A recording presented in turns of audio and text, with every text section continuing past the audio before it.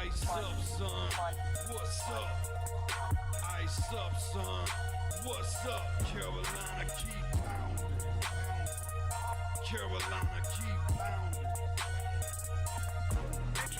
The Panthers on the prowl will continue driving down the field to the red zone. We just got a first down and 10. Smitty on the loose, wide open Ted again. Stack 6 more on the board, looking like a win. With the 6-game winning streak, put them out their misery. Brady wanna cry when the ref threw the penalty. Panthers got a hot team, Patriots the enemy. Draw the first blood, different team than we used to be. Cam swerving through the traffic, signaling a first down. Fans on their feet and the crowd getting really loud. Offense did a job off the field. There's a towel. Bank of America. Stadium is going down. Defense got him pushed back to the end zone. Hardy with the sack. That's a safety and we got the ball. Rushing on your shotgun. Staring at the barrel, y'all. All New England fans hear him saying that ain't fair. Ice up, son. What's up? Ice up, son. What's up? Carolina, keep pounding. Carolina, keep pounding. Ice up, son. What's up? Ice up, son. What's up? Carolina, keep pounding. Carolina, keep pounding. Better watch the linebacker. He can read you like a book. Run 40 yards just to tackle Luke. Got him shook. Tober like a tank. And D'Angelo with the fake. Stiff arm out of bounds. 25 to game.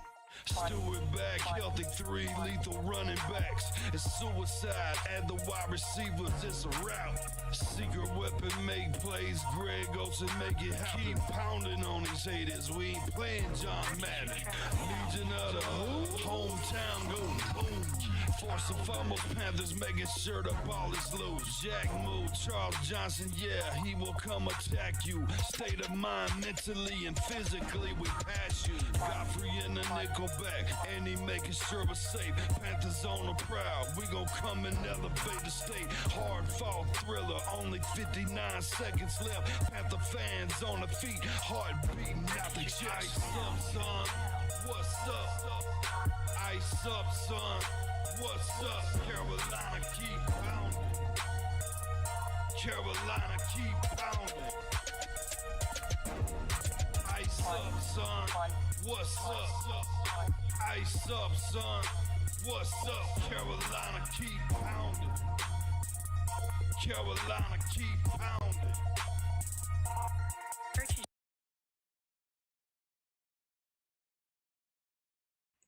What is up? What is up? What is up? Hey. It's the Panthers versus the Raiders, week 3 in the NFL. Welcome on in. And we're going to get this thing started. Hit that like button, hit that sub button, hit that bell, select all, leave a comment down below if you feel like doing so. And don't forget to check out the Keep Pounding Facebook page. Or group page, Facebook, blah, blah, blah, blah. The Facebook Keep Pounding group page for in-game post polls, opinions, and reactions to NFL news, such as scheduling for the channel and information for the Yahoo Sports Keep Pounding Fantasy Football League. All right, let's get this thing going. We got Blitz in the house for this Raiders preview.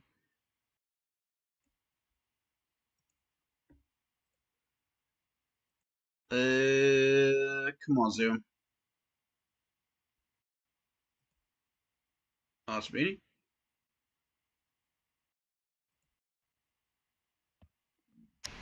Hey, what's up, buddy? Hey, you good? Yeah. Finally in here, man. Finally in here. Cool deal. So sorry about the delay. Like I said, I don't know what's going on with my place, but like parts of the house has no power. But yet my room, the living room, and like a few other areas have power. I have no air conditioning, so. Oh, that sucks. Yeah, but I've reported the outage, so Hopefully it works out. Like my backyard light is out, the street light closest to me is out. So yeah, it's crazy. Wow, that's wild. Yeah. So I got a I got one of those cooling fans. You know how you can put cold water and ice in it and it'll help cool the room. I got one of those going, Right. and I got my ceiling fan on. So I should be good. I should be good. Cool.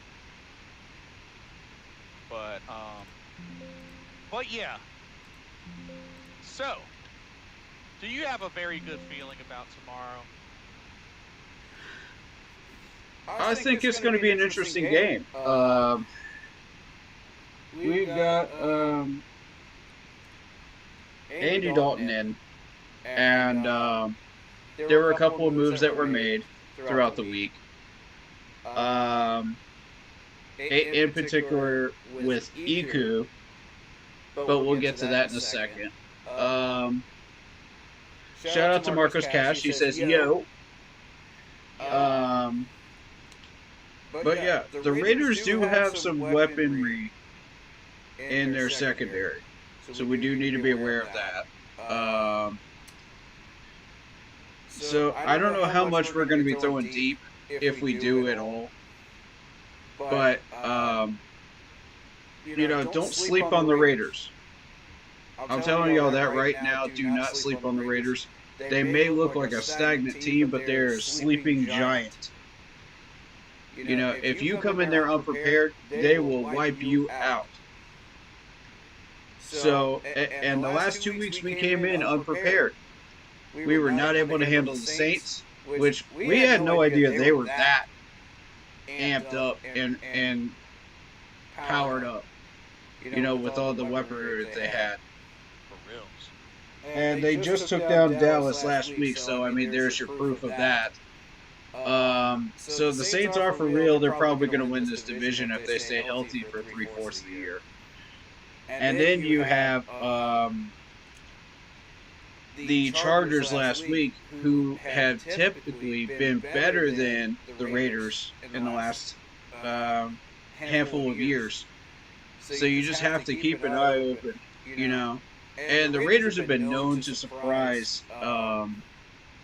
the Chargers every once in a while and get a win. So this is a team that is a sleeping giant and one that should not be underestimated. So I think if we come in and we put up about 280 yards, probably is the target number, I think, for Derek Anderson. I'm not expecting 300 out of that secondary, but I am expecting maybe 250 to 280 range. And we come out of the gate running the ball. We do what we're supposed to do. We move down the field. This is going to be a different offense than what we were looking at with Bryce. They're going to shift that around, and they're going to call different plays for him, for Andy. So I think it's tricky,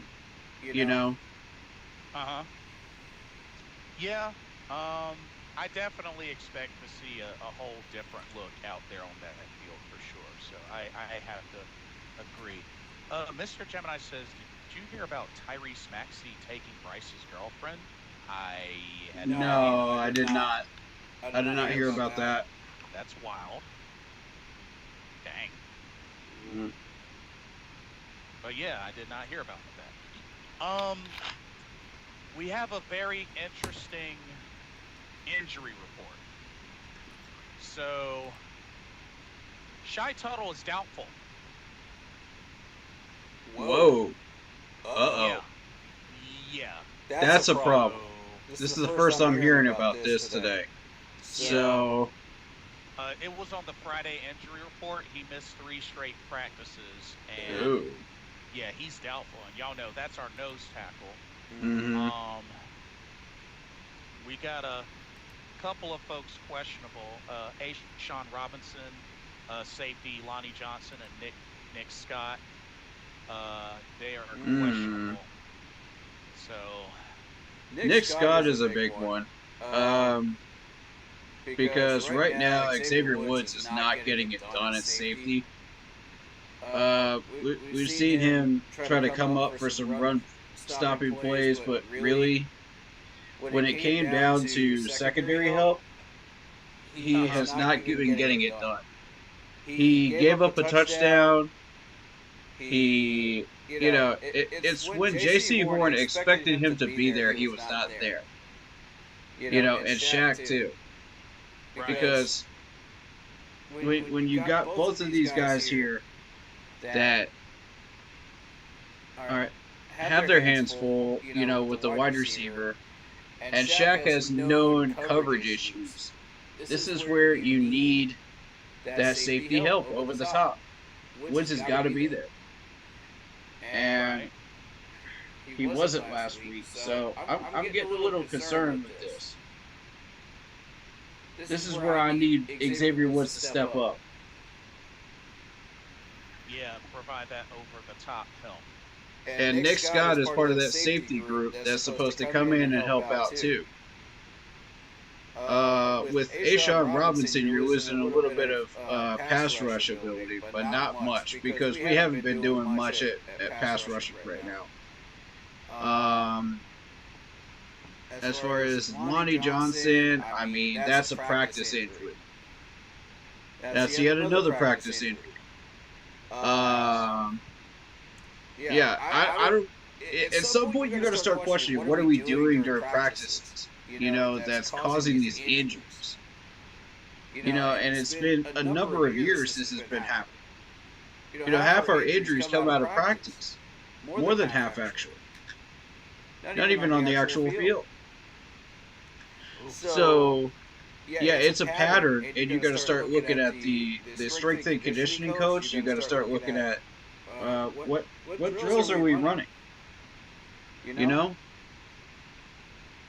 I started asking that question a while back, and if you think back, Ron's trainer actually got investigated at one point. So, because, well, honestly, it was both of their faults. It was both him and Ron, because Ron was trying to play the hot hand players, even if they were injured. It's like, yeah, what these players give us the best chance to win, even though they are severely limited. And it's like, okay, how badly do you want to save your job? Because at that point, he was in desperation mode the last 2 years. So that's what he ended up having to do. Yeah. It definitely seems that way. Definitely seems that way. And with Derek Brown, we are missing Derek Brown horribly.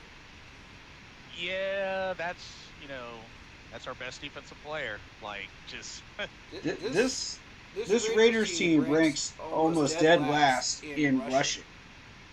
And without Derek Brown, they're still going to rack up at least 150 yards. Yeah, they haven't been running the ball too well, but like you said, we kind of have some holes there on the D line. So, yeah, that could be an issue. And with Shy Tuttle getting hurt now, that's not helping things at all. Hey, that's making things way worse. Hey, what's going on, fellas? Chad, what's going on? What's going on, man? Walking the dog. How you guys doing? Oh, we're doing all right. Awesome. How you feeling? That's good. How you feeling? Always good. Feeling good, man. I'm feeling good about tomorrow. I think we're going to see some stat increase on some of the guys. I think Chuba's going to have a hell of a game.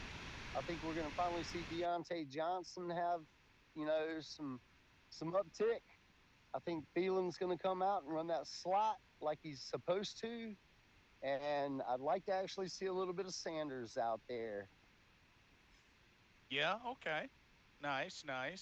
I like Sanders in short yardage situations, honestly. Not Miles Sanders. Oh, okay. Oh, Jatavion. Yeah. Gotcha. Yeah. That's who I think I think that with Dalton likes to lean on some tight ends who likes to spread the ball. He's going to Mm. drop. He's going to step into the pocket. I think it's a good move. It's not the move none of us really wanted to see from the get go of the year, but I mean, we Mm-hmm. got a rookie quarterback basically still just going through three head coaches, three different Hmm. offensive schemes. Right now, it's time for the Red Rocket to come out and just be fundamental, right? Yeah. So very interesting. So Raiders, Log. Sorry. the Raiders aren't a team that I mean, this will be the eighth matchup between us with the Raiders. So it's kind of a rare matchup Yeah, of what's our overall record? 4-3 Raiders. Oh, okay. So So we're pretty close. yeah, the last time we beat the Raiders was 2012 with Cam. Right. That makes Uh, sense.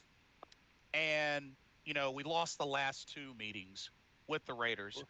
But I think a very big stat to note is, of course, Andy Dalton. He's 4-0 against the Correct. the Raiders. He's never lost against the Raiders in his NFL career. So, Well, and the Raiders are pretty. So I listened today um, on CBS radio, uh-huh. and a lot of people, some of the analysts on there, it was Sport Talk Radio, wasn't a televised deal. Um, they were actually talking to one of the,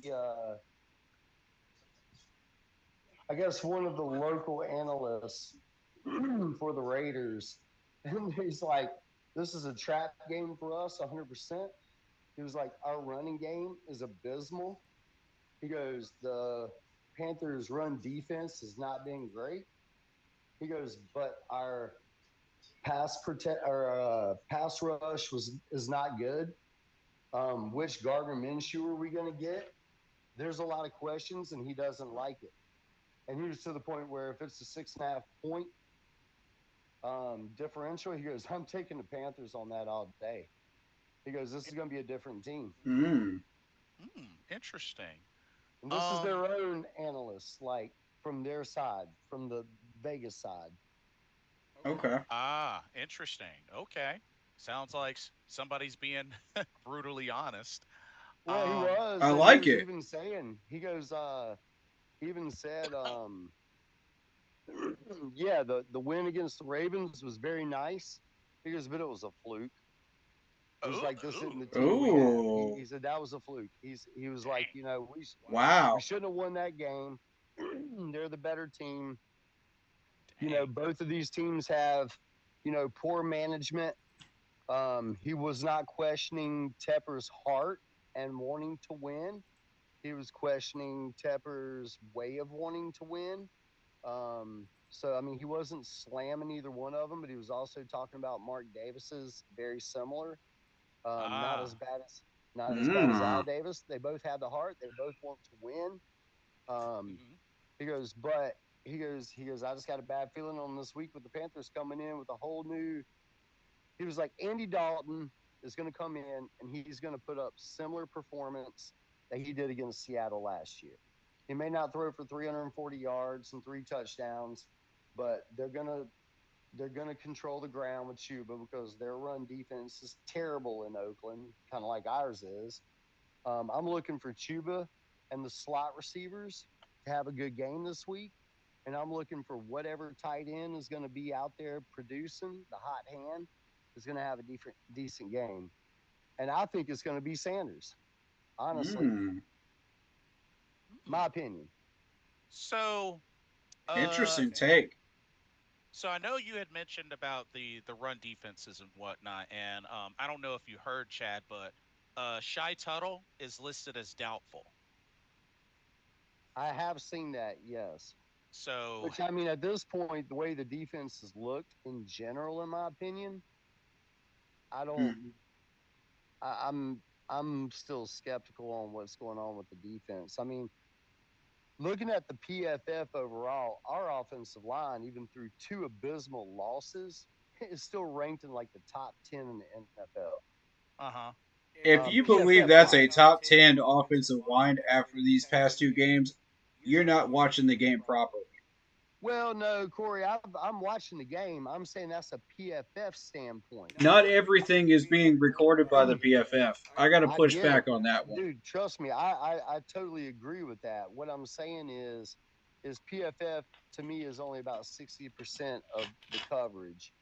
Um, we have a week where Icky looks terrible. Moton the first week was a statue. The second week, his Right. actual rating went up a lot more, where Mm-hmm. Icky's went down. So, but like our guys like Damian Lewis and Hunt, these guys have been strongholds. I I mean, will agree on the guards. The guards have been right. strongholds. So I mean, Yeah. and you It's know, more than just four pressures, it is a lot more than that. But still, that just also goes back to, and I'm not going to slam Bryce because I'm high on Bryce, but though. Right. I still think he's going to be able to do it. I think we should have done this last year or even the start of this year. We've got a bridge quarterback. We should have used the bridge quarterback. You know, we're looking at, and I hate to keep using this, but Green Bay has done a very good job. Other teams have done a very good job of it too. Um, is you have a bridge quarterback that's a veteran, whether you like him or not. I mean, you know, Andy Dalton, Matt Ryan, I mean, they're all kind of in the same category to some extent. So it doesn't Mm-hmm. really matter who you have there as a bridge quarterback. I mean, if the guy's coaching and is coachable and is able to coach the rookie, then you know what? Save these guys' lives. I mean, we're looking right now, not one Ooh. draft pick that's starting in the NFL from the 20 as a rookie in 2024. There's 0 touchdowns thrown. Caleb Williams is now being compared to the next Bryce Young right now. Really? And they're oh yeah, Caleb Wow. Williams is he's horrible right now. Because His quarterback he's got better weapons. Really? he does, but they're saying that Chicago's coach is going to be the first coach fired this year, and he might not make it to the end of October. Dang. So Wow. Chicago, he's already on the hot seat, and on top of that, Caleb Williams, um, uh, Washington. I mean, these rookie quarterbacks are struggling. Not one single touchdown has been thrown out of any starting rookie quarterback this season so far. And Mm. there's something to be said about that. That's why, you know, you look at Green Bay and what they did with Aaron Rodgers that's set behind Brett Favre, whether they got along or not, fit the system, whatever. And then the same with Jordan Love. Yeah. Jordan Love, I really didn't have a whole lot of faith in Jordan Love, but last year Jordan Love played pretty well, and he got hurt early this season, but he's back this week. And sitting on the bench and learning behind someone that is a veteran is pretty solid. And when you look at guys like, okay, Ryan Tannehill, that was a late bloomer. You look at Ryan Fitzmagic, that has made a career of saving franchises. You look at Aaron Rodgers, that's sat on the bench for years behind Favre to a point where it ended up being an argument between those two because he felt like he was better at Favre at the time. And then Uh-huh. you look at Jordan Love, that was ready to take over Rodgers' spot. And, you know, these guys are prepared now. Bryce is not prepared. And it's not a Bryce Young problem. It's a Bryce Young productivity problem, but it's not a Mm. Bryce Young problem. The guy is undersized. We brought him in. We threw him into the fire with Frank Reich, who likes to have tall quarterbacks, big quarterbacks. He didn't fit the scheme. They didn't want him. They wanted CJ Stroud. Everybody knew that. I wanted CJ Stroud, but I didn't hate the Bryce Young pick at all. Honestly, I would have said take Will Levis, but just, I mean, except that, you know, the guy's got a little bit of a, you know, maybe some screws loose in the head, but, you know, who doesn't? Um, so you look at the quarterbacks that were drafted that year. Look at Pickett. They gave up on him instantly. Where's he Yeah. at now? You know, Justin Fields was given up on instantly. Trey Lance was given up on instantly. You're taking these young rookie quarterbacks, you're throwing them out and looking at 6 games on short preseasons and expecting these guys to lead you to the promised land. They're kids. They have not even adapted to taking NFL hits, and Uh, it's across the board. Kenny Pickett's with the Eagles now. Yeah, he's with That's the Eagles. correct. That's Yep. right. He is with the Eagles. Yep. But I mean, the guy totally got screwed. And now you're looking at, okay, Justin Fields got washed out of Chicago. Guess where he's starting for Pittsburgh now over Russell Wilson. Yeah. I mean, it's like, okay, this guy's actually got something. Trey Lance I always thought was going to be kind of one of those overhyped guys, so I wasn't really concerned about that. And when you got a guy that was taking the very last pick of the draft that kind of overtook it, but I mean, if we look at everybody's stats right now, Brock Purdy's stats are down this year. Stroud is still playing well, but his stats are down from what it was last year, where he was throwing 300 a game. He's throwing like 240 a game now. I mean, it's not saying he's doing anything less. It's just there's going to be sophomore slumps. He killed it last year. I mean, I like Stroud. I wanted Stroud. You look at Levis, he's struggling with Tennessee. They should have kept Tannehill there to kind of coach this guy up for one more year. And I mean, we've seen it. We've seen it in Cincinnati with quarterbacks. We've seen it in Green Bay. We've seen it in Minnesota over the years. And now we're seeing guys that have been bounced around the league that are now true veterans like Baker Mayfield, Sam Darnold, that are playing solid football. They're not the best in the league, but they're playing on the level of like a Joe Flacco, Eli Manning, Jay Cutler when he was in his prime. Not great, but I mean, could lead you. I mean, my fantasy teams in the past, I don't draft quarterbacks early. Out of all the years I've won with Philip Rivers, Eli Manning, Jay Cutler, those types of quarterbacks where they're not going to lose the game for you. They're not going to win the game for you. You just need them to come out and get you 24 fantasy points a week, right? And you rely on it. I mean, we've watched Brad Johnson win Mm, Super Bowls. We've watched Trent Dilfer win Super Bowls. We've watched Joe mm, Flacco win Super Bowls. I mm-hmm. mean, we've watched Fitz Magic come out here and revitalize and save teams. Um, and that's Yeah. kind of like what he's known for. And it's like you don't have to have the top quarterback. You got to have someone that can go out there and just play consistent. Don't turn the ball over. Don't force it. Don't play scared. And Mm-hmm. Bryce right now, and rightfully so, Bryce is scared because he was sacked at what a almost an NFL record last year. 62 Um, times. that's Yep. right, 62 Yep. times. That's right. And then this year he comes out and we were playing from behind from the get go. A lot of this problem this year is he's gone through three different coaches, three different offensive systems. It's not a Canales problem. I mean, the preseason's too short. That you got to play with players that you haven't been around.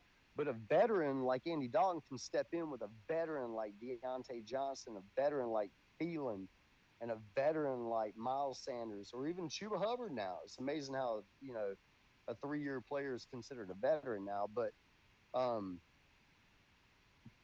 but these are guys that can actually produce because they've been in the game long enough to do it, and they're not Mm-hmm. learning anymore. They're all they need is a couple of weeks of practice, and let's go.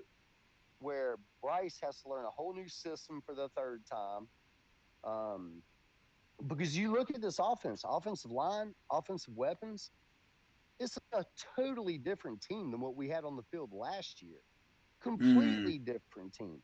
And then when you only play, a practice game where you're not going to get hurt, or hit, and you're, red jersey against the Jets where you look fantastic.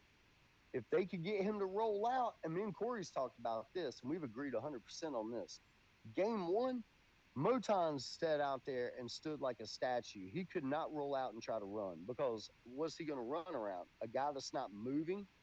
Mm. And but then last basically a week, true trunk. Yep. that's right. But then last week, Taylor Moton actually played way better than he did week one. And Uh, Bryce didn't. He didn't run. So there was movement on that end of the side. So I don't know. There's just so many variables, and this team's still rebuilding. It's so complicated to mm, try to dissect it. But Yeah. I think this weekend with the veterans in there that we have, with Deontay Johnson, with Thielen, I think you're going to see Leggett start getting. I mean, Leggett wasn't even targeted last week. I mean, Bryce didn't Right. even try to. Yeah, You know, good I mean, point. that's Facts. pathetic. He was not even targeted. Mm-hmm. And I think that this weekend, I mean, there's a lot of analysts out there, and this isn't from local sport talk BS. This is from CBS Saturday Morning Radio, interviewing guys that cover the Raiders. He's scared of this team this week because he even said, he goes, Andy Dalton is a bridge quarterback that can come out here and throw for 300 yards, 2 or 3 touchdowns, get the running game going, step into the pocket instead of falling out of the pocket, and create. And where have we not created? Third down conversions, fourth down conversions, or getting the running game going. Facts. Facts. And Chad, you saw Andy Dalton's demeanor in that press conference. That's right. Yeah, Like, he's ready. Mm-hmm. I don't think I've ever seen Andy Dalton smile like that ever. Like Oh the boy. dude looks like he's like salivating Dude, for like his he next meal. exactly. And you think about it, Dalton does not have a huge injury background. And maybe some of it was because this year he did have like a hammy injury in preseason. Uh He huh. didn't get to play a whole lot. Maybe that's why we Mm-hmm. did go with Bryce. I think at Hmm. the same time that Canales wanted to evaluate what they had in the quarterback that they did not draft. Um, and I thought it would actually go at least one more week, maybe through week 4. Uh huh. But the plug was pulled because right now you're going to lose your fans, you're going to lose everything. But Right. we're still not the only laughing stock of the league. The Jaguars with Trevor Lawrence look absolutely abysmal. The Giants, the Patriots might be just as bad as we are, but all it takes is one change. The Patriots are screwing up by not actually, they're not screwing up. They're playing it safe and calling this year a wash. They're going to let Drake May play as needed and sit all the way through this season, unless an Mm-hmm. injury happens or they just finally get fed up. Because by the time you get to week 6 or week 7, you know what? Bryce sits here and learns behind Dalton for just a few weeks and sees something from the sideline, and he's given a clip book and he's given a headset, and he's sitting there like learning and talking from the sideline. That's going to mean a lot for him. So if Dalton does get hurt week 5, week 6, then guess what? We might have a brand new Bryce coming in with full confidence, because right now that kid has zero confidence, and I can't blame him at all. Oh, we got a Raiders fan in the chat. What's up, Nick? He says time to meet Andy Dalton's new daddy and Max Crosby. 28-6 Raiders. Oh snap!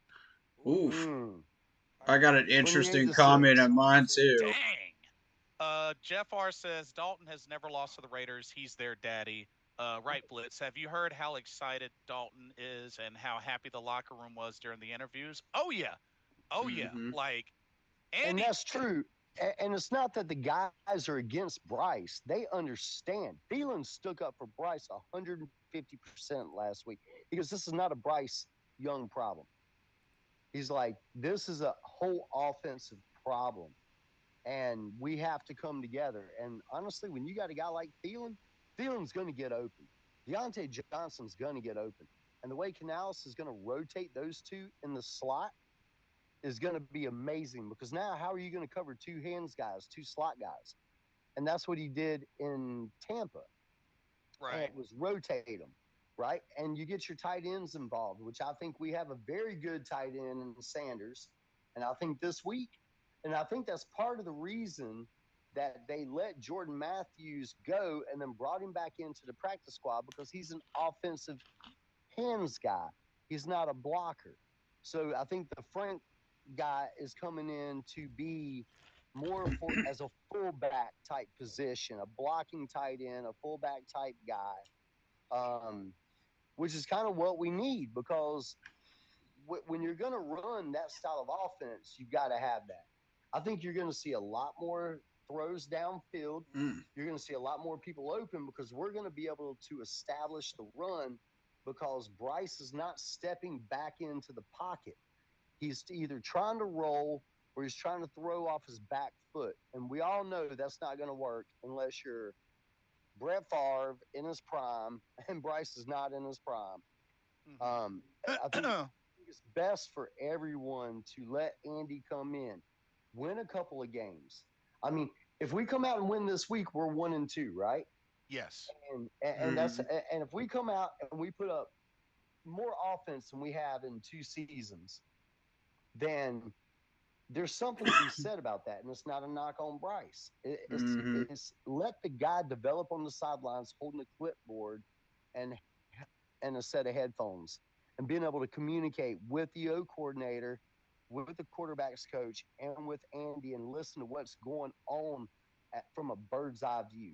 And that's what rookie quarterbacks need. Very I rarely think do rookie quarterbacks come out and absolutely get thrown in the fire and really show out. I think you Then need a mix of both though, because the only way he's going to learn about these defenses really is going to be put out of the field and actually play against them too.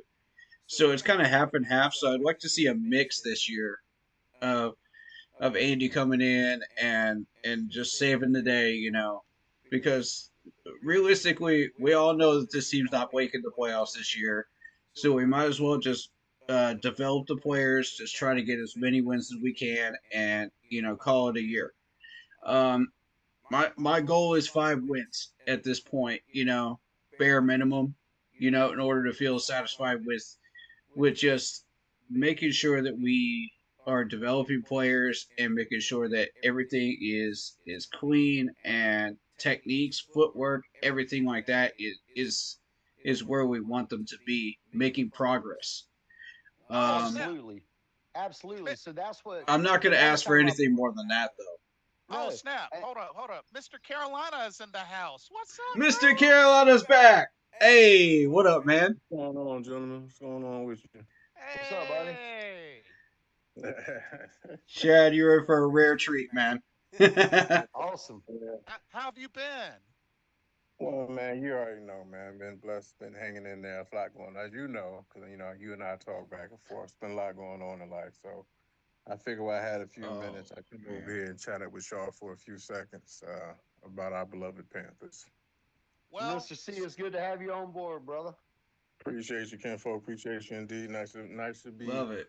on board with the family one more time. so while you say you got a little bit of time, we want to go ahead and give you the floor tomorrow. Big matchup. I know it's been a while since we played the Raiders. Mm-hmm. Red Rifles at the helm. He's 4-0 against the Raiders. How are you feeling about this? I feel better about Andy Dalton than I did if we would have started Bryce. And then again, it's not a knock on him. But as we've had these conversations before, I wasn't a fan of drafting him first overall because there's a reason you don't draft 5'9" quarterbacks first overall. There was a legitimate reason why you don't do that. Andy Dalton brings experience to the table. He brings knowledge of the game. He'll bring a slower tempo because the game won't be too fast for him. That's right. Bryce, Exactly. yeah, Bryce. We did him a disservice last year. I'll just say that honestly to him, we did Absolutely. a disservice because that offensive line was god awful. Mm, He had one legitimate weapon, but this year we have a top 5 pass protecting offensive line. You Do we have though? We do. We do. We do. We do. Mm, We can't do that. We can't do that. We can't do that. We got to stop making excuses for him. We really do. that's not an We do. excuse. That's a legitimate thing. If you believe No, that's a Look, top look, five, it can't no, be no, a no, top no, no, no, no. five. If you Top believe five. this is a top five offensive line, then that means there's 27 other teams that have a worse offensive line than we do. Use the eye test. we're It does actually not ranked match up. we're actually ranked right now in the NFL, and like I said, PFF doesn't I count don't. all the way, and I agree. But what I'm saying is statistically, right now, we are ranked number 8 in the NFL on offensive line.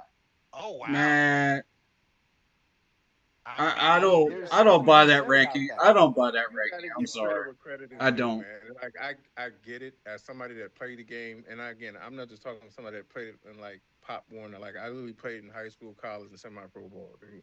I'm not just talking just to say certain things. Bryce, you even as an offensive lineman, me as a former corner, as a former linebacker, as a former safety, I know you literally only have about 3 to 5 seconds to get that ball out of your hand. That's Mhm. all that you legitimately have. Mm-hmm. Bryce has had 3 to 5 seconds. Like let's keep it a buck 50. When he He had has. Last protection, like last yes, year, I last year, agree. Well, last year, I would give it that to you. Last year, I'd be like, all right, yeah, cool. last year he Last year had was zero awesome, time. but Last this year he had year zero time. This year you he can't is. make that excuse. There's zero Yeah, When he excuse. had the you're right. protection, yes, that is true, and he did And make his Mr. own mistakes. And Mr. C, you are right on that because I saw a stat the other day, and this is part of the reason that led Canals to bench him is because he's got happy feet back there. He won't step back into the Yep. pocket, and he is averaging over 3 seconds per snap to get the ball off, and he's not doing it. And when he does, he's throwing interceptions, and it's You're, like, you're missing dude, you With receivers. proper protection, that's a fair point. You're overthrowing Adam Thielen. You're overthrowing Deontay Johnson. Why Yep. isn't me and Jason had a conversation the other day when we texted back and forth. Why is our first round draft pick had 0 targets last week? right, Zero. exactly, dude. Yeah. You Good. are Good you are. Yeah. question. I love you, dude. You're saying everything I Zero. just said before you chimed in, bro. You have said Like everything I just said. that makes no sense. How do you have 18 completions but you have less than 90 yards passing? That doesn't make sense. And we keep I'm not saying he's built this way and I don't want to keep beating this horse. Cam may have had he had an aging Steve Smith, but he did have Greg Olson. I give him that. He Mhm. did have Mm, D'Lo. He had Jay Stu. Mhm. But Cam, even for he, but let's keep it a buck 50. When he had his best season, and we've talked about this before, but we really can't name a number one receiver that he had on that team, but he still made something happen. If you're the number one overall pick, you have to make things happen when there's nothing there. That is why they picked you number one overall because you make things happen when everything breaks down. That's That's right. just fair the nature point. of the Yep. game. And That is why Yeah. you're the number reason, one. the Nobody said reason, number two. You're not number three. You're not number 10. You're not number 15. You're Right. drafted number one. We drafted him why? Because he can process. That pick exactly that he had Yeah. last proficiency processing. that pick he had last week, you cannot give me an excuse for why he threw in a double coverage, cuz you can't give Yeah. me an Yeah, I that's a I fact. have to agree. zero. That was Especially with Adam wide open on the other side of the hash Adam. marks. And yeah. as somebody that's played that game, Adam handled it, but I would have threw my helmet on the ground because you're getting Yep. pissed off because you realize, and that's the thing, as you get older, especially football players, as we get older, we realize our window is closing. Adam is like, look, bro, I'm not going to sit here and waste my last few years with this guy who is missing me. I'm going to tell you everything you want to hear publicly. That's my guy. I like him. He's cool. But I Right. guarantee you, on that ride home, he is cussing him. Like, oh my God, Mm-hmm. please get him out of the game. Jesus Christ. He's talking to his wife about him. These Mm-hmm. players are not going to embarrass their own brother. Because, again, the locker room is still a brotherhood. I'm not going to embarrass you publicly because that's not For my job. sure. I still got to Right. go to war Especially, Facts. with you. Yeah. I got especially to go to war guys with you. like Adam Thielen, that is a He's very humble professional. guy. He's Yeah. And professional. Absolutely. and you're right, Mr. C. You are right on that because we drafted Bryce because of his proficiency, his Mm-hmm. processing skills, Mm-hmm. Mm-hmm. and the smart decision making, and we haven't seen that. Now, last year, I'm giving him a bye. I'm still going to give him a bye this year because, I mean, he's had three head coaches and three offensive systems in basically one season and two games. But Mm-hmm. at the same time, and this is what I was trying to talk about with Jason and Corey earlier, was they're throwing these look at this year. Every rookie quarterback. This is a fun stat right here. Caleb Mm-hmm. Williams, everybody, all the rookies that are starting right now, zero touchdowns thrown in two games. The average quarterback rating is like 42 out of those three guys. They're compared Caleb Williams to being one of the biggest busts next to Bryce Williams or Bryce Young. Um, and these guys can't process it, and they're not processing quarterbacks like Bryce. And my point I was making earlier is you look at teams that's had success at the quarterback across the years, especially the old school time, right? Where Mm-hmm. you have Mm-hmm. Aaron Rodgers sitting how many years behind Favre and he comes out and he's going to be a Hall of Famer. And you got Jordan Love sitting behind Aaron Rodgers for how many years? And he came out and he finally showed out last year pretty damn good. And this year he played pretty good until he got hurt and he's back this week. And you look at what happens, you look at the guys like Justin Fields that was totally thrown in the fire, and now he's the starting quarterback for the Broncos. The Bears gave up on him, and look what they're stuck with. They're stuck with Caleb Williams, who looks like Bryce out there. He can't do anything. He looks terrible. You look at that whole Pat Kenny Pickett. You look at Trey Lance. You look at Will Justin Levis. Fields, Will Levis. You Yep. look at all those guys, man. None of them are performing because they don't have the time. Shortened preseasons, lack Mhm. of knowledge of the game, thrown in the fire as a kid, basically, against grown men out there. When you have a perfect bridge quarterback, whether it's a Derek Carr or whether it's a Ryan Tannehill or whether it's a Ryan Fitzpatrick or whether it's a Andy Andy Dalton. Dalton. Right, Mm-hmm. exactly. You've got a perfect bridge quarterback. So bridge it. Don't just make him the backup when you And know Andy that Dalton's thrown for 40,000 yards, 238 touchdowns, and 140 interceptions. That's a pretty damn good career. yeah, he's No not a matter bum. if you like, he's not a He knows bum. something. He has stamped his way in the NFL, and that's what I said. I agree with you on the point that you're making. You have very few quarterbacks that come into the league and hit the ground running, but at the end of the day, Bryce is going to be judged on two things: fair or unfair. First One, round draft pick bust. you're a first overall draft pick. Correct. Two, the guy behind you is killing it. So, fair or unfair, yes, CJ Stroud had a competent head coach his first year, a competent offensive coordinator, He and they also had surrounded him with weapons. you take my point. That's what I'm saying. They surrounded Yeah. him with pieces He had Nico to make Collins. He him had Tank. He successful. had running Yeah. game. He also had an offensive We line that Bryce he didn't did. have. We excuse me, Idioso in the box upstairs. The half a meatball. He set uh, him up for failure from Jump Street. Because first of all, you hired an incompetent head coach that had a losing record before he got here. That's one. Then you assemble this all-star coaching staff, which nobody was on the same page. You can see Oh, that from day one. he's got a mm, point. Right. truth. You set that young man up for failure from day one. Then you had a stupid head coach that said, I'm going to call the plays.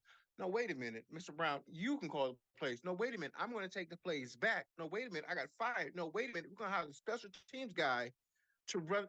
Wait a minute, what are we doing here?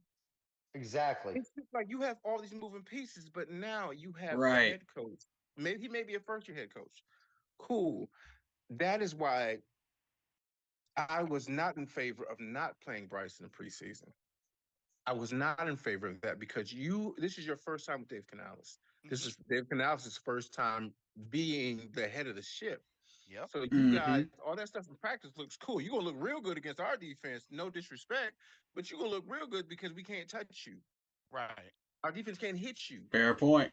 So get him out in the preseason in your offense, sir, so we can really see, and not against second string guys that are going to be pushing cars and doing somebody's taxes here in a few months. We don't want to see them against those guys. I want to see them against guys that are actually going to play. So I was not in favor of that. Now, the two games that he did play, the first game, Jay and I was talking about it because I was away, taking care of some family business. I'm sitting here watching it. I had to take a few shots because I was so pissed off watching the game. I had to take a few He shots. he I had did. He did. I had to take a few because I'm sitting here looking at it like I didn't expect us to beat the Saints, but that was embarrassing. Very.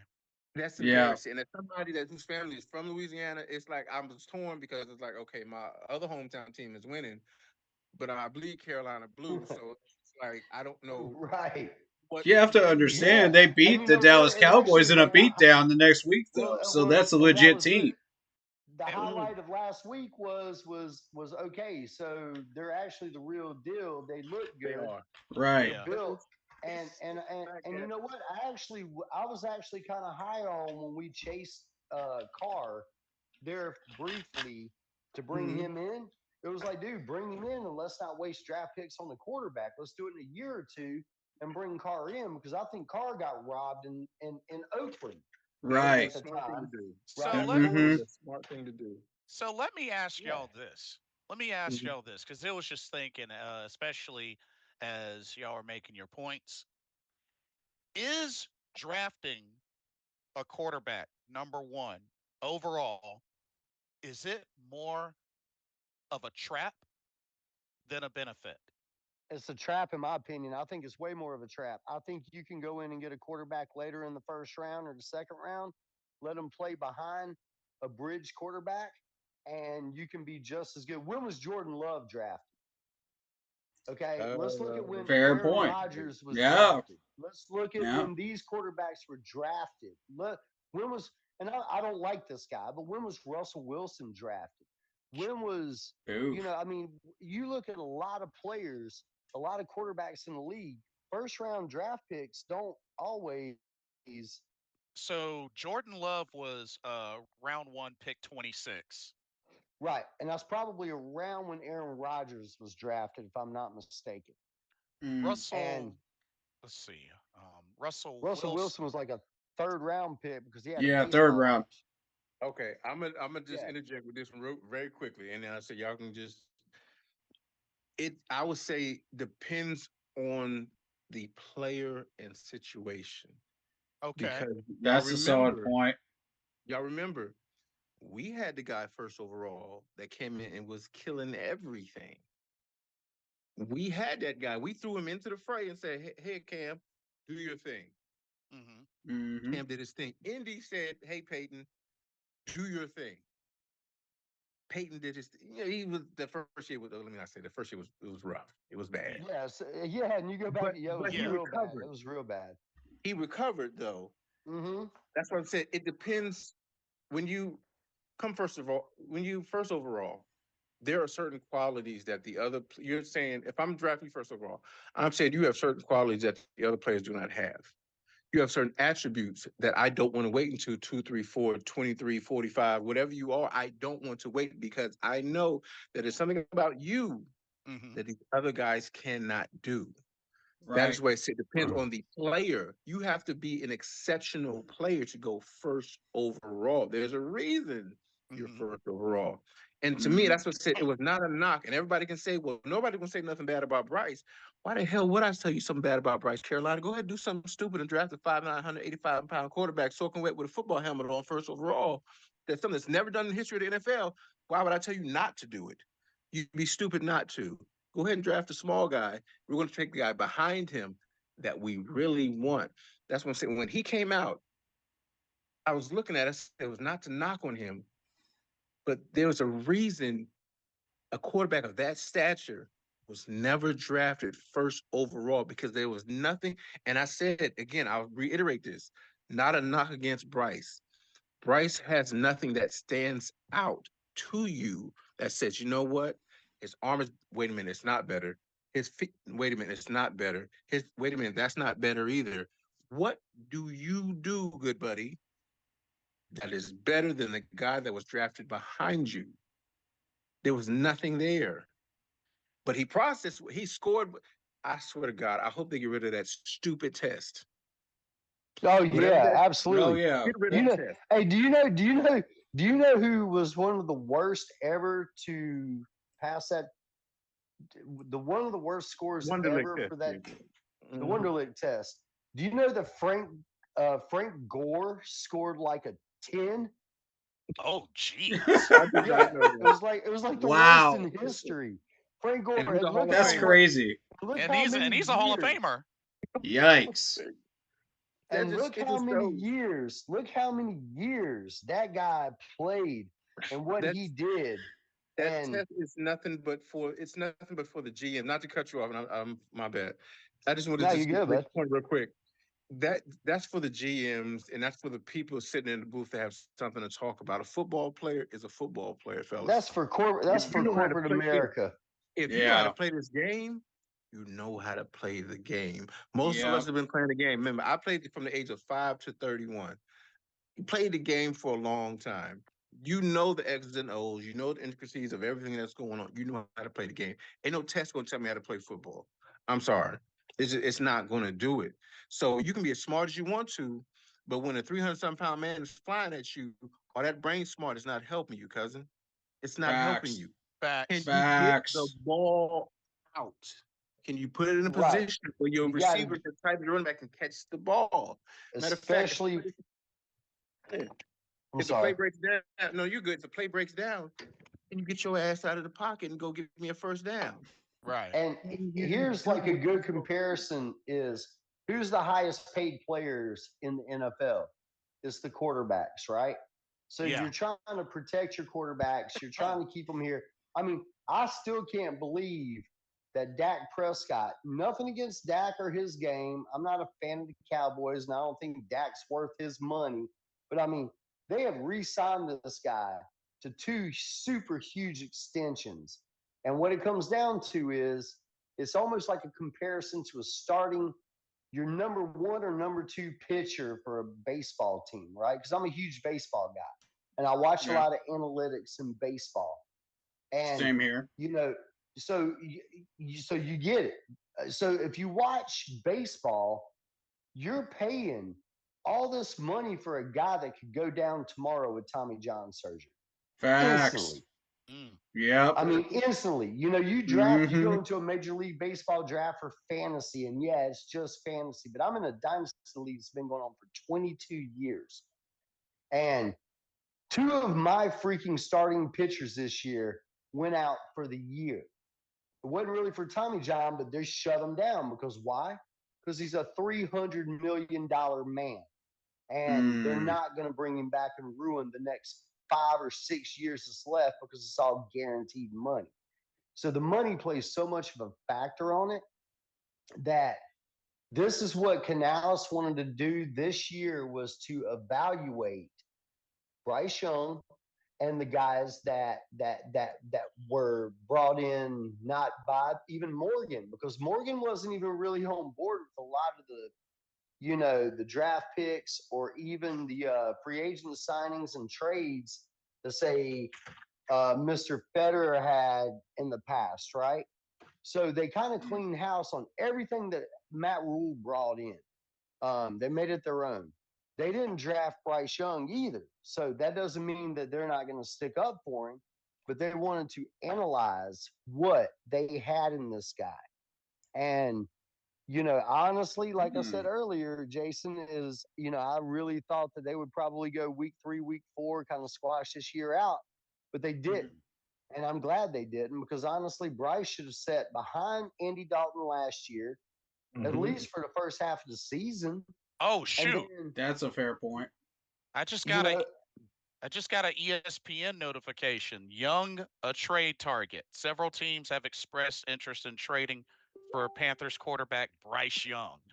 yeah, there's There was the teams like rumor going around that he was interested in moving around, but Oh the shoot! coach doesn't want him to move. So no, I the coach mean, is going to stick by him right now. yeah. So and that's fair because they haven't had a true evaluation of the. Honestly, we haven't had a true evaluation of the guy at Fair all. point. Yeah. We haven't at all. I mean, Right. 3 different offensive systems in 18 games. That is uncalled for. That's not fair to young Bryce, man. Bryce is a great guy, and he is smart, and he's young, and he's humble, and we don't have to worry about him shooting himself in a strip club or getting Right. in None of that trouble nonsense. Yeah. or Yeah, going to you or got a you going got to a point. P Diddy's baby oil shower Right. parties or any of that. We don't have to worry about that. He went there. The He went drug there. stuff of And Duke. Yep. his dad's a psychologist, right? So I mean, there's a lot going for this kid because he is a kid, and You know, Yeah. like I said, I feel bad for, dude. I feel bad for Kenny Pickett. I feel bad for Justin Fields. I feel bad for so many of these quarterbacks. Luckily, some of them got a second chance. But do we think that Pickett's ever going to get a second chance? I mean, look how long it took Sam Darnold to get a second chance. Freaking Baker Mayfield was about to be done in the NFL, and I mean, guys are going to get washed up. And I is think it we just because they're lost washed up? Blitz. Yeah, we just lost Blitz. His power went Pretty out. low power. Yeah. All right, we there? No, I I'm mean, but for hosting that so one, far, so we're still good up until the time limit because I haven't paid for the upgrade for Zoom. So, oh yeah, to but that y'all, one, y'all yeah. can continue. I don't think Canales is going to get rid of him anytime soon. I don't see Right. that happening, um, because to your point, Bryce still has time. He's only what 23, 22, 23. 22, yeah. 22. Right. You're still young enough to salvage your career. To Mm-hmm. your fair point, we have not truly got a real evaluation of him behind a legitimate offensive line for an entire season. And as I'm sitting back and I was thinking about it and I was listening to some other, NFL players talk about it, they made a valid point. This is not the Panthers so much giving up on Bryce. This is them saying, hey, you know what? Take a step back, take a breath. Learn and watch. Hold a clipboard. Bit. Hold a clipboard. Listen to the play calls coming in. Watch the defenses. Do things that you're Analyze. not. That's right. Analyze and learn from the sidelines, just like Aaron Rodgers did, just like Jordan Love did, just like even Tom Brady did coming in for Yeah. what's his name? I Yeah, mean, Steve Young sat behind Joe Montana for a little bit. that's right, Yep. exactly. And Mm-hmm. everybody should sit for a year or two, I think, in my opinion, because all these quarterbacks that are great in college, and every single one of them, I think, are good quarterbacks. Trey Lance got screwed. Yeah, Justin Fields got screwed. royally screwed. Yep. Everybody's getting Mm-hmm. screwed out there right now because they're getting thrown out there, and it's like, oh yeah, well 1 year you're not doing anything. It's time to go get somebody else, right? And it's like, okay, well, I mean, look at Alex Smith, for instance, right? I mean, Alex Smith is a great conversation here. Mm-hmm. Honestly, Mm. Jared Goff is. Freaking Jared Goff got totally screwed with the Rams, and he goes to Detroit and turns into a top 5 quarterback in the NFL. I mean, the guy went to the Super Bowl. The guy beat Patrick Mahomes in one of the greatest games I've ever seen, one of the highest scoring games on Monday Night Football or Sunday Night Football I've ever seen, when it was like 58-54, and he outdueled. And it was like, you're going to cut this guy? You're going to let him go? You're going to trade him for Matt Stafford? That was a great trade because Stafford needed to get out of Detroit. Goff obviously needed to get out of LA from the Rams. And when they made that trade, I mean, we're looking at guys that had second chances. Alex Smith got screwed. I mean, Goff got benched. Y'all remember that? Goff Yep. got benched. Yep. I mean, got totally benched because Fisher brought him in, didn't like him for some reason. And it was like, well, he doesn't fit my scheme. Okay, well, where are you at now, Jeff Fisher? You're not even coaching anymore. Oof. I mean, I mean, you're right there with the Yeah. guy that cut Michael Jordan in high school. Oh. I mean, you're making Ouch. dumb decisions with a guy that's a solid quarterback that has been to a Super Bowl and lost, and then went to Detroit and is running one of the best offenses in the NFL right now. I mean, All facts. Yep. that's right. Facts. And No, look at Sam Darnold in Minnesota. Sam Yep. came in the locker room the other day after the win and said, "Cut me, cut me." I mean, he's talking shit now. Wow. He's in the locker room like, "Yeah, you cut me. Look where we're at." And he's doing it with like injured receivers. Um, Mm. I mean, Minnesota. Look at their offense. They've lost a lot of players. That offense does not look great on paper. And Sam Darnold is just playing conservative football.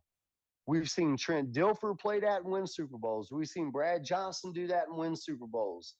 We've seen Joe Flacco, come back into the league. I mean, there's a reason these guys are still here. It's just like, for instance, now all the old 90s hip hop, 80s hip hop, 90s grunge metal, everything's coming back in style.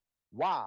Because it was good and none of the new stuff is worth a crap. It's the same with football, baseball, and a lot of stuff. Basketball, everybody that was old school, everybody wants to be like that now or tries to be like that. Those are the ones that are still the knowledgeable people that put this stuff on the map. And these young guys don't have enough talent right now. They have the talent, they don't have enough repetitions, they don't have enough preseason. And next year, check this out. They're already talking. Next year, they're going to add another game to the schedule and have 2 bye weeks. And they're going to start getting rid of preseason football and televising practice and start televising scrimmage games like us against the my Jets. gosh. Right. Do these people even understand what preseason football is for? Probably not. They think it's That's just right. for ticket sales and just popularity and TV ratings. No, it's When you actually to used- prepare these guys for the regular season and to cut down That's your right. 53-man roster. When you used to have 4 preseason games, the first game you were going to watch a little bit of Bismarck. Second game and third game you were going to see your starters play. The fourth game was just who was going to make the team. Now it's like you don't even get to see the starters anymore. No, There's maybe half the teams in the league 15. didn't even play their starters. That's right, and we were one of them. And you're exactly right. It was actually, I think 35% of the teams only played their starters for more than 2 quarters total in the entire preseason. That's because you cut down the preseason to what, 3 games now? Mm-hmm. That's right. It And used now to we be have to 4 worry- sections on the cuts, and then it went down to 3, and then it's going to be 2. You would watch 2s plays with 1s and 1s play with 3s, and you would watch all this to see who could make the team. And then now it's like It's you don't get entertaining. to watch. That's right. It is entertaining, especially guys like us that follow our team and even other teams. So what this It's is going to like- do is it's going to mess up the depth of every team in the NFL. Exactly. It's You gonna don't know force it who's where good you're and gonna- who isn't because you don't have the That's time right. to practice them and run them out there into a live game. Absolutely. And when you look at what the Panthers have been forced to do, which is change a coaching regime, draft players, trade for players, there's no Yeah. continuity because these guys haven't stepped on the field on a battleground. They've stepped into a false battleground. And They half the played starters are going to against play like trash. joint practice type Yeah. stuff, no touch, In the first 2 weeks. No one can touch each other. No one can do this. Everybody's worried about their multi-million dollar. Are we guy doing getting flag hurt. football or are we doing actual practices here, man? Come on. Exactly. It's And that's what it's ridiculous. come down to. And it's going to get worse because they're going to cut it down to 2 preseason games and a bunch of joint practices. And that's what the word is. And keep adding games. The players don't want to play more games. No, So they it's going to don't. end up with, 18 The Players Union is going to go bananas over this. Mm-hmm. They're already pissed Well- off because they're not getting paid. And it's being run by all the older players. Well, that's it. And the players are like, I don't even want to play in preseason. I'm not showing up to mandatory practice. I'm Right. not doing this. Right. And then you end up with teams like Cincinnati right now. They went through a double wide receiver problem with T. Higgins and Chase Young, or with Jamar Chase, with contract issues because they lucked out and ended up with 2 kick-ass wide receivers. And then Higgins finally signed, and then Higgins gets hurt. Why? Because he wasn't at any practices. Right. He's holding out for money. Correct. And then Jamar Chase comes in, Glad we didn't pay for him. and he holds out and Mhm. holds out. And now, Burrow's up there looking like, I mean, my receivers, I'm not in sync with them because we didn't practice the whole preseason. The NFL's about money, money, money. It That's what it's is. come down to is the bottom line. They're not getting their bottom Yep. line for the preseason games. Oh, hoo. We, Boo we've hoo. been So sad for outgunned since you. I'm Now we're going to screw over the players. Yep. And now the players are even kind of screwing it up too because they're like, well, you want us to play all these games and we need more money and I need more guarantee. And Yeah. it's like, dude, there's going to end up being a holdout. And I'm telling you, it's going to end up like baseball. We're going to end up watching in the next 3 to 5 years, Man. probably the replacements, the movie The Replacements. Oh, And it's my going to be a bunch of goodness. replacement players because these players are going to hold out saying, I don't want to play 18 games. I don't want to play preseason because I'm going to get hurt. I mean, Aaron There's going to Rodgers is be a a problem. boycott. Mm-hmm. If they don't fix this, there's going to be a boycott. And That's everything the right. NFL has touched in the past 10 years with Roger Goodell has turned to crap. Absolutely. And now he's wanting to move games to Brazil and Germany and England. That's not And solving the problem. You don't need to be no, that is expanding when your whole system is already screwed up no, to begin that's a with. problem, dude. Keep it Yeah. in the States. You want to do one game in Mexico City for the And you want to give Dallas this man an Cowgirls. extension? Mm-hmm. Like, are you kidding me? Dude, it's Oh my it's gosh. a joke across the board, and that's what it's coming down to. It's a And the clown proof's in the show. pudding. It's politics, money, and no one gives a shit about anything. I mean, look at the owners. I mean, All they David see is Tepper just players, a name and a number on a sheet of paper. That's all they see with these players. And and how much they're being paid. every single They don't treat owner them like people makes anymore. every single owner makes on average about 20% more than their value every single season, whether you're first Yep. place or last Yep. place. Facts. You're making 20% more every year. So think Facts. about that. You invest, say, 700 million to $1 billion into a team. You're making 20% profit every single season on top of that. Dude, you're just bankrolling. You make your money back in 10 years plus, Mm-hmm. So if you're a and player, that's not you're even, thinking, why do I want to play for something like this? that's Why right. do And I want to put in the effort? that's not a Tepper thing or a I'm getting Jerry paid Jones anyway. thing, or that is every owner in the league is You get making that. guaranteed money. Yeah, and that's what baseball came to. Baseball basically said every We need. contract's guaranteed. So if you trade someone, I mean, did you see the contract that Dak Oh my Prescott gosh. on his last contract? I mean, 60% of it's guaranteed. He signed a what $280 million I don't. extension for I don't three want to get years rid of after. guaranteed money, but at the same time, like there has to be some type of middle ground here because this is getting Oh, for absurd. sure, it is. And but I mean, it's still the players have gotten smarter, the union's gotten smarter, everyone's gotten smarter across the board. Everybody is winning across the board. The players, the owners, the everybody but the fans. Exactly. Everybody but the fans are making the money. And they And wonder it's why like, we're so pissed off all the time. that's right. And it's like, they don't care because you know what? They're going to supplement it for, we're not the only ones that has soccer. We're not the only, David Tepper's not the Right. only one that has soccer. We're not the only ones that has Billy Joel and big time, By the artists way, I playing heard there. we booked Metallica for Bank of America Stadium too. That's a big one. Yeah, we did. That was a huge one. And, Yep. I mean, so we're not the only ones. It's just when you suck, you get called out more. When you're winning, you don't get called out as much. And the Chargers have shitty ownership. The Yep. Cowboys, Yep. us, the Redskins, the Yep. Patriots. I mean, Robert Kraft's Yep. a freaking crook, man. Facts. I mean, all across the board, it's the silent teams that have the good owners, but they're Yep. still bankrolling. They're just not in the limelight.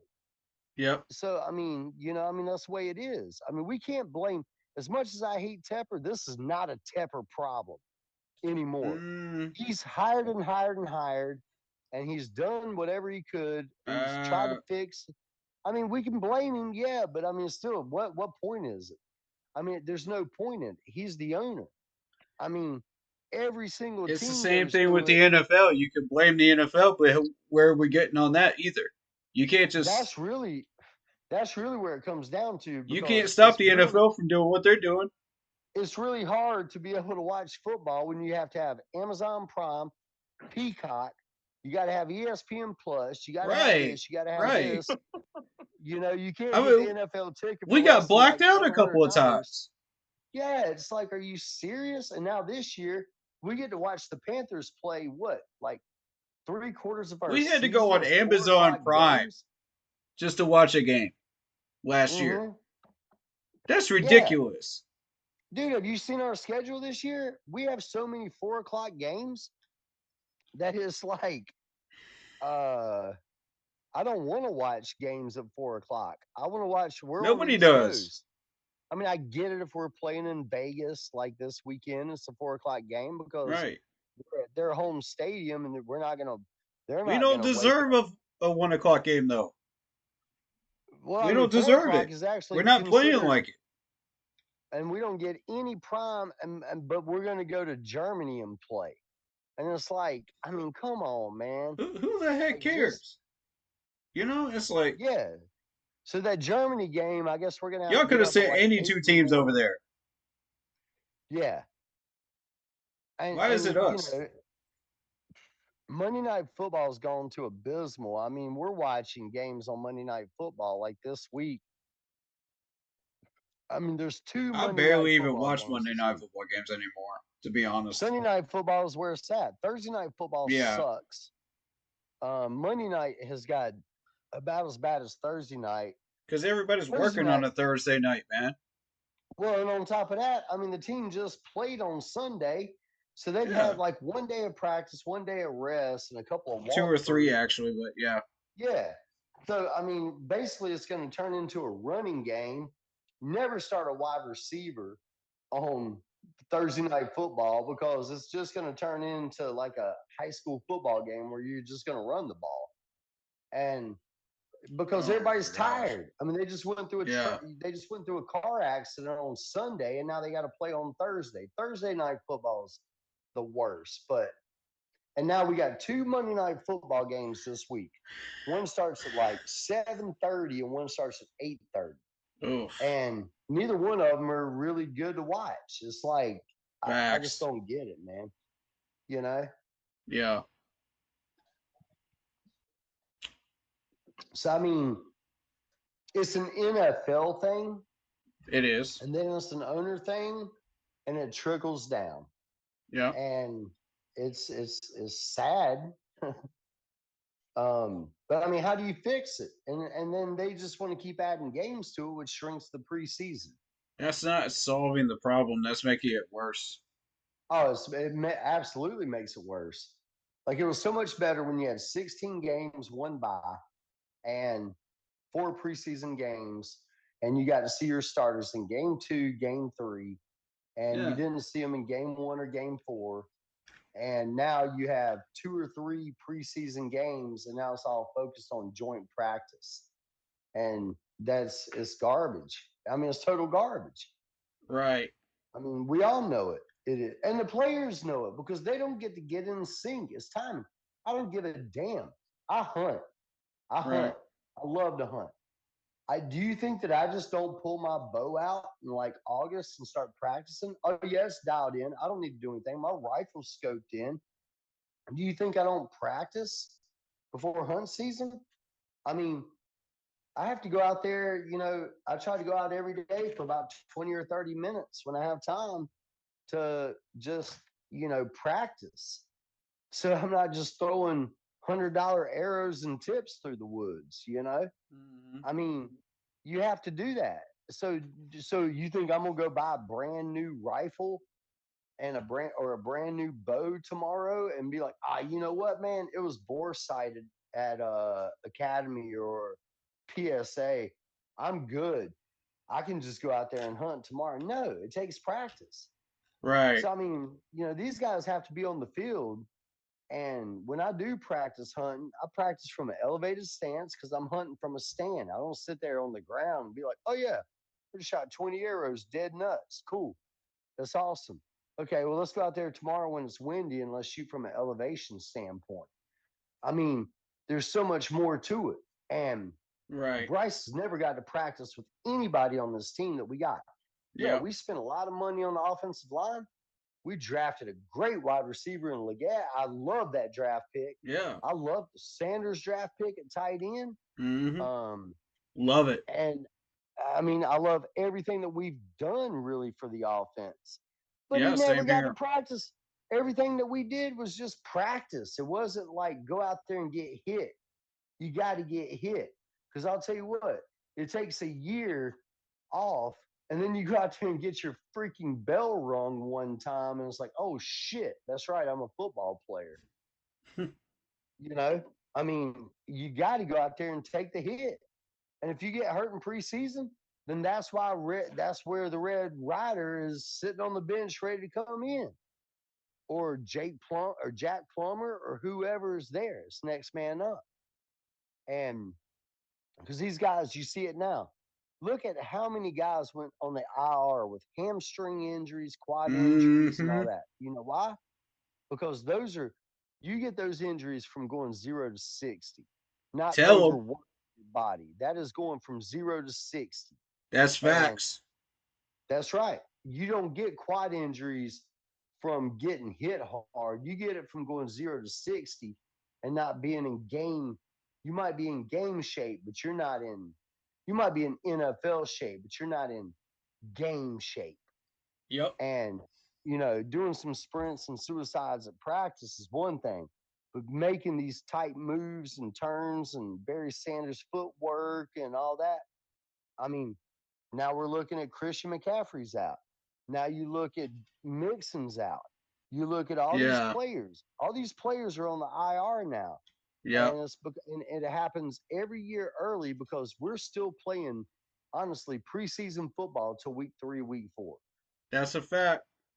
That is a fact because we don't play preseason football. So what we're Mm-hmm. watching the first few weeks is preseason football. Right. It's garbage time football. It is. And these guys are getting hurt. And Yeah. they're like, oh, yeah, well, I mean, we got enough to get by, so we're going to put the guy on the IR and let him sit out for 4 weeks. I mean, look at Puka Oh man. Nakua. I mean, look at Christian McCaffrey. Look at, I mean, all these guys. I mean, Kittle went down yesterday. He's out for the week. They're just IR and everybody where they're going to be out for 4 weeks. And they're like, it is what it is. Next man up. Yeah. And it's like, Yeah. well, I mean, Since we're getting into injuries, I mean, Cam Newton had a response on both of these things. He talked about Tua and he also talked about Bryce Young getting benched. So I kind of wanted to play that for everybody. And we'll get some reactions going around the chat here. I apologize for Blitz's stream, but I was not able to read all the comments. I was going to try to do that since his stream went down. But and I'll get to some of yours as soon as I can here. These boys like to talk a lot, so with all due respect, I'll get to it. But let's get to Cam here. I want your reaction on this one too, Chad. Have you seen it yet? I have not. All right, this is 4th and 1 with Cam Newton. He has his own podcast. Go subscribe to that. But if you like this type of thing, but and also who was it that also put out a take as well? I forget who it was, but let's get to Cam Newton. Andy Dalton is in. All right. So after Sunday's loss, Dave Yeah. Canellis has spoke on the press conference and You there? said Bryce Can you is hear our it? quarterback. And the next Monday I don't hear morning, anything. No. Bryce was out. Hold on. Let me see if I could put that on on Zoom. I'm not sure how to do that. Oh, share. I'll just send the video to you through Yeah, Messenger. send that over. Hey, is that the same podcast he does with what's his name? Yeah. Mm-hmm. Yeah, Ocho Cinco or whatever. That's the other one I was thinking of. Yeah. And I put the link in chat. I do listen to that every once in a while, or at least, follow up with it. And Cam, man, I love Cam. Cam makes some very valid points. He's still all about Cam, of course, because that's just his personality, and that's fine. He's a prima donna. There's nothing wrong with that. All right, Blitz He is coming does back make in. So sorry about that. What's up, Blitz? Welcome back, man. Hey, yeah, Where'd they you were go, man? lost power. How was your poop? Wow. It's all right, man. You don't have to hide it from us, bro. Oh man. Oh Nah, man. if that was the case, it would have taken a lot longer. What I miss? What I miss? I mean, we were just talking about the whole thing about how the NFL controls this whole thing and how many injuries have been involved in the NFL because we don't have enough preseason. Nobody's really in what we would call old school game shape. They're Hamstring talking about quads, adding stuff that puts you an extra game to the regular season and taking right. away a So preseason game. another preseason and Joint televising more of practices. the joint practices. So So Mm-hmm. that's what the game plan is going to be. And now we're seeing this from injuries like quad injuries, Achilles tightness, hamstrings. Same thing you see in baseball with when you go 0 to 60, that's where your quad and hamstrings come in to play, right? Mm-hmm. It's not a physicality thing, it's 0 to 60. And Mm-hmm. it's sprinting off the line, going from 0 to 60. yeah. And this it's been a problem over the last few years, and we're seeing it. Puka Nakua, Christian McCaffrey. We got guys on the IR that absolutely slayed it last year, and no one's getting to do anything but walkthroughs. They're not playing in preseason. They're just doing practice, joint practice, um, light hits, stuff like that. And there not doing 0 to 60. They're dialing it back a little bit. So it's turning like Corey said, it's almost like a flag football thing.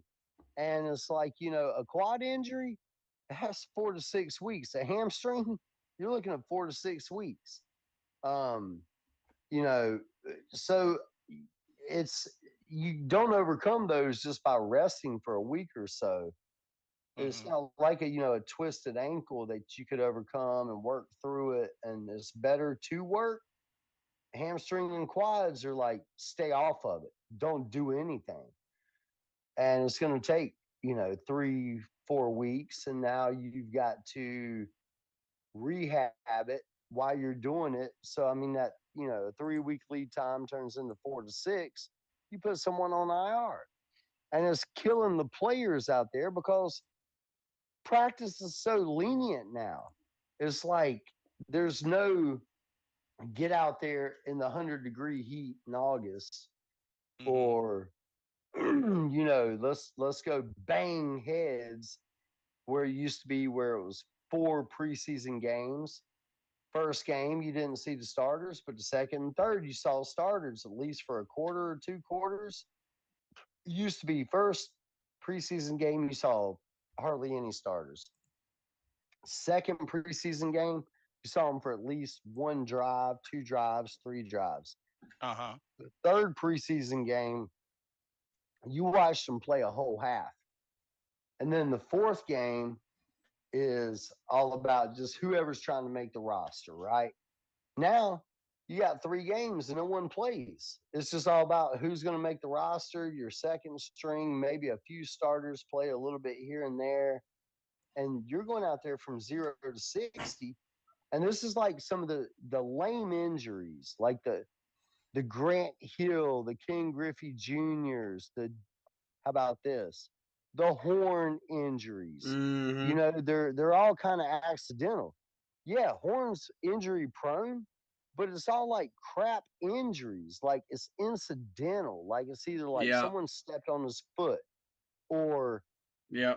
it's a hamstring tightness. Because guess what? We didn't practice in preseason, you know? And it's like, you know, and Horn gets a bad rap about being injury prone. And it's like, well, I mean, times have changed, you know? So now we're still seeing it. I own Christian McCaffrey in 3 freaking leagues in fantasy because I had the first pick in every single league. Mm. Oh wow. So, yeah. Impressive. So, yeah, it's impressive until you draft Christian McCaffrey and he's out for 4 to 5 weeks Oh. in every single league. Good Yeah. thing, Yep. That'll do it. good thing Alvin Kamara is putting up Christian McCaffrey numbers plus, and Right. I've got him. And you know, it's also like you know, everybody's like, well, maybe you should Pacheco's have out for taken. 4 weeks too. For That's right. And me. I got Puka Oof. Nakua in one league. That was a keeper of mine because I didn't even draft him last year, so he only cost me a 13th round draft pick. Mm. And Mm. he's out for on IR. And you know, you look at these guys. I'm gonna go ahead and tell you the next run here is there's a reason the Jets drafted Braylon Allen. Yep. Okay, Brees Hall is This not dude's going about to to be the pop off. starter. He's going to pop off, and Brees Hall I'm is telling you. not going to be the Mm. number one there. They're going to trade him this year to someone because Braylon Allen is going to be the future there. Yep. And so, you know, that's why everybody's like, well, man, maybe you shouldn't have taken McCaffrey in every single league. It was like, well, who else was I going to take? Right. Tyreek Hill or Brees Hall? I was like, you know, Nah. I mean, we got Tyreek Hill out here trying to get a If rest on the way to CMC the stays game healthy, he is a monster. Yep, every that year much is until true. Everybody I. knows his That's fantasy right. numbers are off the charts. That's right. Absolutely. And I like Brees Hall. I mean, I own Brees when I always own players like that 1 year too early. And but now they got Braylon Allen, and Braylon Allen is going to be the stud. I mean, he outplayed Brees this week, and it's like, dude, it's a matter of time before they I'm trade him waiting because you for it, know man. what? Because who's going to pay? They're not going. Why would you pay him, who's already been on the team for 2 years? Why would you let his rookie contract expire? You just trade him. You got another guy that's already got 4 years left on a rookie contract in Mm-hmm. Braylon Allen. You know, so I mean, if Hall's been there for 2 seasons, then he's got 2 seasons left on a rookie contract, which we also know where he's going to go with that. Next year, he's going to want his pay raise a year early. They'll trade him for the deadline. They'll trade him like Minnesota or the Raiders or, you know, somewhere else. And that's the whole thing the Dolphins are doing.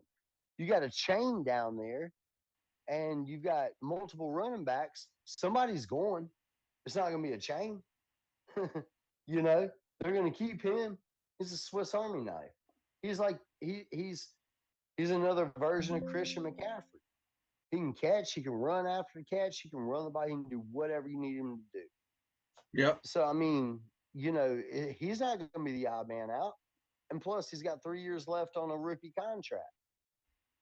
Um, you know, and it's like, you know, we got Chuba, we got Miles Sanders. Miles really ain't costing us a whole lot. Miles actually impressed Canales this year in preseason, said that he puts in more work than anybody on the team. True. But they've got to show it on the field, is what they got to do. Because we know Mm-hmm. Miles Sanders not a It's bum. got He to was a bum translate. last year. Yeah, It's got to translate. it's definitely got to Last translate. year, he was a bum, but last year, I mean, we can't blame anybody for anything other than ownership, GM, coaching, because the whole team was abysmal. Yeah. But this year is a different year, and we can't even establish a run because we're down 17-0 before the first quarter ends. And it's like, okay, so we want to run the ball, but we can't run the ball because we're trailing by 3 scores, and it's hard to watch. But this weekend is going to be I think we're going to see a whole different, slowed down approach, and it's actually going to look like a professional football team with Dalton taking the rim back there. And I'm excited to see it because I think the players are excited. I think the fans are excited. The only person that's not excited is Bryce Young. And you know what? It is what it is. He should have It set is what it last year. is. He should have set last year anyway. So, looking at this matchup, We do so need to get to Cam Newton's reaction too.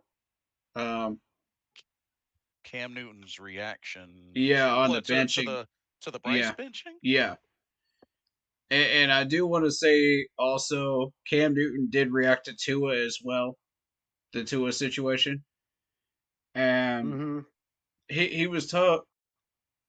If anybody watched this, he may brought up some good points about the difference between injury and you know eh, being hurt, and he's exactly right.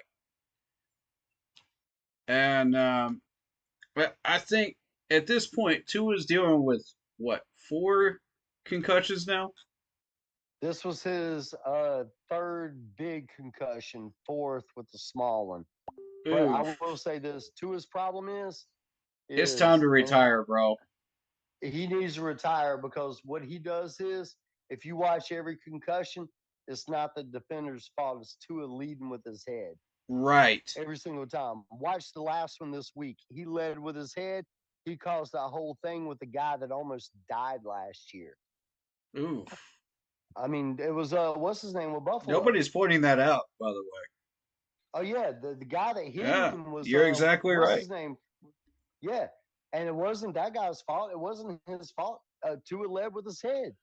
Tua Mm-hmm. hit him Yep. head first, and he's done that on 3 of the big concussions. And Let that the be a lesson smart for players, man. Refine your mm-hmm, technique.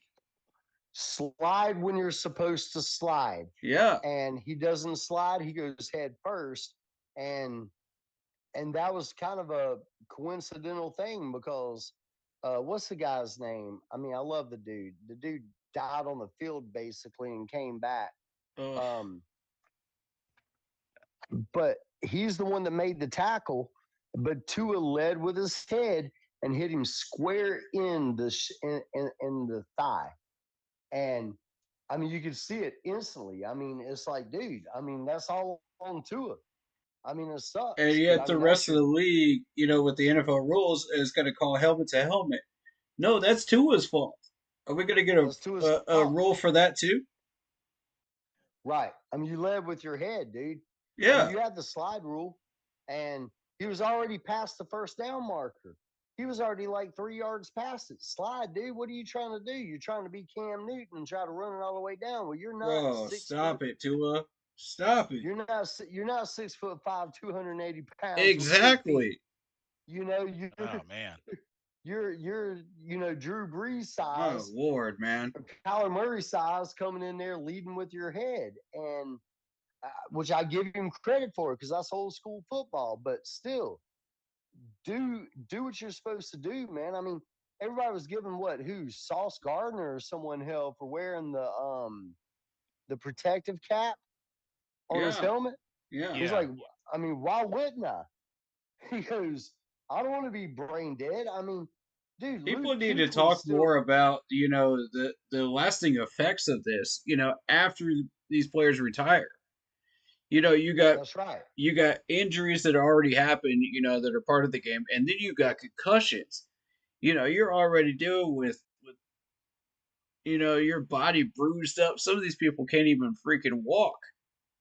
Yeah, I mean, you got knee You're Right. talking injuries, 50, shoulder 60-year-olds injuries. that have retired from the game now that can't even walk. Yep. The I, brain it's injury is the big, crazy. and that's where like Luke hung it up because he was like, I'm done. Yeah. And he I'm made a done. smart decision. He made a very smart decision because Luke still had how many years left? I Yeah. mean, Yeah. he was like, nah, I'm done. I mean, I'm Uh, not going to uh, put Damian Hernandez, Damar Hamlin. I think that's who you were looking Yeah. for. DeMar, Yep. DeMar Yep. Stat. Hamlin. That's Exactly. it. Damar Hamlin made the tackle, but if you look at it, it was nothing. Damar Hamlin came in the way he was supposed to come in. I It was think it's all just Tua. Tua though. Tua came in head first Yeah. and hit him, and it wasn't a helmet to helmet. Tua came in and hit like pad to helmet. Like Right. he came in, the And way he hit him was like in the upper shoulder pad, but Yeah. he tucked his yeah, head and he came in full speed That's and he hit and he got laid the hell out. And mm, that's on Tua because you could have yeah. slid. You were already past the first down marker. You know, I mean, you look at guys like Philip Rivers, he never got concussions and he was tough Right. as nails, man. Philip Right. Rivers would just plow through you. And, I mean, Cam probably would have had a hell of a lot more. I would be more valid on like Brandon and everybody wanting to push this Cam Newton thing if Cam didn't get that injury that he got. The injury he got was And a shoulder injury, and you can't come back from that on a throwing arm. yeah, It's and I hard um, to kind get. of want to point out this too because when Cam Newton got hit, they were just in talks about the helmet to helmet rule. They didn't even put it out, And then once Tom Brady got hit, oh no, the poster boy for the whole NFL gets hit, and even his jersey gets grazed. Oh no, no, we got to have helmet to helmet rule, and I think it's Yeah. ridiculous. They didn't do anything when Cam got hit. Well, Nothing. and it's like, this year, let's look at like this past weekend, for instance, right? Three All he got injuries was, oh, on you're too young to get that call. this week alone. Three, four, actually four injuries. One wasn't really an injury, but drop tackle is what they were, Yeah. the same thing that broke Yeah. Michael Vick's leg, right? Yep. So that's how Mixon got hurt with his ankle. Mm. Jamar Chase almost got thrown out of the game because of a drop tackle, and they didn't call it.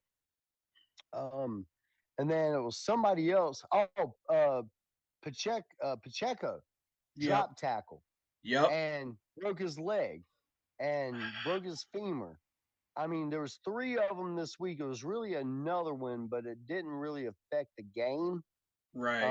But there was four drop tackles this week they didn't even call.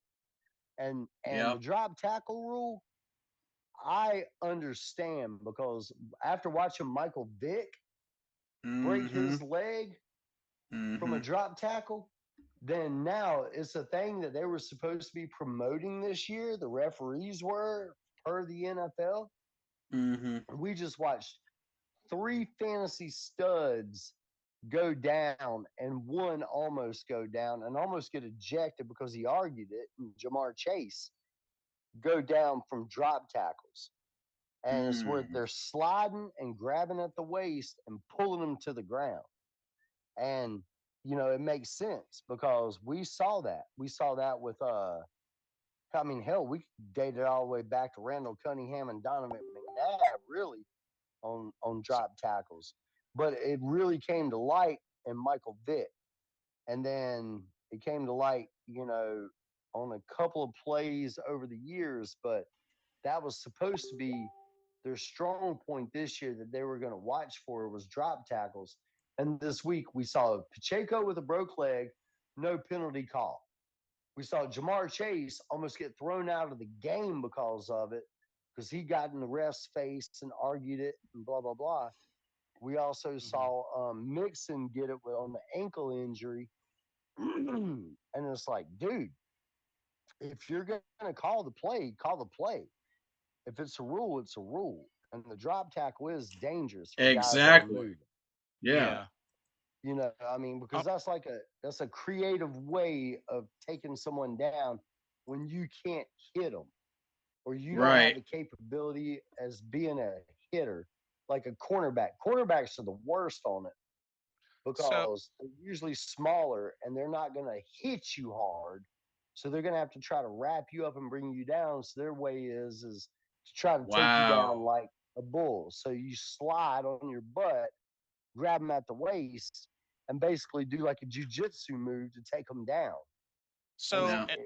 so in regards to that, since I know Tool was mentioned, Damian Hernandez asked, is the problem with Tua on coaching, or do y'all think it's just him?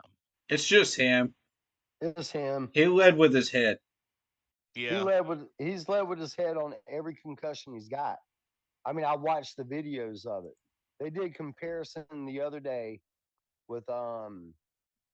DeMar Hamlin. And they did comparisons to last year that really almost could have ended his career. It's him. He leads with his head every time. Like, and he doesn't do it on purpose. He does it as like a fold up. Like he comes in, he's not hitting like a running back would. He does it like, oh my God, I'm going to get drilled. Let me just fold in. But he leads with his head. And that's on him. That's not on Mhm. defenders. I mean, I, I Tua's see. at fault. Tua's at fault on his concussions. So we have started 10 different quarterbacks and had 7 different head coaches since David Tepper took over as an owner in 2018. His record overall is 31-70 since he bought the team. I mean, that says a lot, and that's why one of the Wow. things I've said for the longest time is, as long as David Tepper's in charge, Mm. I don't know if it's like we're cursed or just We will not win a Lombardi with David Tepper as an owner. I'm You saying it know, now. I mean, I get it. I just We're still not going to feel, do I it. mean, honestly, we didn't win a whole lot after when Richardson got busted for his ass grabbing and everything. Yeah. I mean, Richardson was pro At least we were NFL. competitive. We were, but I mean, we still never had back to back winning seasons. Yeah. And, But at but I mean, least we were we competitive for got the to think, division, though. we got to think Richardson was not a golden ticket. He, he got caught in some shit and was forced out of here. So the reason Tepper's here I'm not is defending him at because all. right, yeah, I get like it. But what I'm saying is you can't really now I will blame Tepper on the Matt Rule hire. Mm-hmm. I think he tried to make up for it by putting together one of the what should have been one of the best coaching staffs in history.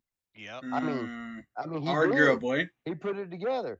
Arguably, I mean, he put together one of the best coaching staffs in history. I mean, it just didn't work out. I don't think that's an ownership problem. Yeah, he paid him and he put it together. Because you're But trying at the to same, put like 4 or 5 different systems together into one place. It's like trying to jam 3 or 4 different uh, puzzles together into one no, puzzle I that get it. should It's like not fit trying to play. together. It's trying to play It's an Yahtzee island of out of misfit two different toys. boxes. And I Yeah, And guess, and but I you get, know what? At the same they time, don't go together. When Richardson was here, it was almost like we had a good thing going, and then on the tail end of his deal, it was almost like we did enough to get by. And why do Yeah. you hire Marty Mm. Herney back again after you fire him? Why did Yeah, you that one fire was bad. right? And why did you fire? Why did you let go of Bass from the get go and let him go to Buffalo? Why I did you warned y'all do about this? Marty, by the way. Oh yeah, Marty, man. I mean, everybody likes Marty because What? he's a Why nice would you guy. hire him back, knowing oh, he's going Marty to do the Herney. same thing he did before? Oh, Oh Marty yeah, Herney. you know why? Yeah. Because it was a comfortability factor, and then he Oh, went sure. after. I mean, honestly, when we were That's an hiring excuse. when we were hiring Matt Rule, I honestly, and I'm gonna go ahead and tell you, I'm probably wrong on this because the guy never got a head coaching job.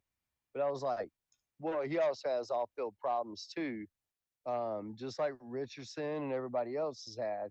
But I wanted Eric Bieniemy to be the head coach when we hired Matt Rule, and we didn't get him. We hired Matt Rule, Hmm. and Matt Rule was a joke, and he's a liar, and he's a bullshitter.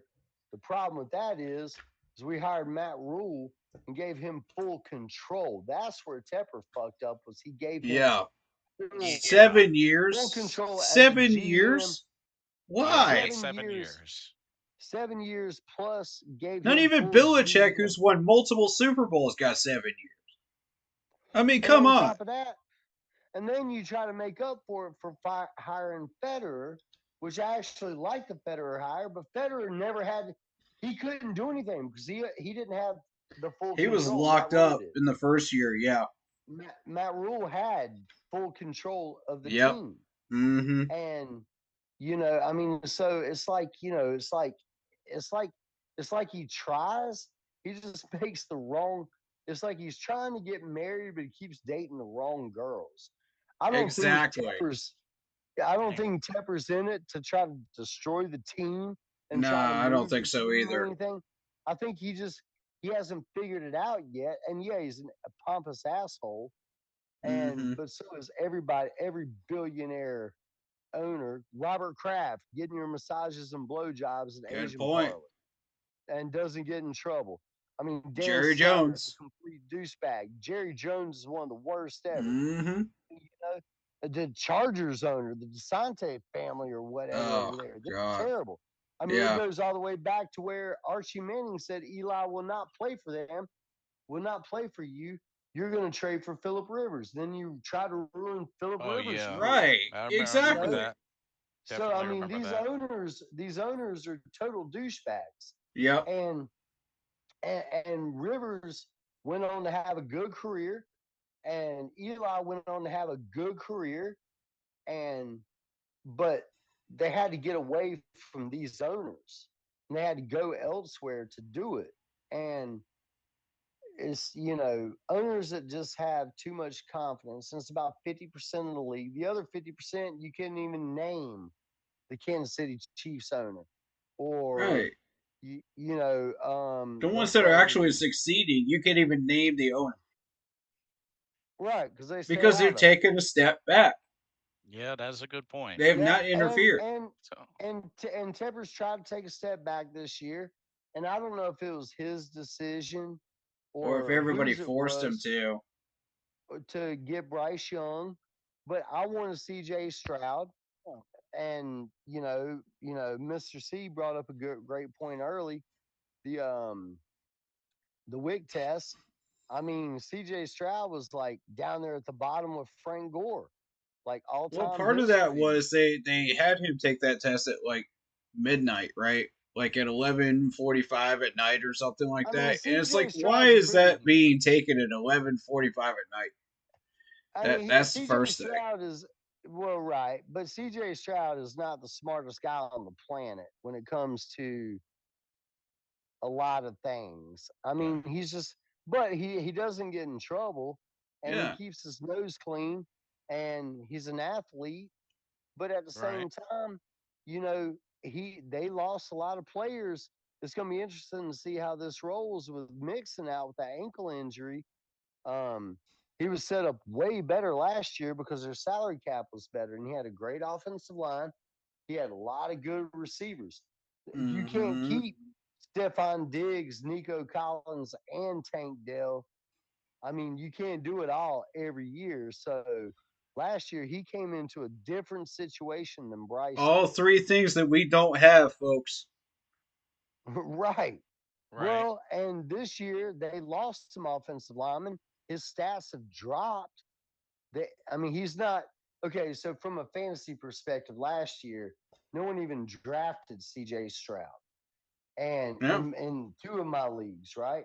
Yeah. So they didn't even draft He's a him. rookie. Um, it was a rookie, but he came out and he killed. And he was throwing. I think average was like 285 a game. This year it's like 240 a game so far. I mean, he hasn't Nobody looked. drafted Trevor Lawrence either when he first No started one. out. What I'm saying is like Stroud doesn't look Or Patrick Mahomes. as good and sharp as he did last year because they did lose two or three off the offensive line. They did lose, you know, a little bit here and there. But he still hasn't made too many mistakes. But I mean, it was kind of a hard year to draft. Anthony Mm, Richardson fair. it looks like garbage. I mean, he AR got doesn't look exposed for great. exactly who he is. That's right. Oof. I mean, So and now we're looking at all these rookie quarterbacks this year, and no one's thrown a single touchdown. Anthony Richardson, He is poor man's Lamar Jackson. He looks like shit in 3 quarters, and then fourth He quarter can't throw he short throws and up some. medium passes. He can't do it. That's right. And the He combine can't do confirmed it. that. I watched the entire combine. This Hmm. dude did not complete a single short or medium That's pass. right. I was actually to the point last year was if we're going to draft a quarterback, draft Will Levis late and just start someone else if we're not going to take Stroud because I did not want to trade up for Stroud. I did not want to trade up for Bryce. Yeah. And we were I in would a have weird taken position. Levitz. Yeah, later on. I mean, Yeah. look how far Levitt's dropped, dude. I mean, We could have easily had Levitz. Levitt's didn't even. I mean, Levitt's what got drafted in the second round. Right. I mean, he We wasn't could even have gotten drafted in like the a tackle in first the first round. round, That's right. in We could have retrospect. gotten, dude. We could have gotten a lot there, man. And Exactly. We could have got a defensive end. We could have got a linebacker. or we could have went and got Derek Carr, Right. which is the Saints guy, Yeah. and we could have said, "Fuck it, we don't need a quarterback for 3 years."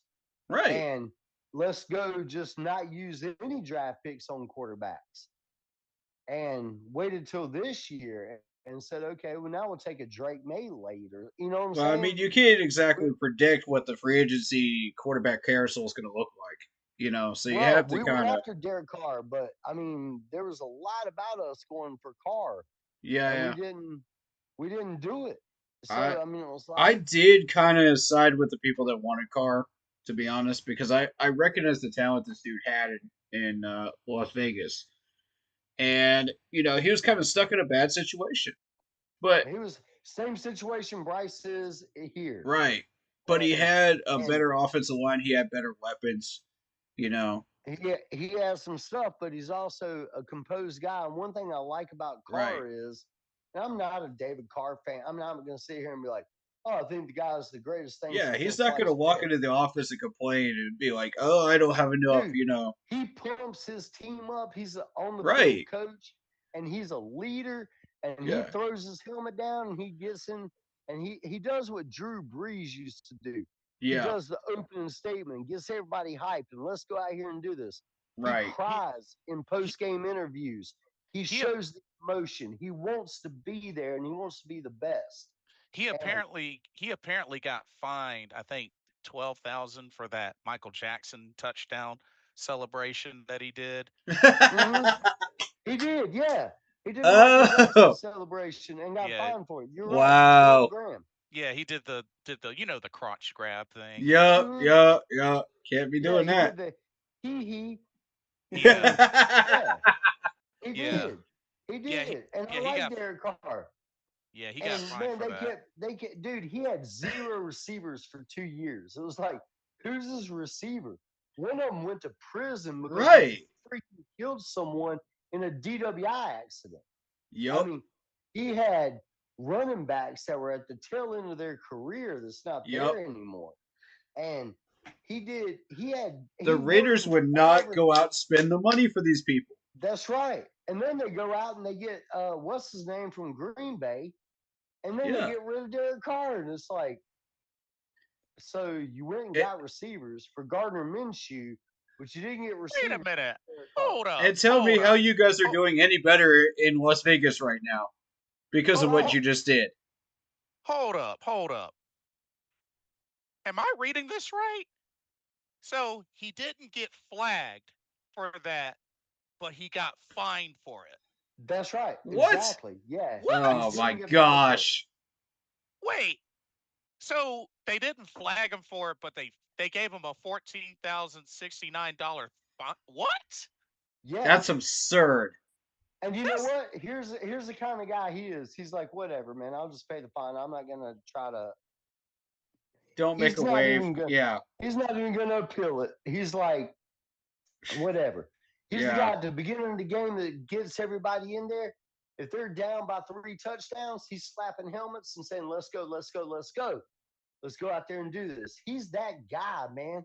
I like him a Yeah, I like lot, his composure. I and mean, and I I would mean, love to have. Dude, we could have got him here, and the Saints took him, and look where the Saints Oh are. Because I'm gonna tell man. you what, dude. I'm gonna tell you, I hate the Saints, more than I do the Falcons and the Bucks. Much better And situation though. I just and find he goes down there without a Michael Thomas. He goes down there, and I thought it was okay. It was a fluke, week one. Dude, when they came out and blistered Dallas's ass like they did, I was like, dude, Yeah. the Saints are the real deal. Like, this team is better than anybody in the NFC South by far. They could Yep. win the entire freaking NFC the way they're playing, and they still could. I mean, Yep. these guys come out this week and they blister it again. I mean, dude, they're throwing, they're putting up freaking stats like the Patriots were with Tom Brady.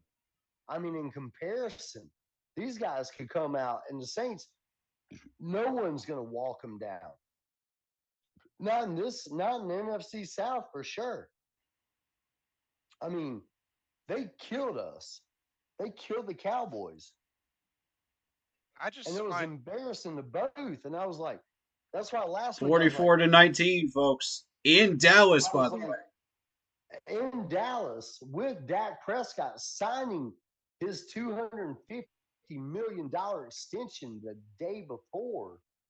And I went mean, out there and absolutely embarrassed. And people I want to mean, say Dak this, Dak that, But the thing is, Dak isn't the problem in Dallas. I've been saying that for years. Even with this, you're still looking at 27 for 39, 293 yards, a touchdown. Yeah, he did throw 2 picks during that game, but the Saints defense is good, man. The defense is good. And what's Yeah, really disappointed me Dak with is not the us, problem here. and with the Panthers, I mean, our offensive line is really not the problem. It's been a Bryce Young problem. It's been a lot of problems, but our defense, honestly, has been such a letdown. And I get it. We don't have, Josie Jules playing with an injury, and we don't have He actually what's did pretty Vaughn. decently during that last game.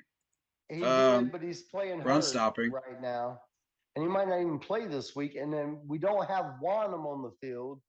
Um, we lost a lot of players on defense from injury. We're not deep, but our defense on the pass has actually been pretty good, which was surprising because that's what I I thought thought it our was going to be weakness the was. opposite, watching him, Right. during training camp. We cannot stop the run. We cannot stop the run. Every team has ran on us like we're just, the redheaded stepchild. I mean, And they run the ball on us, and we cannot stop a run at all. And you know what? It's not where are because the we're not Raiders ranked trying. actually on the run? Oh, they're not good. They're not good. Pretty much next to Um, last, right? So yeah, even with yeah. that, they're still going to get like 150, 120 to 150 yards a pop. Well, I hope It's not going to be because, ridiculous. well, being that our We D gave up line, what 200 yards last week, dude, we're giving up so much on freaking run. and that Our was run against de- good running backs. our run defense has actually been worse than our offense. Like, I'm like not even worried about the offense. It's like, good lord, our defense can't do this. It's We like missed Eric Brown, man. We missed Eric. we are missing Derek Brown for yeah. sure. That I'm would cut sure. those numbers down by at least a fourth. But see, I we're mean, It look would still blister us, though. we're looking pretty thin at the D line with no Shy Tuttle, no Derek Brown. Yeah, I mean, I know we're gonna have a Sean Robinson, but like our yeah. that D line, they're gonna really be tested, especially when you have a Max Crosby on the opposite end, which he is listed as questionable for the Raiders, but still, I like, want to get to but still, the EQ, too. Raiders may look at it as we're not going to play anybody. And I want to get to EQ because EQ was our sacks leader, and this dude got demoted to practice squad. oh, Iku Leota, yeah, Yeah. yeah. What is going on here? You got Felipe Franks coming back up to the 53-man roster. And the only reason he is still there is because, he blocks better than And then Jordan Matthews? Like, okay, so what? 100 other tight ends on the free agent list can block better than Jordan Matthews. That doesn't mean that the other talents are getting overshadowed. Yeah, I don't really understand And you want to the demote Iku? We got like 2 or 3 corners that should be on the practice squad instead. That I, that we'll never even use. I don't know if there was a certain something they were trying to do with this roster shuffle. I don't I know, don't get it either. but It yeah. baffles me. I mean, I'm glad they're back, but at the same Yeah. time, back on the practice squad, and it's just like, but um, my thing is with oh yeah, they also Decamerion Richardson is also listed as doubtful. They just put Malcolm Kuntz, their defensive tackle, on IR. Tyree Wilson. So they actually got a damaged D line as well. I mean, a couple of names that are questionable with one on IR. So their D line is a little damaged as well. Well, and guys, here with Iku, I like Iku a lot, but I mean, he's our sack leader with 1 sack in But 10 he's our games. sack leader. I know that's not saying much, but he's still our sack But it's leader. 1 sack. But I know, I get it. What I'm saying is this 1 sack. But That's here's a the bad thing: look. he can't drop back in coverage as a linebacker. And when everybody wanted to blame Horn, so I watched a lot of the detail last week on certain things. You know that wide open to Quentin Johnson in the touchdown end zone? Uh That huh. Guess was who blew because it? Horn expected safety help No, and he no, didn't no, no, get no, it. no, no. That was the linebacker not dropping back, and that was Iku. Nah, It was, nah, no, you're no, not no, going to no. convince me of that one. Dude, I Woods watched it. dropped the ball, That man. was He was nowhere to be found. no. I'm talking about the wide open play where no one covered at all. That was supposed to be a linebacker drop in the red zone. The That had second touch, nothing to do. Oh, his you're second, talking about that one. Yeah, the second That touchdown was where it second was touch. Shaq. wide open, That was Shaq. wide open. No, no, no, no. That wasn't Shaq. Shaq covered his play, and He needed after help. it was supposed to Where be was Iku that was Woods? supposed to. Iku was supposed to drop back. It wasn't a safety drop. It was a linebacker drop, and Where it was was Iku Woods? that left that It wide doesn't open. matter if Iku is supposed to drop back or not. Your I'm just safety, saying, as a safety, you have one dude, job. I'm not a That's coach your there. last. That We're is not your last coaches measure there. of defense. We're Where the not heck was coaches he? there. I'm just saying that 5 feet was over to the supposed to be right. a line. That was supposed to be a linebacker drop. And plus, check this out.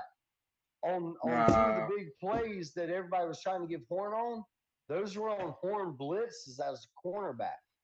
So there was things that people missed on that because actually Horn had a really killer first quarter, and he had really good coverage on the touchdown that was caught after the false freaking bad call for the strip fumble that gave them the ball back, which was horrible and Man. sucked the wind out of our sails.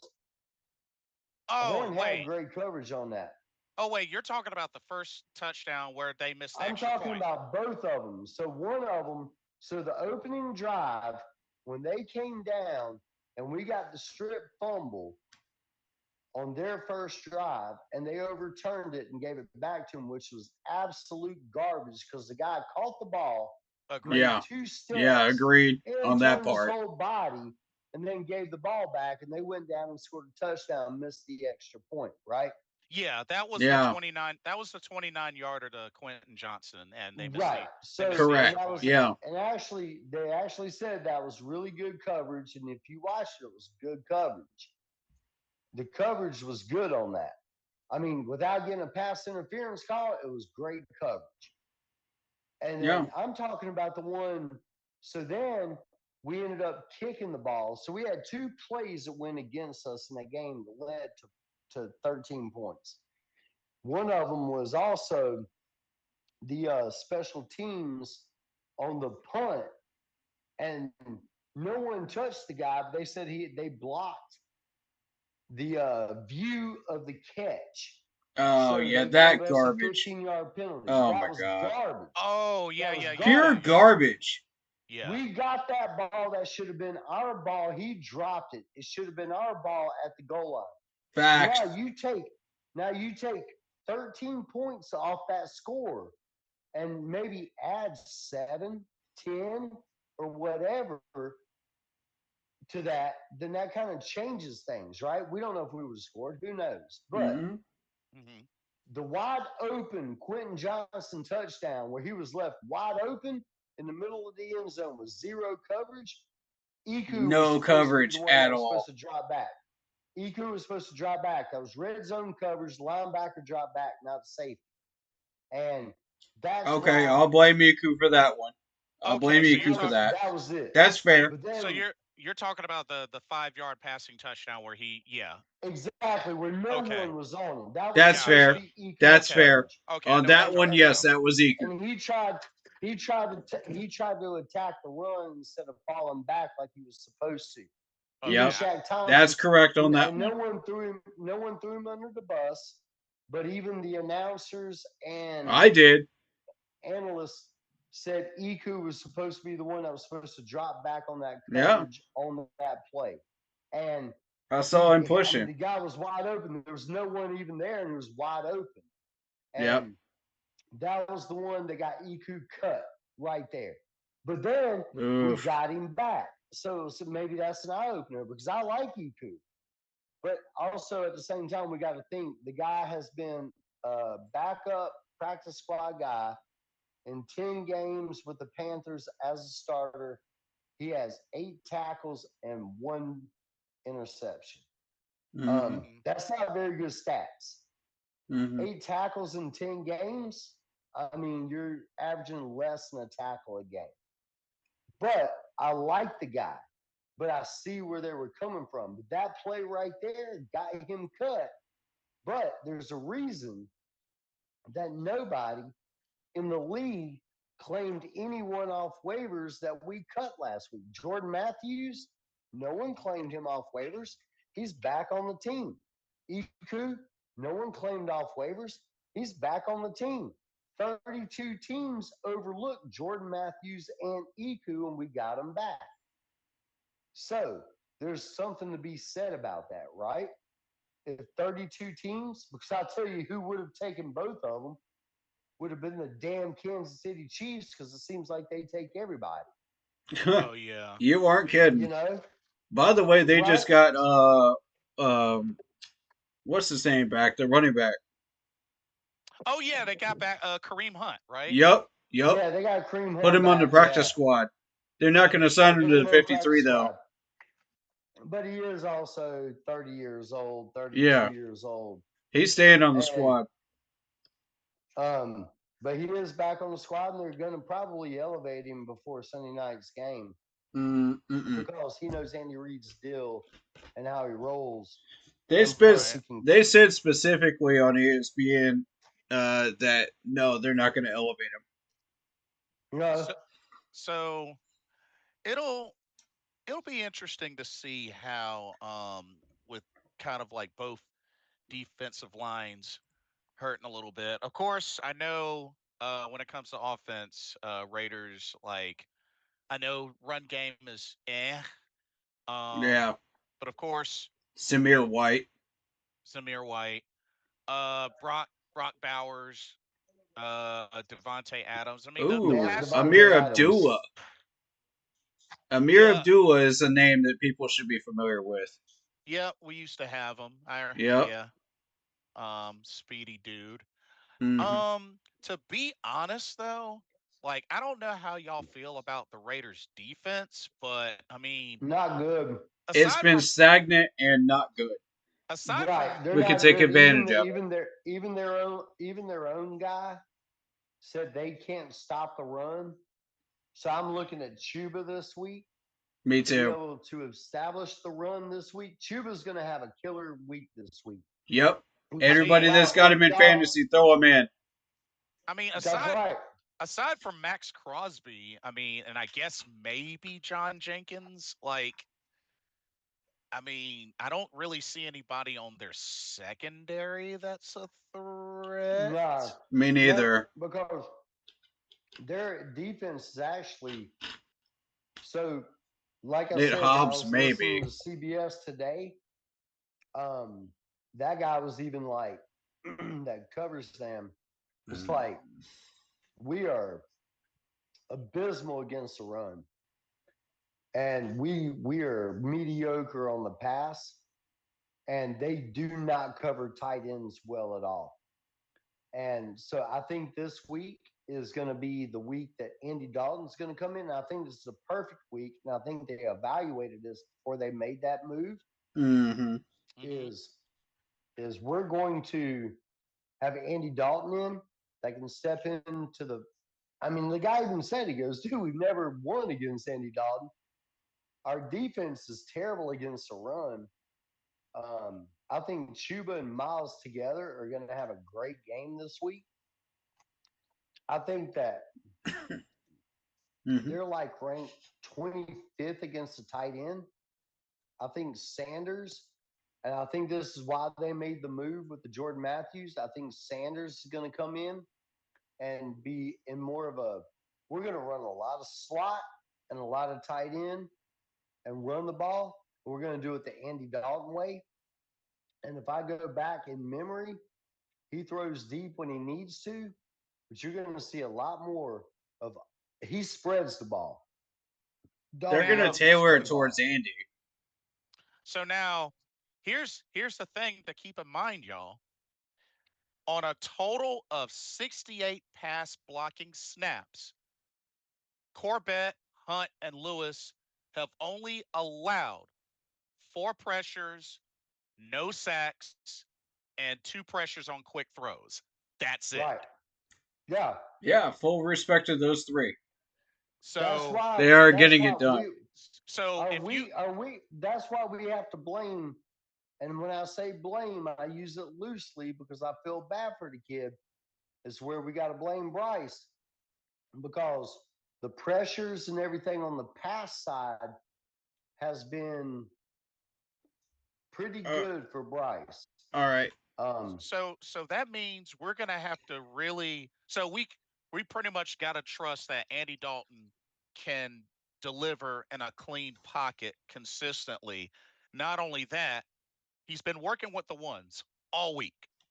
And they've been kind of also talking a little bit more specifically on the Thielen Dalton kind of veteran presence I relationship. don't know how I feel about this. Slot. Thielen's going to move straight to the slot, and they're going to rotate him with Deontay Johnson because they're two different slot type receivers. You got one that is a white boy slot receiver, which we know is slow with good hands, right? And Yeah. now you got Deontay Johnson that plays more of the Keyshawn Johnson type slot receiver And that don't has and don't sleep on Leggett. He didn't get good. targeted Yeah, at all. He's gonna No, get he's gonna get that's targeted correct. this game. and he was not happy after not being targeted last week. He was vocal about it, Mm-hmm. and he even said it. He came out and said, "I was not targeted one time in that game." And there was 3 or 4 times that one interception that he tried to force to Thielen. Leggett was wide open on a curl Mm-hmm. route on the Mm-hmm. side, Uh-huh. and he tried to force it to Thielen. That's And a fact. Dalton's not going to force it to anybody. We're going to see Jake Delhomme play this week. Not Yeah. you see Yeah. what I'm saying? We're going to see And Jake Delhomme play because Jake Delhomme. That's why him and Steve Smith getting along so good Mm-hmm. is because Jake Delhomme called Steve Smith out when Steve Smith called him out and said, "You didn't throw me the ball." He goes, "You're in double coverage. I'm not throwing you the ball. Get open, wide open, and I'll throw you the ball." How's that? I mean, yeah. Yeah. Now, here's something to keep in mind since Chad, you mentioned the run game. uh-huh. Last week, Chuba Hubbard averaged 6.4 yards per rush last week. Absolutely. You're right. Yes, Mm-hmm. Now, sir. now he's going to have even more opportunity and maybe throw in some uh, Miles Sanders in there. The That's Raiders, right. the Raiders have given up an average of 163.5 You rushing damn yards right. per That's what I game, was saying Mm-hmm. earlier. That's which is Mm-hmm. right. You're which is right. a which is around 6.1 yards per attempt and 10 total rushing first downs. That's right. Oof. So Chuba Hubbard's going to slay it this week like he slayed it last year when second half of the year. I'm telling you, Chuba Hubbard is going to have a game this week, Yeah, he and is. he's because going to you have a game. Yeah, he because you is. got I mean, because you gotta also remember Chuba came so close to hitting 1,000 yards rushing. he did, and Mm-hmm. Chuba is the man. And Chuba, we've always played behind this year, so keep that in mind. We've never established a run game because we played from behind. We're not. We're going to start the game this week. We're going to start the game with the run game, like what Canales wants to do. We haven't been allowed to do it yet, so it's going to be interesting to see this week.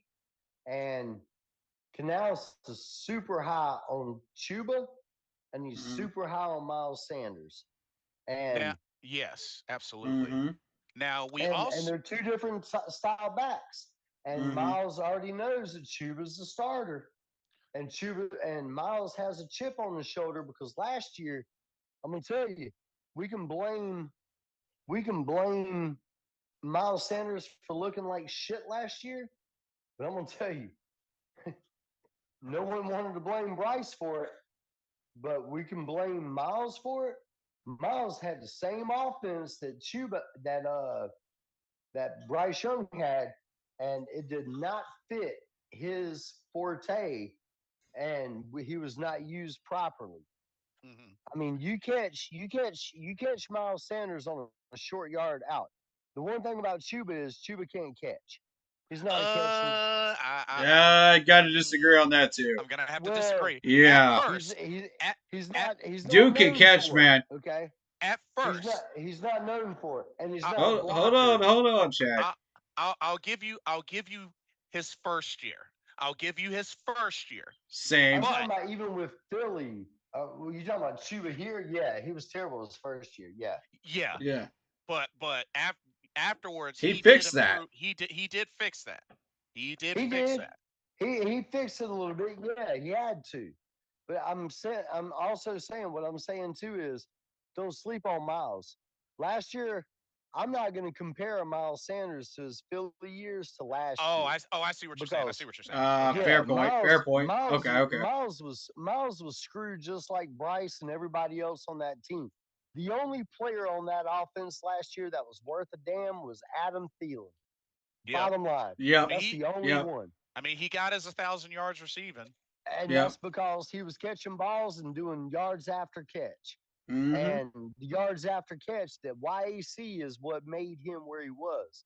Facts. Miles this year, Miles this year, and everybody, we all hated him. We all hated Miles Sanders last year. It wasn't Miles Sanders' fault, just like it wasn't Bryce's fault. It was like, I mean, nobody knows what they're coming into work to I every day. defended Vols. So And I think this year, now watch tomorrow. I think you're going to see a great game from Chuba. I think you're going to see a solid game from Miles. And I think you're going to see mm-hmm. Deontay Johnson. You're going to see the ball getting spread around to everybody. Leggett. You're going to Mm-hmm. see Deontay. You're going to see Thielen. Everybody's going to go out there and they're going to be playing harder than we've seen this team play in a Yeah, while. Mm-hmm. And I'm hoping to see the same from Mingo if he can get rid of the fumbleitis. Yeah. dude, I love Mingo, man. I love Mingo. I'm high on Mingo. I've Steve always been high himself on worked Mingo, with him. but He he's been, yeah, Steve Smith worked one on one with him. Mm-hmm. I'm high on Mingo. The reason, and you got to think Mingo too. Mingo was a rookie last year that went through two head coaches. Everybody's kind of been screwed. And it's yeah. like, Yeah. we don't even know Mm-hmm. what we have here. We have a ton of talent, and we still don't know who's who from one thing or another because we haven't been there's no true evaluation of anything. We've got Bo Facts. Flight's evaluation. We got a special teams coach, and then we got a new whole regime with no preseason. And it's like, dude, come on, man. We've been You got cycling to see something. around. Like Yeah, there's That's just right. no way. the lack of There's no stability. there's no continuity. Yeah. There's zero continuity.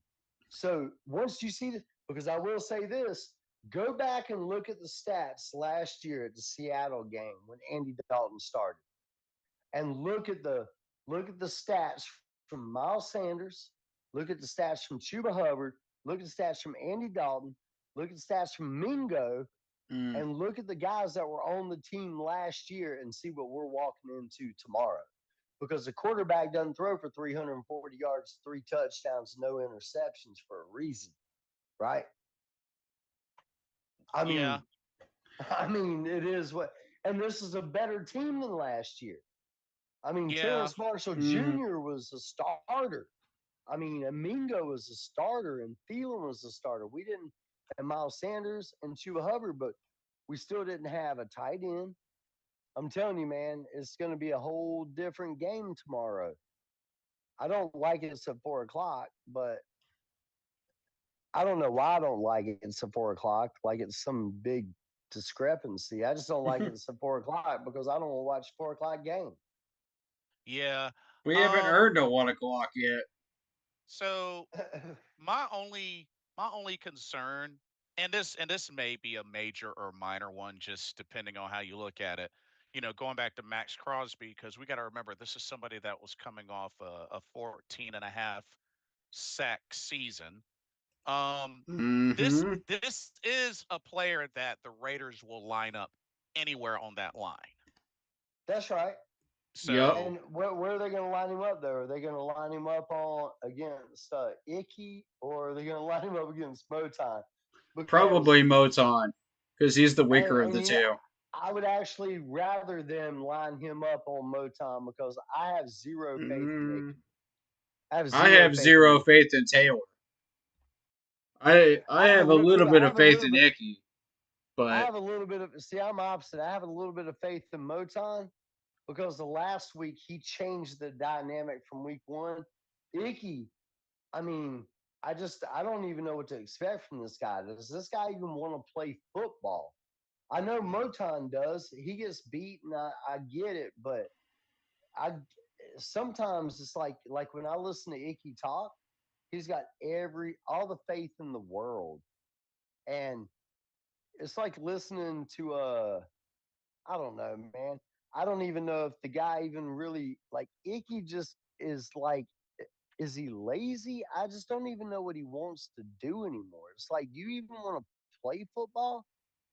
I I mean, mean, all right. there's Well, always I guess there's always that chance they could move him to guard. He did play some of that in college, but I think it probably would be a my better whole aspect, thing, but we got to have someone play that in. So I mean, my it's my like we whole don't have thing with anybody. Icky, and we all made a big deal out of his fight with Clowney. Okay, now go out there and block. You just showed you Right. had the guts to push around one of the top pass rushers out there. You know, after a play was over, now go out there and block. You Yeah. know, Yeah. it showed me that he has the attitude to play the position. So go out there, refine your technique, refine your footwork, refine your hands, and block.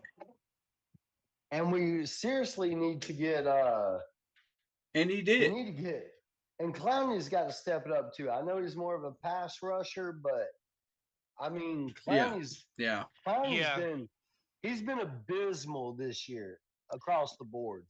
yeah, I He agree. he, he hasn't done shit Yeah. but collect a paycheck, and he has been completely abysmal. Our whole defense, And which really blew me away under Avero, with and what that's we did bring in. I mean, I know we don't have Wanham there, and that's missing a key piece. I don't care about the Burns thing. We don't need to talk about Burns. Burns ain't doing shit where he's at right now. and He that's the hasn't thing. done a Yeah. damn thing. Yeah. And that's the thing. It's early though. Jadavion Clowney's coming off of a 9.5 sack season, a That's healthy right. season. So it So And is, he looks why is lethargic, this not man. translating? I We don't yeah, hear know. all this hype about, oh, they're doing this, they're doing that, this, that, and the third during practices. Why is this not yeah. translating? Because Corey, you remember, I was super hyped when they announced Me that too. he was signed. Me too. Like, I was just like, yes, I was because all in Yes, favor. dude. Yeah. Yeah. Not coming off a 10 sack season almost. I mean, it's like, yeah, dude. We was finally got a awesome. We legit actually got. pass rusher now. You Yeah. know? That's right. And And it's just not even that, man. I mean, DJ Johnson's doing better than he is on the opposite. I mean, it's Right. like, Yeah. I mean, he is. He's actually yeah. statistically Mm-hmm. PFF doing better than Yeah. Clowney is. And And it it's passes like, the eye dude, test too. mm-hmm, he does pass the eye test, and that's key. And he's younger too. Mm-hmm. And this is a guy that's hungry, that's playing because he wants to play. And Clowney's a veteran. And come on, man, you're playing for your hometown, bro. Yeah. Basically, I mean, you're basically playing in your backyard. Do something, do better, man. And Yeah. he looks lazy out there. And we've seen laziness out of Players, if Clowney in you're the tired of past. hearing about this, do something about it. Yeah. Like Jadavion, I mean, we're talking about an We know you 11-year got the vet. talent. Do something about it. Yeah, we're talking But about we've, an 11-year veteran. So, Shut these people yeah, up. that's right. And we've seen him play lazy in the past. yeah. His second Mm-hmm. year, he came out and had a great rookie season. Second year, he looked a little lazy. Third year, he looked great on that rookie contract extension he wanted. And then fourth year, he looked a little lazy. And then Hmm. fifth and sixth, he looked pretty decent. Seventh year, looked lazy. And Yep. then it's like, dude, come on, man, Yep. do something, do Yep. better, bro. I mean, he has these Yep. off and on seasons. We don't need that off and on season here. Well, We are do trying to, something. I mean, we're sitting here treading water, bro. You're supposed to be the one that comes in that is going to make us better. And right now, he hasn't made us any better. Our defense is absolutely horrible. I mean, dude, we could a high school team could run Mm, for 100 yards against us. yeah. We cannot stop the run at all. We're I acting mean, like we this is a cannot new stop the run. problem. It's not. We've had this problem for 5, 6 years now. I mean, I can't Before believe that this. we can't stop a running game at all. I mean, even on our worst This years, is at not least we new. could. But I mean, at least we could rely on our defense to some extent. It was always, offensive problems and this, that, or the other, and they get wore down and beat down by the third quarter. Dude, we're getting killed in the first quarter on defense. Mm-hmm. I mean, absolutely annihilated. Look at the first quarter stats that the defense has given up. We can't blame the offense on that. Completely It's the first undisciplined. quarter. I mean, we've given Improper up what tackling angles. 40, almost Technique 40 is points, garbage. and yeah, I Coverage mean, was garbage. I think first quarter alone, we've given up almost I mean, 40 points in 2 games in the first quarter. pure So, garbage. so speaking of defense, currently through week two, so the Panthers are ranked 25th in total defense. Passing defense, they're ranked 10th.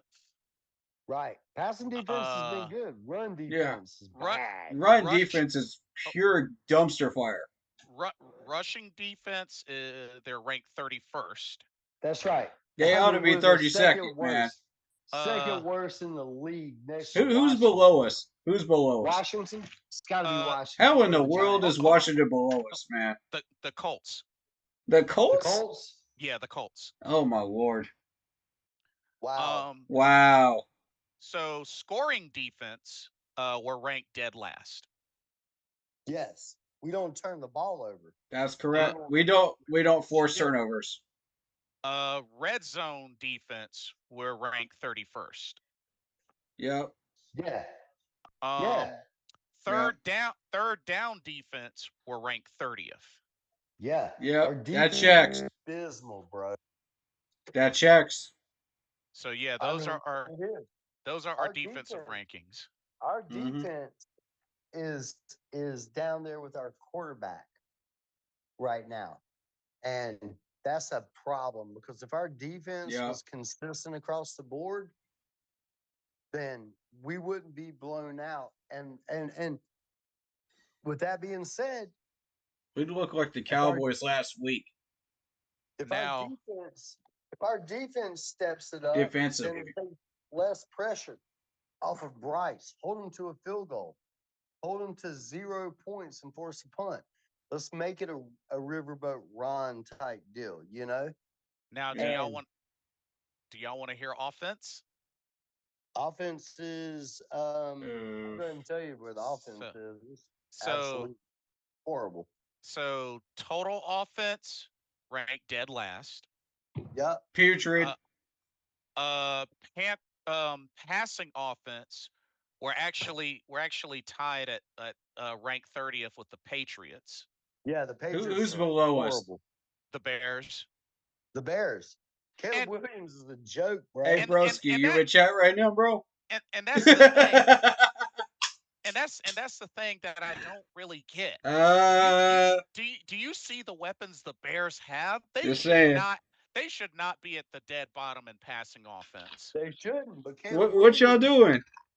Caleb Williams is worse than Bryce Young right now. And they said that today. They were like, you have DJ Moore, you have this, you have this, you had all these draft picks, and you guys look like ass. They even said it. They were like, no one won that trade. No one won the trade, I is mean, what they said. it's kind of Wow. it's kind of sad because I mean and they brought over Keenan Allen. Mm. They got a big load of offensive weapons, and they're dead last in passing offense. Dead last, It's dude. Caleb, Chicago, man. It's Chicago. dude, Caleb Williams looks worse than It, Bryce Young. and all I Dude, hear is all this trash talking from Jason, Bears fans. that's Okay, what I was telling you where y'all earlier. at right now? Jason was, Y'all right where we are. yeah. I mean, they thought they were going to win this year. Caleb Williams, thank you. You guys gave us Caleb Williams. Caleb Williams looks like Where'd And y'all yet, go with that? and yet, and yet, and Where'd yet, y'all I go with got that? Keep the same and, energy. and yet I got called a dummy by Broski Bear. Yeah, Yeah. okay. Yeah, is he in my chat yeah. right Yeah. now? Come on. What I tell you earlier, Jason, Speak up, every broski. rookie quarterback Where in the you at? NFL looks like hammered asshole. And Oh. and Caleb Williams is a joke. And that cocky dude with his painted fingernails and everything he does is sitting on the sideline looking like a little bitch. And his demeanor on the sideline is worse than Cam Newton when Cam used to throw the towel over his head and quit. I mean, he Hey, looks I'm just he saying. looks he looks terrible. He looks terrible over there, dude. Bears are so pissed off, and Bears fans. And I have friends that are Bears fans. They're like, dude, you gave us Caleb Williams, you gave us DJ Moore, you gave us this. Bitch, I own DJ Moore in 2 fantasy leagues. This guy's getting like 7 fantasy points a week. Oh my Oh, god. oh, let me let Caleb me let Williams, me let me elaborate on this. They got Oof. Keenan Allen, DeAndre yeah, Carter, DJ Moore. They drafted Rome. Oh. They drafted Rome Undeze, and yep, for tight ends, they got Mercedes Lewis and Cole Kmet. and There's Cole Kmet. they have no excuse of having Zero. a passing Zero offense excuses. Zero. at the dead Zero, bottom. dude. Caleb Williams. I'm gonna tell you what Caleb Williams looks like right now. He looks like a cross between Cam Newton after the shoulder injury and Bryce Young right now. Mm. Ooh. He looks that bad. That's what he looks like. I mean, I'm telling you, like right after the shoulder injury, where Cole, what I'm saying is before Cam went to New England and actually threw the ball. I'm talking about when Cam couldn't throw the ball further than 15 yards, Where's the and lie that's what though? he looked like. Where's the lie Yeah, though? yeah, He looked and Come that's the on, man. thing. absolutely horrible, and that's what I'm saying about first round draft Oh. picks And as quarterbacks. Dude, I would have much rather drafted Will Levis late. Where I mean Levis dropped so far back. Dude, I would have taken Levis and I would have bridged and I would have said to hell with it and kept my draft picks instead of giving up the Mm-hmm. house. We gave yeah, up we gave up Mm-hmm. more, and now more went into a situation where he thrived with now this is another thing for the Bears. Moore thrived with Justin Fields. He thrived with Justin Fields. He would thrive with I any mean, decent quarterback, honestly. He's he DJ. yeah. He Let's actually be looked real. halfway decent. Moore put up It's stats, DJ. Yeah, I mean, and when you think about it with DJ Moore, really the only low stat that he's ever had is just touchdown numbers aren't as high as other premier wide receivers. Yeah, But the that's dude, right. but the dude is a yak master. The That's dude, right. exactly. Yards after catch, I baby. love DJ Moore. yeah, Yeah, dude, DJ Moore's the man. But I mean, when DJ Moore can't even produce for you as a yak master, dude, I mean, come You're on, man. screwed. You're yeah, totally screwed. and Caleb, dude, their quarterback situation, and guess what? They're stuck with it like we are Bryce right now. Mm-hmm. The only yeah, difference is Bryce is a smarter guy. He's the more processed guy that got thrown into a shit situation. He doesn't hmm have an ego. Caleb Williams has a big ego. And and, you can't, I'm going to tell you what, when a guy has a big ego and you take his ego, it's different than a guy that doesn't have an ego. You yeah, suck an ego out of a guy that, like Bryce is going to learn. You take the ego out of a guy like Caleb Williams, then you end up with a loose cannon Cam Newton because Cam Newton's got a big ego. and And it's and like, and don't get me wrong. You know, Bears fans, I give it to you. Y'all are 1-1. I give it to Yep. you. Yep. Y'all won that first game. I mean, yeah, but I mean, K, come on, I who they mean, beat? I Caleb, mean, Yeah. they beat the Titans. they beat the Um, Titans with a Everybody could beat the Titans right now. I mean, with a quarterback that can't even freaking figure out what he's doing there because Yeah. they got rid of half of his offensive line in Arsenal. and I and mean, the and realistically, the main silver lining right now for the Bears is their defense. That's really the main Yeah. that's silver it. lining for them. And their Mm-hmm. defense is not that good because they spend a lot of money on other positions like DJ Moore, Mm-hmm. and it's not working out. The Right. Bears, I mean, let's think about it. The Bears have made stupid decisions. They traded us Greg Olson for a fourth round pick. I mean, what the dumbest decision they ever made. I mean, what Oh man, a And fourth round that was pick for highway Greg robbery. Olson. I and mean, he was 3 years into the league, and you gave him us for a fourth round pick. It was like, yeah, okay, and, and yeah, Yeah. don't and Thank don't get you. me and don't get me wrong. Like I understand Caleb Williams is a rookie and all that. I get that. But at the same time, I'm sorry. And you know, growing up, I was a wide receiver. I never played quarterback. But I'm sorry when you have, you know, the receivers that we mentioned and you come out of there with only 93 passing yards and a QBR of yeah, 28.8. Facts. that's right, Facts. That's dude. not normal. That's not No, normal. Straight that's facts. terrible. Is what, dude. And when you see him on the bench, dude, he is not a team player. He wasn't a team player when he was the rookie and he hyped himself up. Anybody that has to hype themselves up, even CJ Stroud didn't hype himself up. Yeah. Yep. Yep. Levis, Levis hyped himself up, but I mean, he kind of has that personality. He's kind of crazy. He's like a cross between Jim McMahon and whatever. But Levis actually has a gun arm. And Mm-hmm. but Caleb, I'm gonna tell you, when you're painting your fingernails and you're sitting here bragging and you're doing all this and you ain't even made it to the pros yet, dude, and you come out here, dude, that deteriorates your personality and his ego so bad that Ooh. it's like it's almost unwatchable. I don't even know if this guy can fix himself. He might be the next Jamarcus Russell at this point. I, We I'll don't s- Oh. know. I'll I say mean, this. I'll say this, and Oof. I know this is bold. Like I said, this is no disrespect. I'm just keeping it real. The Bears play the Colts next. On the road. It is on the road. They play the Colts next. You know, Colts been struggling some Yeah. too. yeah, they have. I'm a say this, and y'all can quote me on it, whichever. Like This is gonna it be a is what defensive I battle. can believe some it is facts. what it is. Sure. But if Caleb Williams doesn't come out of there with at least 200 to 250 passing yards, something's wrong. I Agreed. don't think Something's wrong. I don't I don't think that he's capable of throwing for more than 200 yards right now. I've It watched him play. Yeah. and if He's that's Yeah. if that's the case, Chad, something's wrong. something's wrong. Yeah. I mean, let's look at what he's thrown for this year already. Which defense I is mean- going to play better? That's right. And, the Colts have underperformed. Their defense has underperformed, but they still have the guys on defense to perform.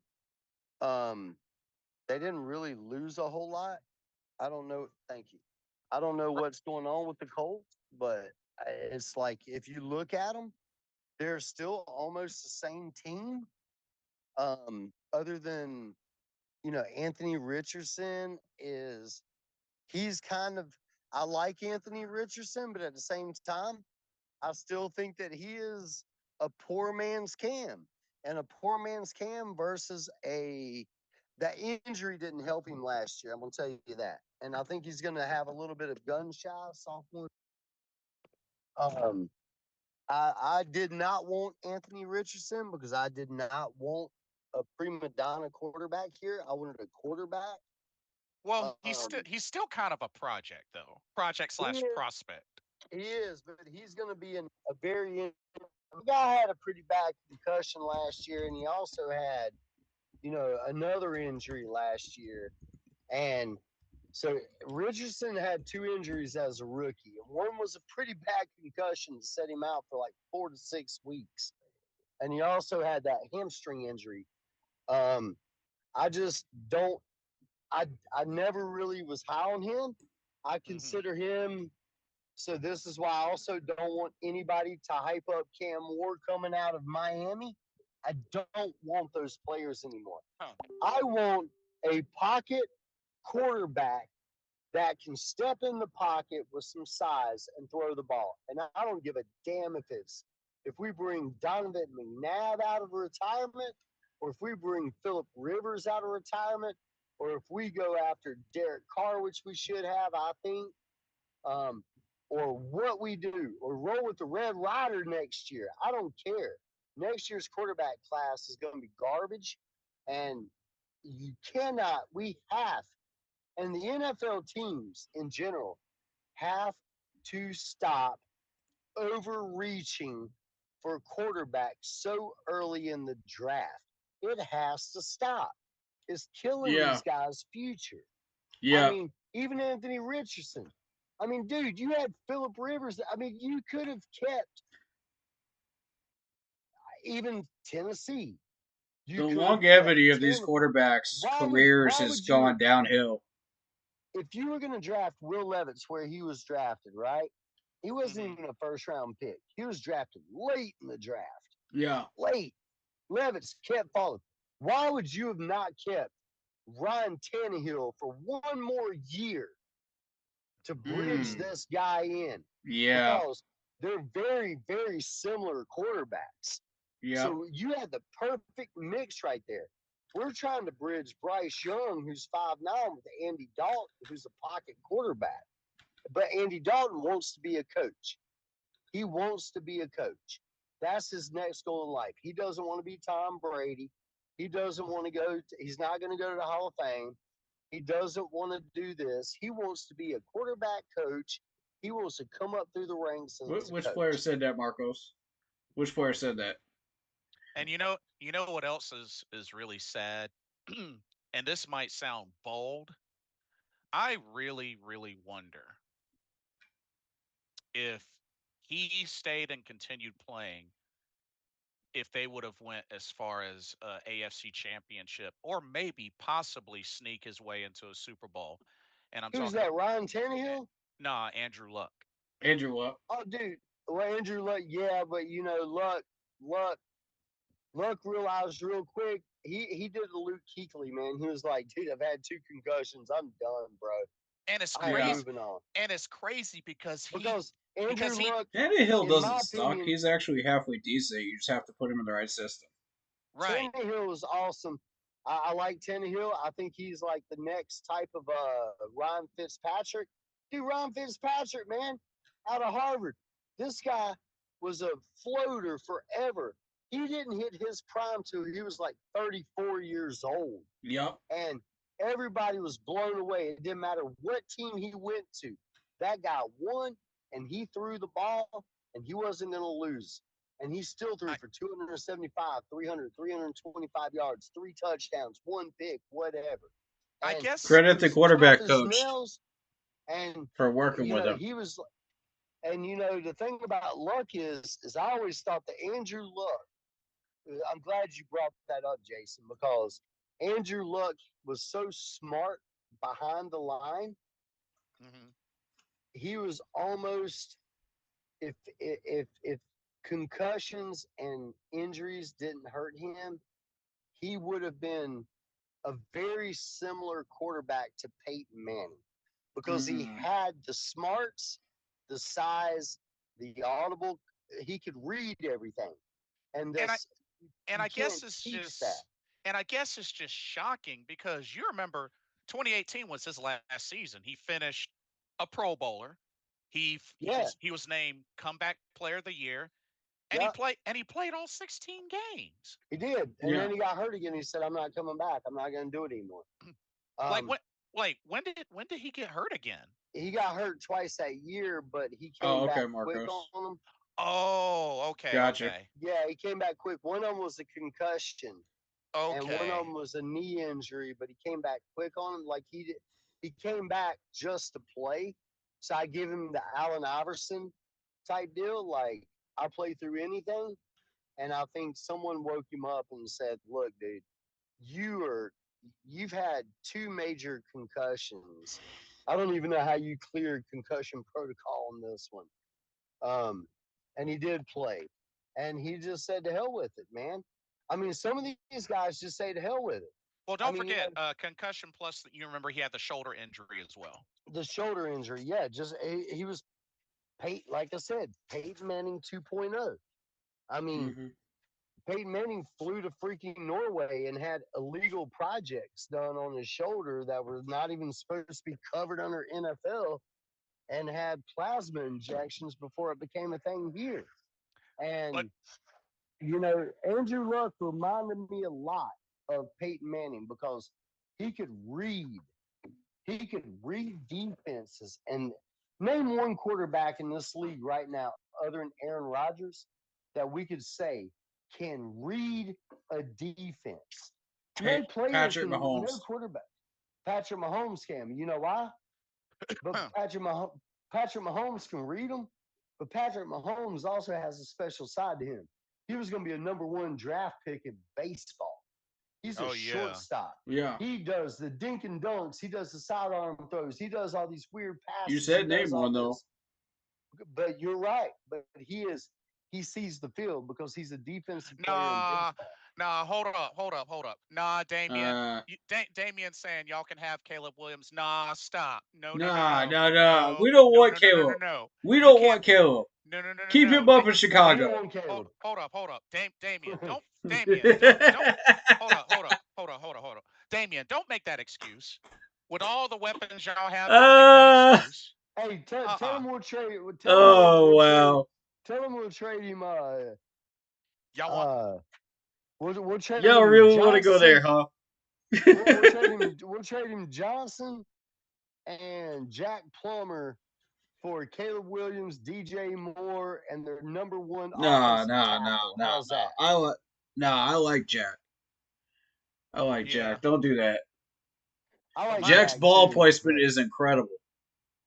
hey, I like Jack too, man. I mean, his dad was a very good quarterback, in my opinion. I'll See, take Jack, man. there's a lot of quarterbacks that I was high on back in the day. They Jake can have Jake Plummer. Lutz though. Jake Plummer was a very solid quarterback. I like Jake Plummer. I'll tell you somebody else that everybody forgets about that was small, did not have a strong arm, did not have a great offensive line. He played with what he could. His personality is very similar to just a great guy all the way around. Small, weak arm, but still made things happen. And everybody Yep. forgets about this guy.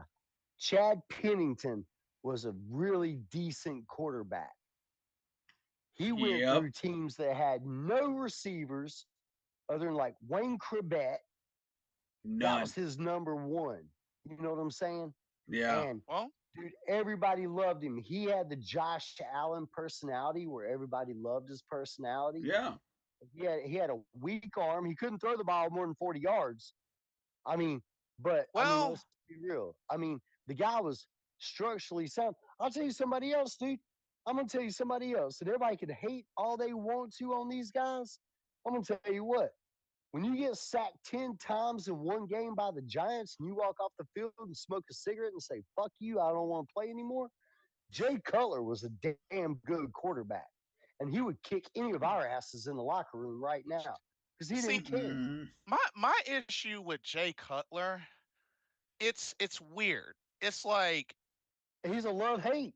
it's like yeah. It's love it's like hate. one it's like out of nowhere in one game he'll throw for like 4 or 5 touchdowns, and then Yeah. all of a sudden it's just a downward spiral in consistency, and then there'll be He Right. another is. game, Which and then makes there'll no be another game. sense. Yeah. But Because he you know also he's got played the for talent. teams. That's right. But he also played for teams.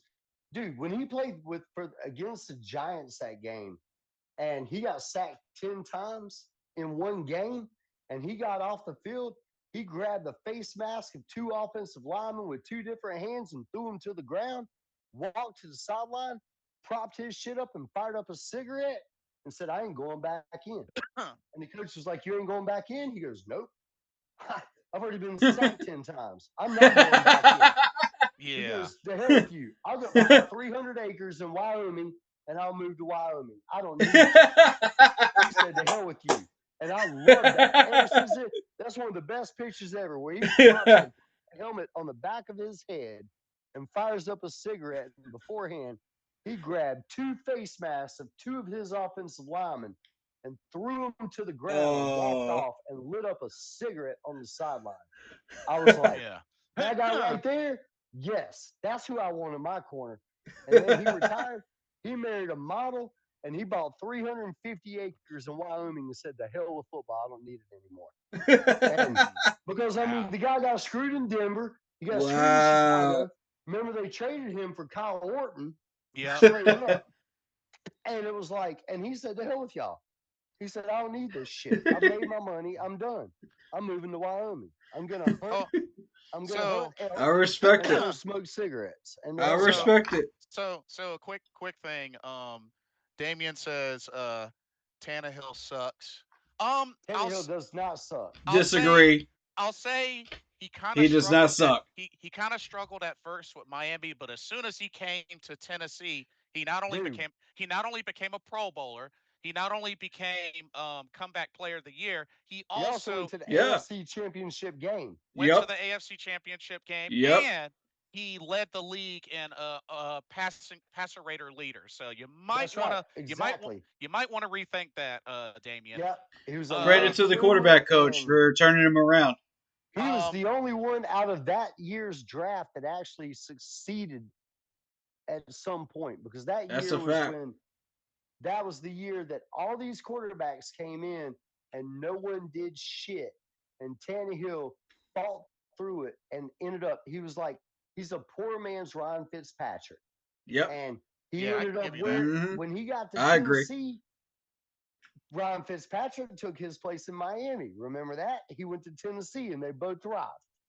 Um, Yep. And let's see. Damien says, "Would y'all draft Archie Manning, dude? That's like way. Uh, that guy hasn't get even out of played, here with that. he hasn't Yeah, started one game in college Get football out of yet. here with that. So, I yeah. mean, He I don't also want to draft another quarterback. I want veterans. Here's what we're about. Give I'm a me, little burnt out on Heisman winners too, Damien, yeah, I'm because the burning out on Heisman Heisman winners haven't winners. been doing hold, anything. hold up, Nope. Damien. You keep saying he had weapons in Miami, dude.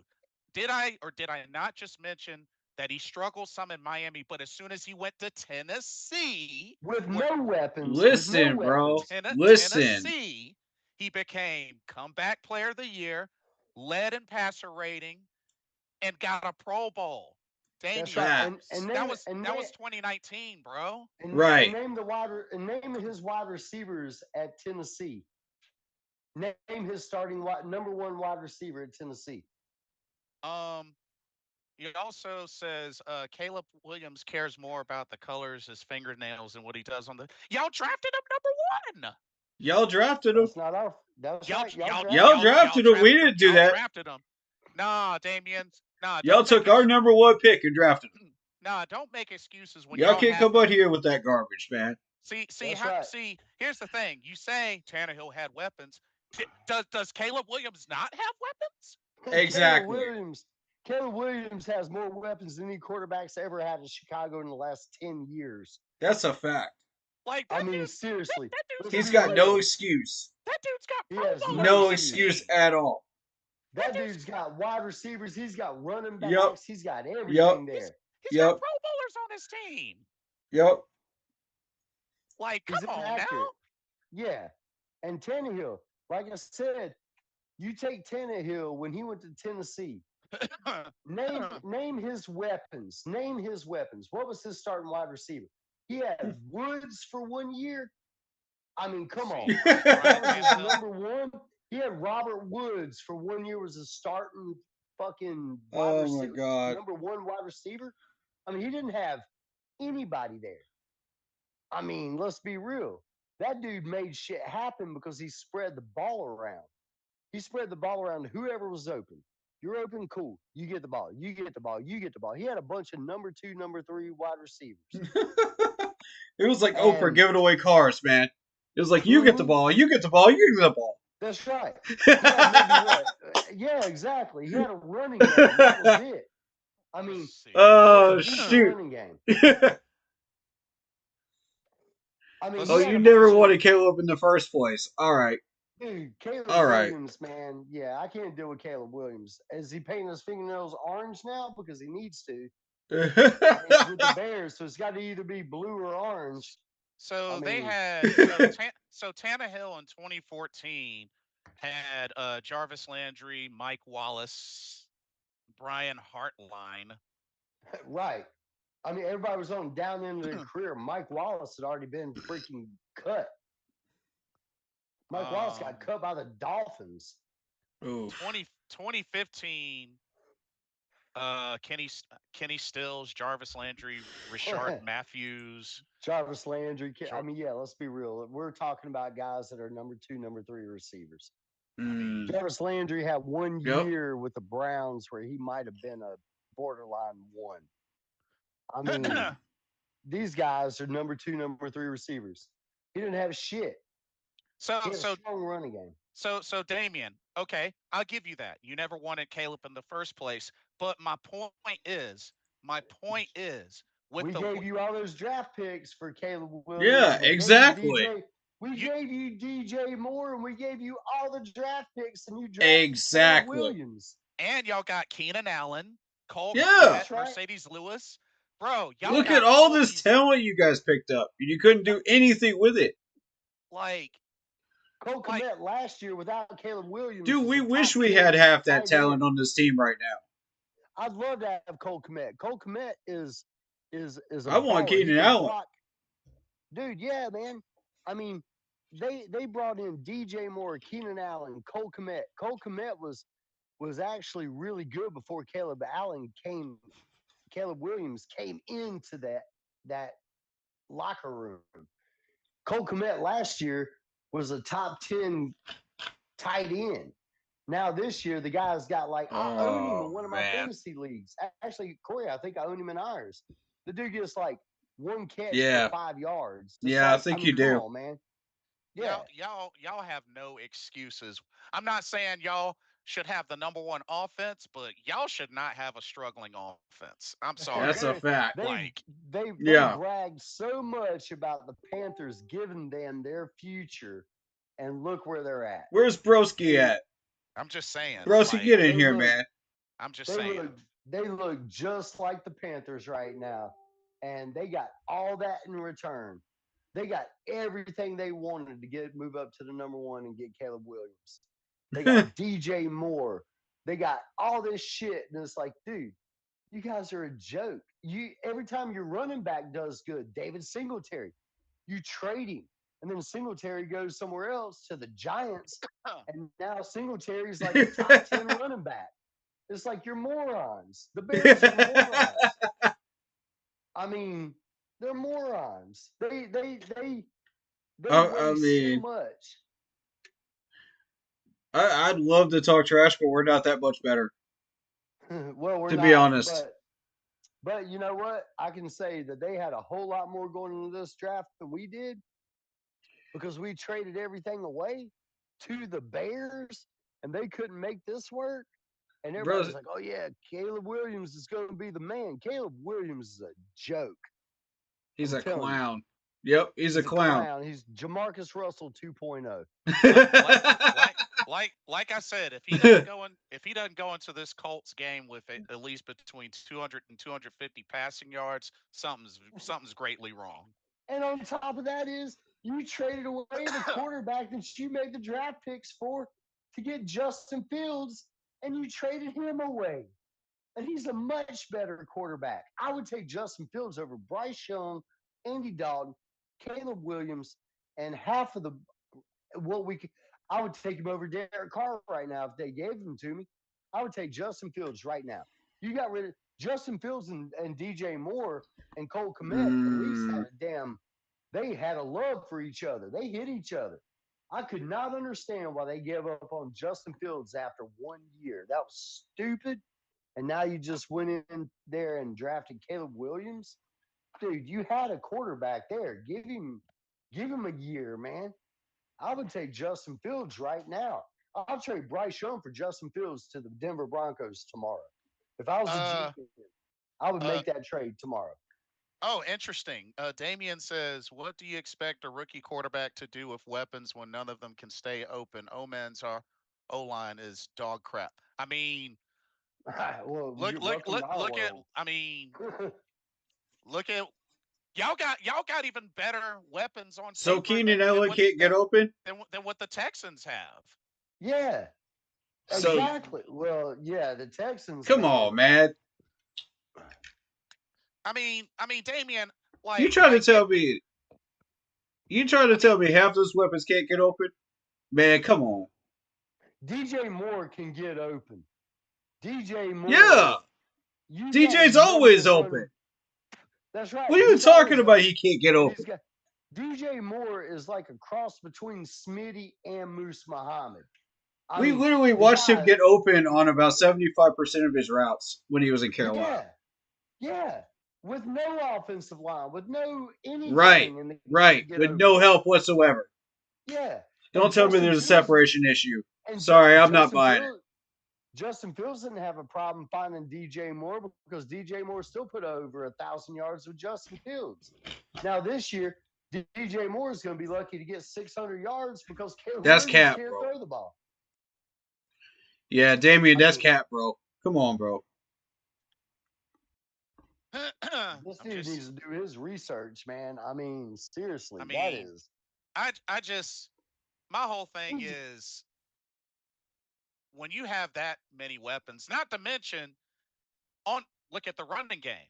Khalil Herbert, DeAndre Swift, who came off of 1,000-yard rushing dude, season. Swift, yeah, you I got rid of mean, Singletary. You got rid of Singletary to bring in Swift. And it's like, Mm. I y'all mean, got a And bunch y'all of didn't do weapons. anything with him. But I mean, but what does that say though, Damien? Like as many weapons as y'all have, and we're not talking about just you know premier Yikes. weapons. Y'all got folks on there that solid hands guys. yeah. You got guys that are Yeah. solid, man. I It's mean, a bad look, Swift, man. It's a you bad got look. Komet, you got freaking DJ Moore, you got two other receivers. Hell, you drafted a damn really good receiver this year, Yeah. too. I mean, it's So like, And you're trying to tell me none of these guys can get separation. None of them dude, at I'll tell all. you what, I'll trade my offense for that off. I'll trade my offense for that This offense, but cat. you got to keep Caleb Williams.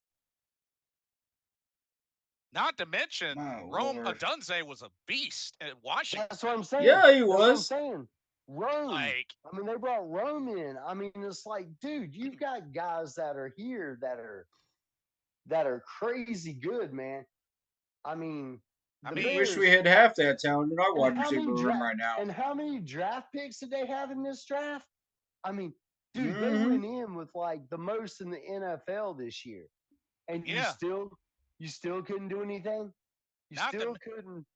You Because like, still couldn't do anything. because like I said, I give it to y'all. Y'all are 1-1. Y'all have the better record than us. But it's like Ah, when by it come one win. I when mean, it there's come two If games. when anybody is a bust, it's Caleb Williams. my whole thing is with the way that y'all have recruited and drafted and got y'all's offense the way it is, y'all really don't have any excuses. I'm sorry. Like None. there really should be no excuse. None. The problem there is and it's a different situation than what we have with Bryce. Mm-hmm. Bryce is a process guy. He's analytical. He's small. I Mm-hmm. get all the downfalls. I still like Bryce. I've never liked Caleb Williams. I was like, "Are Me you neither. serious?" Caleb Williams is a prima donna joke. You want to draft Terrell Owens as your quarterback or a Chad Johnson as your quarterback? This guy's a problem. This guy is like one bar fight away from being banned from the NFL. I Ooh. mean, he's egotistical, he's cocky, he's arrogant, and you know what? Humbling doesn't work for him. Humbling works for smart people. Humbling works for smart people like Bryce Young. Bryce Young's smart. He will get humbled and he'll learn from the sidelines being benched. Caleb Williams is one of those dudes. He don't give a shit. He's all about how many cars he owns, his mansions, and how big he's gonna be. And guess what, dude? You're failing big time. You're Jamarcus Yup. Russell. Bottom line, Yup. you're Jamarcus Russell. You're Ryan Leaf. And that's the thing, Bryce I Bryce Get Young's on him, about that. Chad. There you Bryce go. Young Bryce Young's gonna be one of those guys where in 2 or 3 years, whether he's here or somewhere else, Bryce is gonna succeed because he's smart. That's He a comes from a fact. great family and he's got a head. Caleb because Williams Mm-hmm. does not. He was fed a bunch of bullshit saying he was the best in the world and he's egotistical and you don't win like that. You can't be a winner when you're that guy. And and Caleb Williams is that guy. Bottom and line. and see Corey, you were there when we were looking over that roster. We were like, oh shoot, Chicago, they should be cooking this year on offense. Look at Yup. they Yup. just got Keenan Allen, and they're just Yup. like, oh shoot, Yeah, Keenan Allen, DJ Moore, Deion, like Even I what? thought something was going to be cooking there, man. and I praise the organization because Yeah. it's like they drafted another I number one gave that GM some quarterback, love. and Yeah. it's like oh shoot, they're doing what we should have done. They're Right. surrounding Caleb with all these weapons. I mean, That's they right. Yup. they Everything he extended could DJ possibly Moore, need. and it's just like oh shoot, got running back Yeah, DeAndre Swift. I'm Yup. like oh shoot, they Mm-hmm. should yeah, dude. I mean, they should be Swift last cooking. year, dude. Swift was a top 10 running back. I mean, Yup. Yeah, Mm-hmm. on a team where he was a split back. He was a Mm-hmm. split back Mm-hmm. last year, and he was sharing carries with another back, and was still a top 10 running back. And it's like, hell, you probably should nope. have kept David Singletary.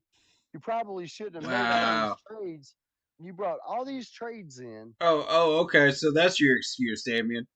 That's your excuse. You don't have an offensive line, Nah, bro. I don't want to hear it. Bro, Nah, no, I don't want to hear no, that. no, Mm-mm. Mm. Nope. no. Y'all invested millions of dollars into that offensive line. That's right. They Don't did. even try that. That's cap. How about asking this? Why did you get rid of Justin Fields and go all in on a Caleb Williams? Maybe you would have been better off right now.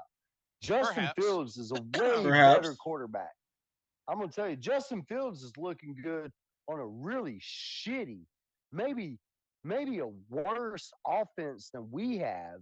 Mm, On paper, Denver Broncos is the worst in the league on offense. mm, They're terrible. That team is terrible. They don't have a mm-hmm. running game. They don't have Straight wide dog water. receivers. I mean, Cortland Sutton's your number one. I like Cortland Sutton. That's your number one. You got rid of Jared Judy. morons.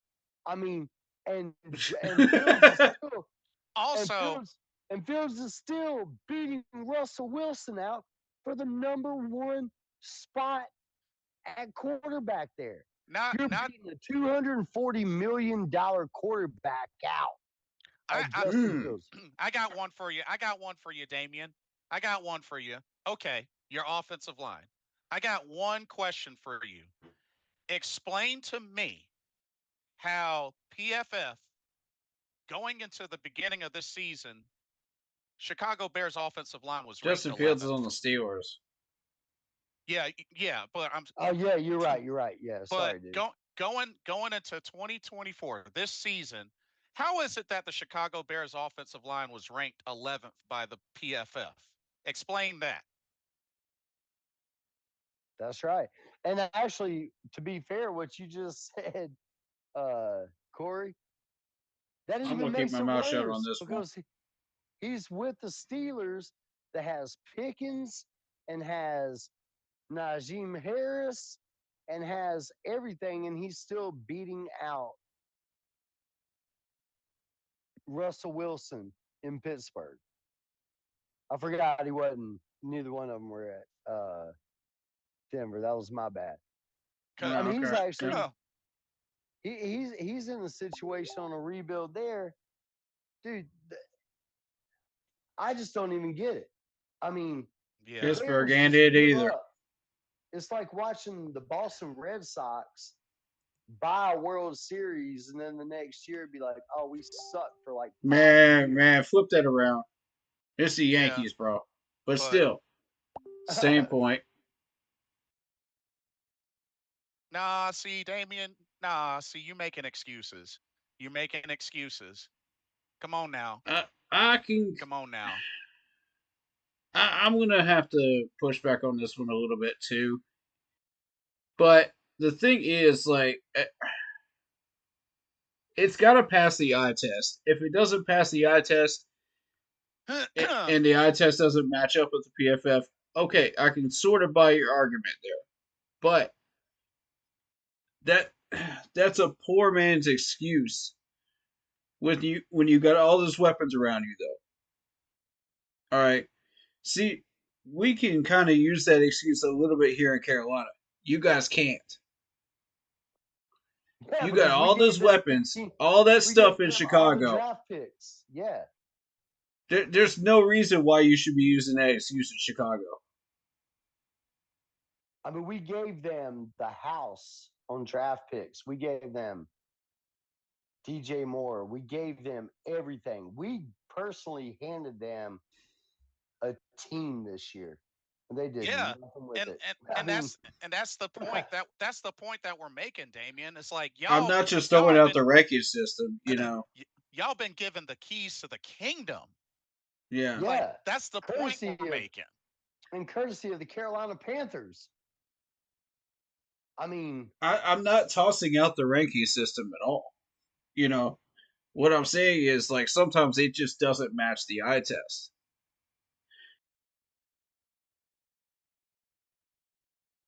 yep. I'm just saying, like, there really shouldn't be hardly any excuses. I mean, if it just comes down to how they The drafted, Bears, that's on them. But the Bears, we done the got Bears have the Bears have no one to blame but their general manager right now. yeah, And I mean, that's Mm-hmm. it. And I mean, that's the way it is. And to the point where I heard today on CBS radio that the head coach is going to get fired before the end of October if something doesn't change because they built that team around. So are they blaming the coach? They're blaming the quarterback, or everybody's going to have the name, the It's a blame game. blaming carousel. yeah. And and It's and a you know blame carousel. and you know But what, it's Dame? gonna if the coach goes, the GM's gonna go too because you had all of this handed to you. And Yeah. you got DJ Moore Yeah. as a number one wide receiver who can't even catch more than two passes. I mean, Caleb And Williams, do better, bro. and Quit and, painting your and don't quit and painting don't your toenails. and don't get me wrong, Damien. Like one thing I will give to you, Damien, is you debate in good faith. And I know, and That's true. I know you're not one of those type of Chicago Bears fans. I give you that. I give you all that credit. But at the same time, Damien, you got to also understand we've had a barrage of Bear fans that have like crapped on this team. Yep, But including but when Broski. but when the time comes and they're and they got the weapons, they got more of a setup than us, and they're not doing anything with it. Mm, What's up? What's up? That's all I'm saying. yeah, That's all I'm I've saying. got I've yeah, got That's I've all I'm got saying. multiple friends that are Bears fans that were like thanking me as a Panthers fan. They're like, "Thank you for making us the next big thing. You guys right. gave us Thank you for everything. this. Thank You you for gave us all this. that. You You gave us know, that. You gave us that. And now that it's not working out for you, then who right, really looks stupid here? Is it the Panthers right. that look stupid? The fucking, or is it the Chicago Bears that look stupid? Because right now it's looking like the Chicago Bears look stupid, right? Yeah, that's all I'm saying. It's just we've had swarms of Bears fans like come at uh Panther fans, and it's Oh, just like, Yeah, for it's crying out loud! For the ridiculous, last, man. I'm yeah, that for the you last know. year, we But got I know you're not one of those. I know you're not one of those, Damien. You're cool. I know One of you're them not was one in of my those. chat You're not tonight. one of those. Broski was in my chat tonight. He said it's a circle the wagon game for the Panthers. Dalton will move the offense, but that defense is terrible. Worst cornerback room in the league. No pass rush. Standard defensive tackle. Hey, let's make a trade. We'll trade you a fifth round draft pick for Cole Komet, and we'll turn him No, into no, Olsen no, 2.0. no, no. I don't want Cole. I don't want Cole. No call Don't for either Corey. because I think I like Sanders a lot that we Y'all have. can keep Komet up in Chicago. But one thing I will say Keep about it that is Oh keep man. that is garbage level of play up in Chicago. every time they trade a tight end, I'll take them. It's like watching the Atlanta. It's Oh like man. watching the Atlanta Facts. Braves. It's like watching the Facts. Atlanta Braves trade a shortstop. It's like, oh, this guy sucks, and then he goes somewhere else, and he's the best shortstop in baseball. Exactly. So I'll take Cole Kmet if he's going to be the next Greg Olson. Right? I'll give you a fifth round pick Yup. for him. Let's Yup. go, baby. Ah, You know, there you go. Oh you know. man, Cole that's Komet too will end funny. up sitting on the free agent couch within a year. And we'll But get our tight end. Cole Kmet. I'm high on Cole Kmet. we gotta play the Bears anyway this year, so it'll be I exciting. can't wait. I can't wait because I think honestly, right now, guys, I like I said, I'm high on Bryce. I hope this is a learning experience. I think it will be. Canales is high on them. They're evaluating. I think right now, if if Andy Dalton comes out here, which I think he's going to, we saw it last year. If Dalton comes out here and throws for 250 and two touchdowns every year, we got Jake Delhomme 2.0 right now. Oh shoot. And Mm. and he did it last year against Seattle He when did. everybody I mean he Mm. threw for 350 and three touchdowns. And what did we do? We benched him after the game. And it was like, Yeah. because Bryce had a hamstring or a sore something. It was something small. And not to mention he threw 58 passes that game. He did. And also Mm. look at the running stats on that game. Chuba Hubbard ran for like 110 yards and a touchdown. Mm-hmm. I mean, we Mm-hmm. scored 38 points in that game. I Mm-hmm. mean, eh, I'm looking forward to tomorrow, honestly, man, because I think tomorrow is going to be like, oh, wow. Now we look like Derek Carr and the Saints. Maybe, it's early in the year. We're only 2 games back. Let's go. I mean, So T let's get Green says T Green says 21-14 Panthers keep pounding. I I like would okay. the say, optimism, man. I Yeah, like it. let's get some score predictions in here. I think tomorrow, against the Raiders, honestly, I think we win. I'm gonna call 28-17 Panthers tomorrow. Oh I shoot. feel confident. Uh, Oh shoot. Okay. I think the passing game's going to come alive. I think the tight end game's going to come alive. The running game's going to come alive. I think Chuba Hubbard runs for close to 100 plus a touchdown. I think that the passing game's going to have 3 touchdowns and probably 275 yards. I would say, a field goal here. I would say, yeah, somewhere around 28-17 Panthers tomorrow.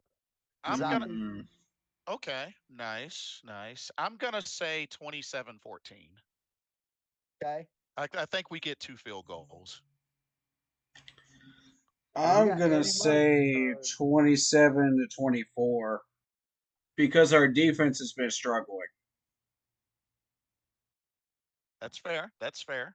no, It's going to that's come super down to a fair. field goal, and if we're smart and Derek and Andy Dalton handles his 2-minute drill wisely with our timeout usage and clock management, we should bring it down to 3-point game. Oh The only, shoot. the only Damien. good the only good thing I see tomorrow as far as defense is, I don't see a That's problem. I think Horn's going to play really well against Adams tomorrow. Um, I Oh think shoot. Damien says mm, 37-10 Raiders. mm, yeah, that's craziness. But that's what he's going by CBS stats of yeah, fantasy football. yeah. This is a whole different regime coming in tomorrow. Um, I, I I don't think that the Raiders are going to be able to run all over us like everybody else has because they don't have the running game to do it. I will say that they'll probably get about 100 to 150 yards on us, though. On run, Yeah, because our run defense is that weak. He's our got a run he's got defense, a point. our He's got run a point. defense is terrible, but their running game is not great at all. Their running game is terrible.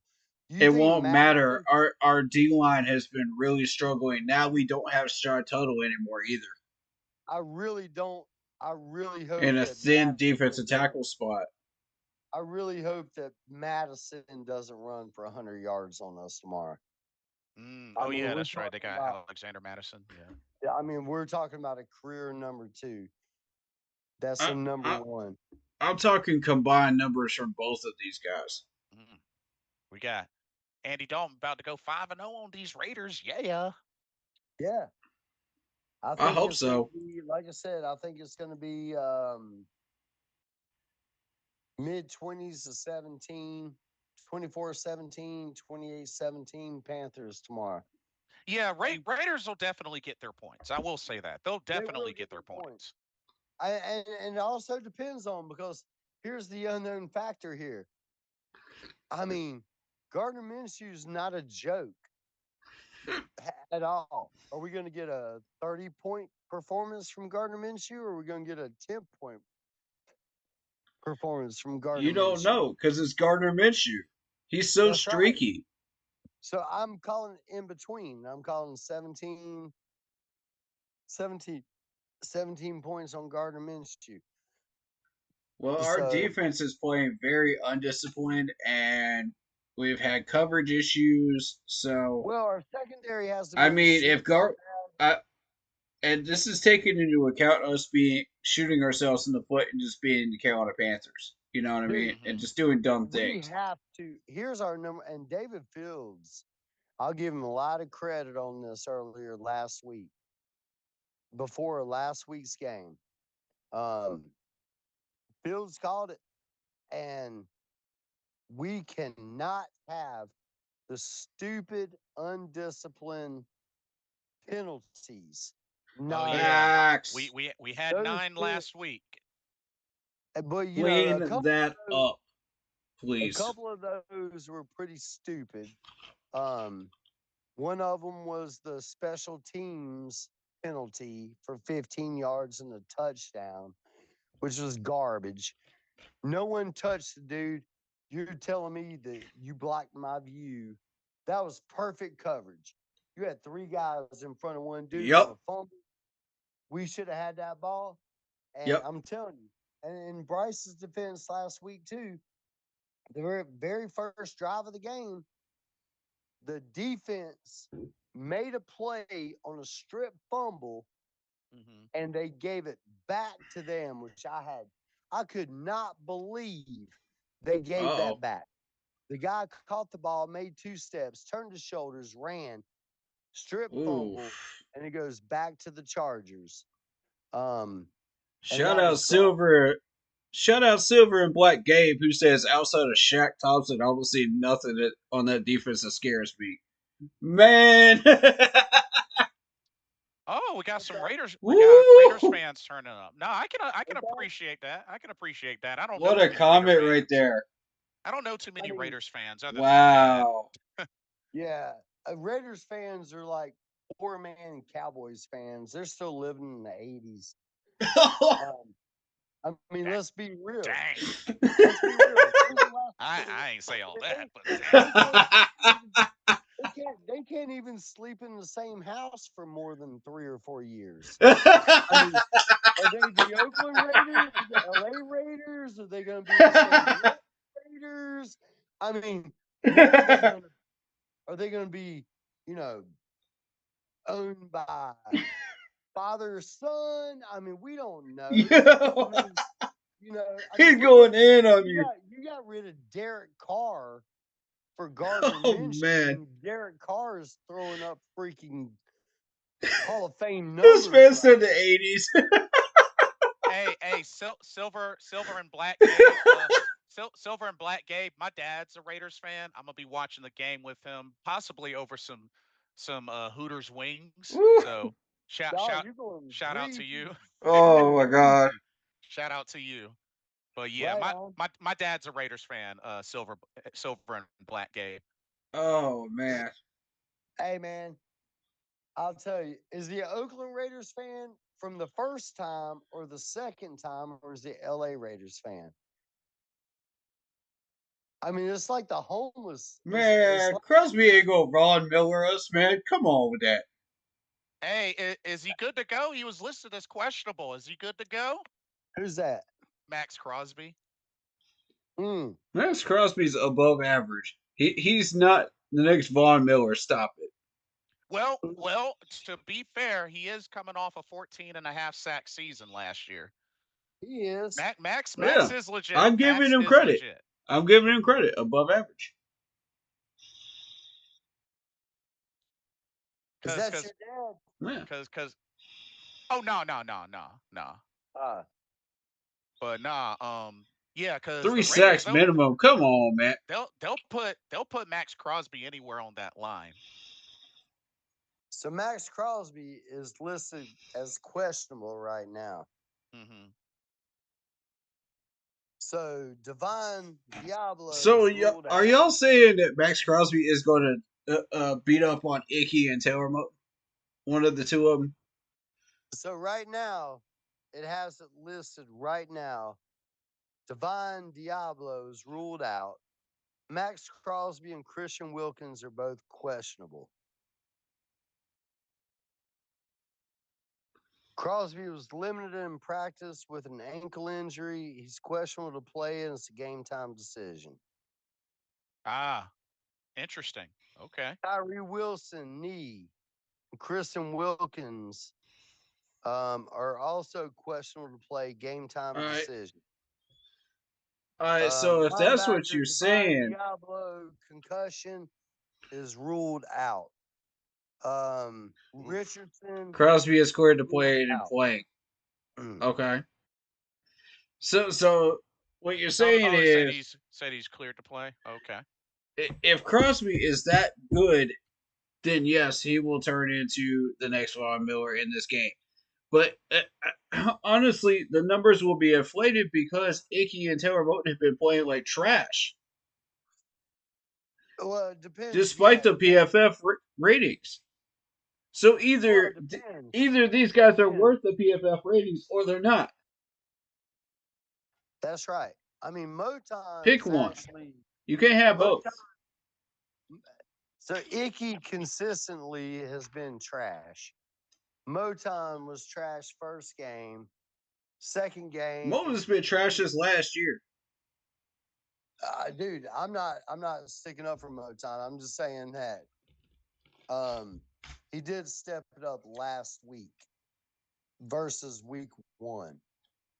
Um, but still, I mean, I look at it from a money standpoint. The amount we're paying Moton right now is garbage. Absolutely garbage down. for the product we're Yeah, getting. like he's the guy that should come down and restructure and He give did us a restructure. break. We got about 10 million out of that with him Yeah, and we one didn't other get player. enough. We should have restructured him for about double that. Yeah, I agree. Oh, Silver and Black Gabe says he's been a fan since 3/26. He'll be at the game. Oh, that's what's up. Oh, okay. Definitely enjoy your time at that new. Y'all got a beautiful stadium. I will say that y'all Watch the got a Antonio Pierce beautiful. interview. Y'all got a beautiful stadium. I will say that. But it's still the It is Raiders. nice. Are they the LA Raiders, the Vegas Raiders, the Oakland Raiders? Either way, LA they're stagnant and they're not doing anything. I mean, we don't even know what to call the Raiders anymore except just the Raiders. Right. I mean, you just bounce around from town to town. I mean, Oakland, back to Oakland, LA, Vegas. I mean, bump it, dude. I mean, it's a get in where you fit in type Y- deal. It's like the it's Y'all like the trying to guy. It's y'all like the trying to guy in say high this school. Baltimore game was something special, man. Look, man, Yeah. Baltimore sucks early on in the season. Well, they always That's a do. known fact.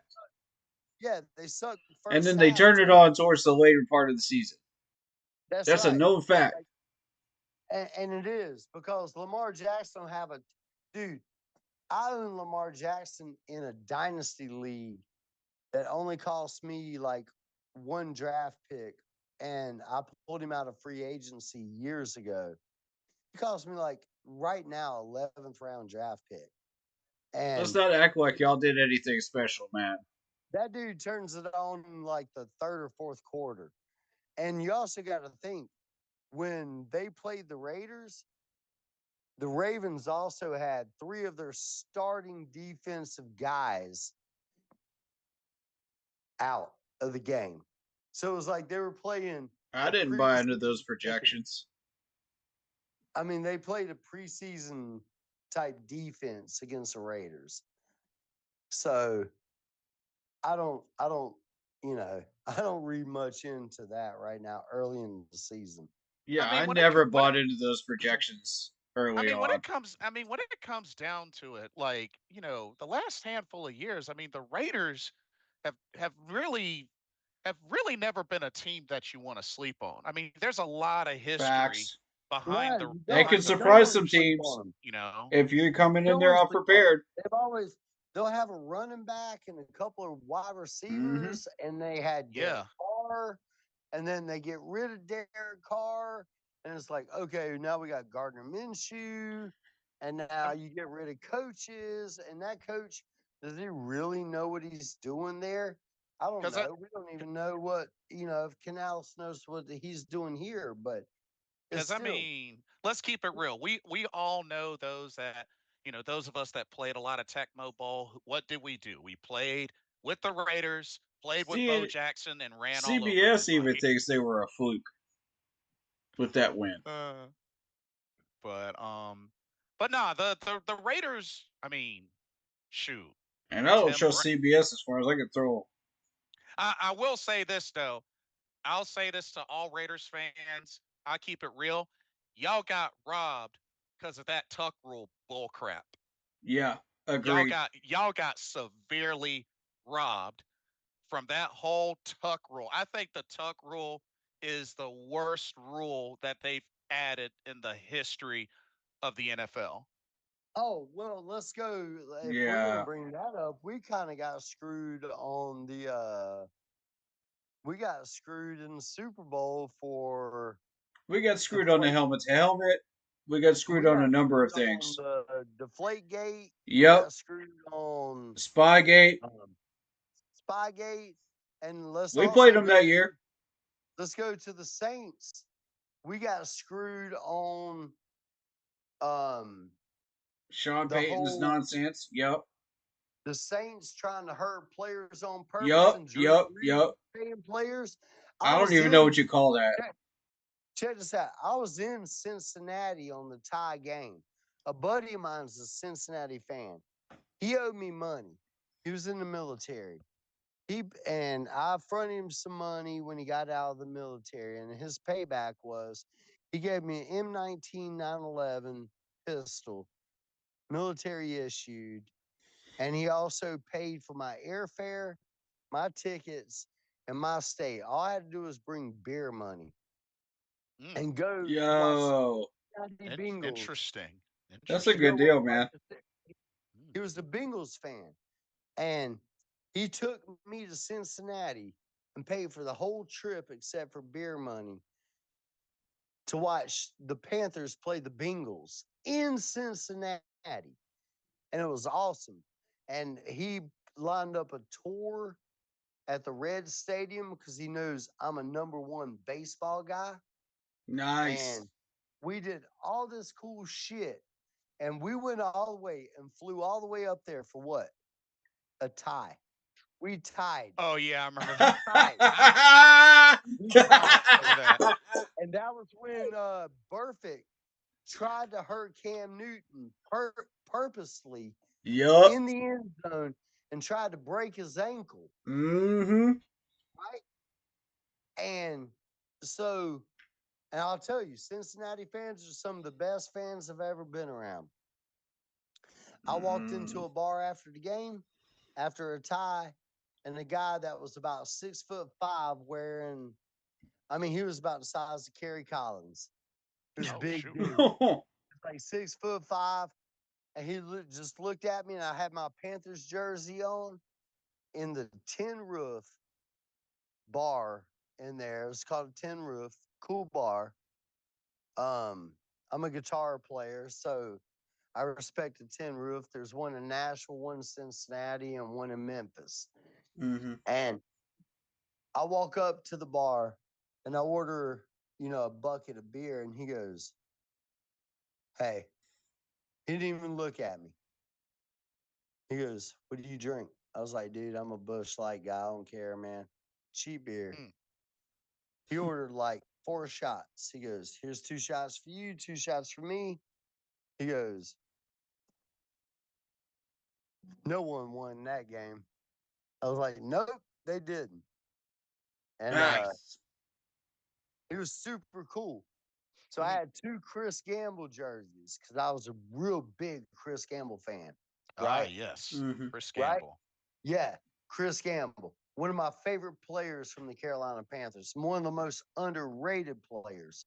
Oh yeah, Mm-hmm. played out of Ohio State. That's Facts. right. And his wife was there, and he handed me 2 shots. I took 2 shots with him. We ended up hanging out the whole night out there, me and my Panthers guys and their Bengals people. They were so fucking cool. I took my jersey off and I gave it to his wife and was like, "There's a Chris Gamble jersey." She was like, "That guy's awesome." I was like, "He is awesome."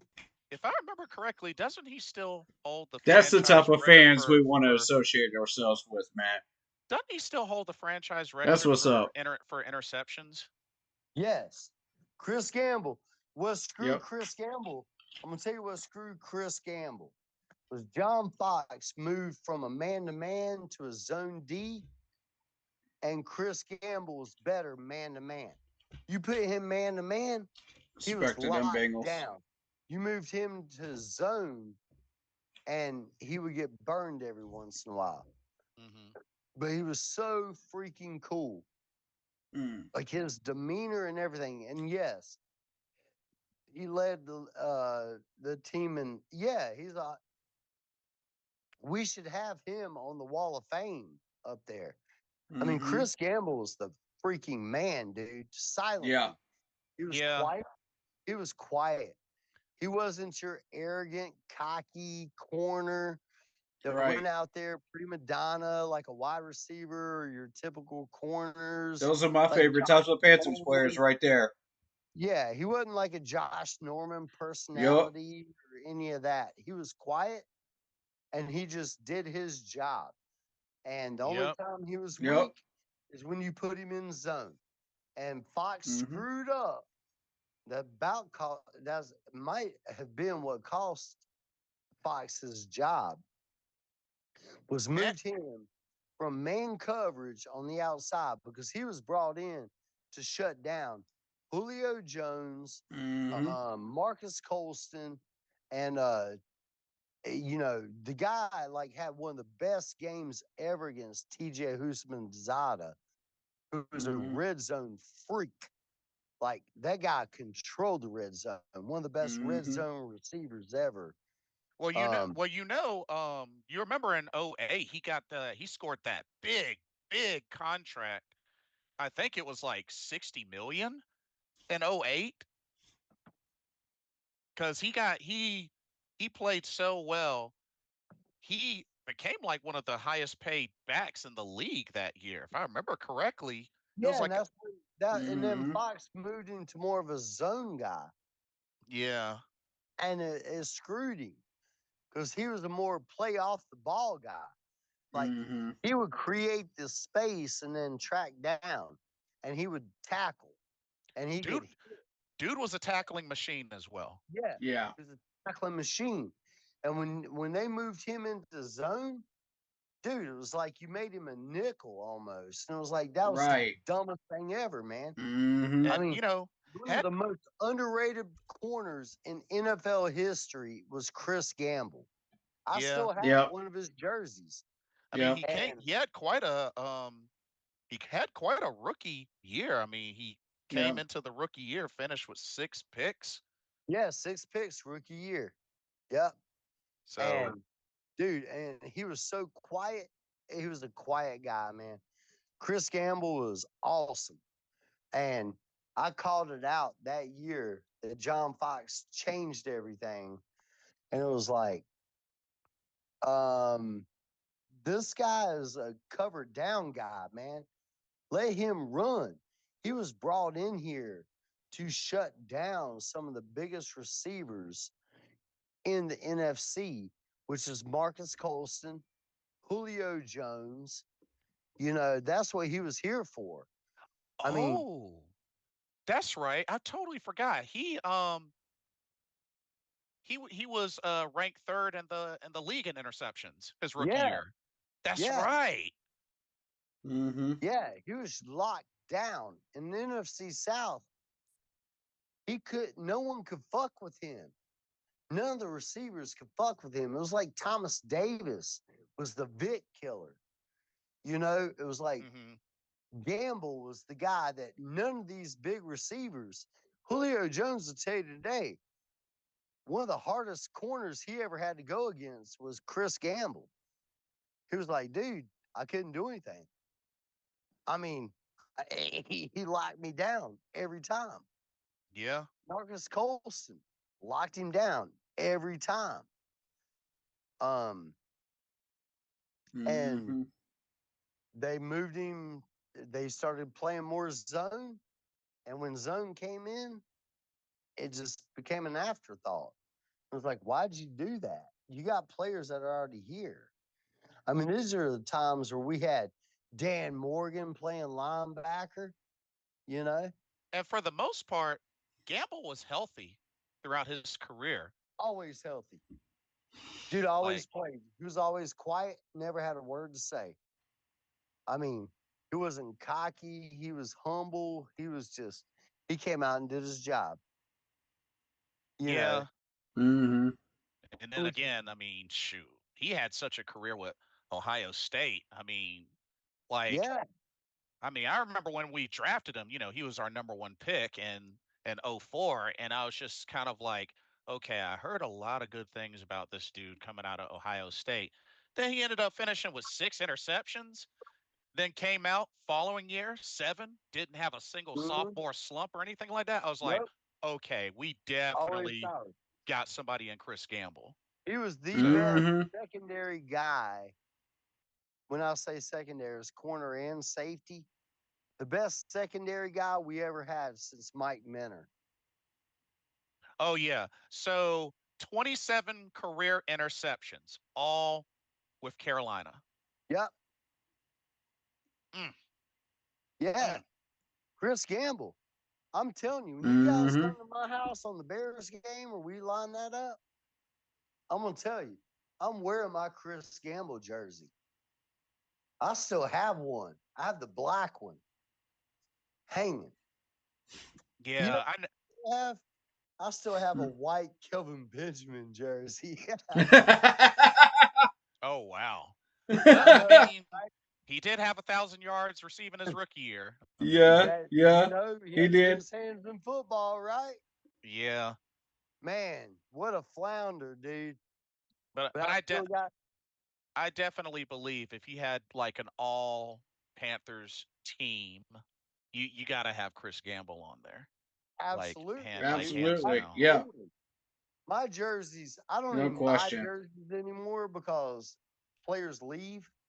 I've got a Till Julius Peppers. I've got a Chris Gamble. Still, I had two Chris Gambles. I had a black one and I had a white one.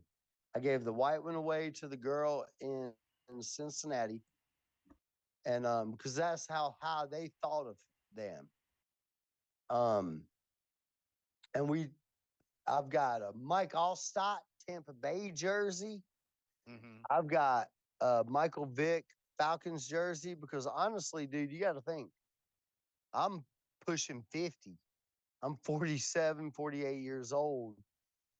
I was a Falcons fan. I had no bragging rights. And before we had the Panthers, I was a Falcons fan. I had no, dude, one of my favorite players was, what's his name? The quarterback, Chris, who was the quarterback for the Falcons back then? Chris Winky. Oh, I know who you're talking about. Oh man, I can't think of his name. Chris Chris Chandler. Chris Chandler. Chandler. Yep, Yeah. Chandler. Yep. I was a Falcons fan. I went through the Dirty Birds before we even had the Panthers. Like, I've got a Ricky Waters Philadelphia Eagles jersey. I mean, I've got those jerseys still hanging in my closets. You got to think we were in the NFC West at the time. We were in there with San Francisco and the St. Louis, the LA Rams. Um, Mm. we didn't have the Southeast. It was like we were just thrown into some conference, the NFC West. That's Man, where we started. Was the could NFC West. could San could you Fran- could you imagine if you had a secondary of Josh Norman, Chris Gamble, Charles Tillman, Roman Harper, Mike Minter, and Kurt Coleman?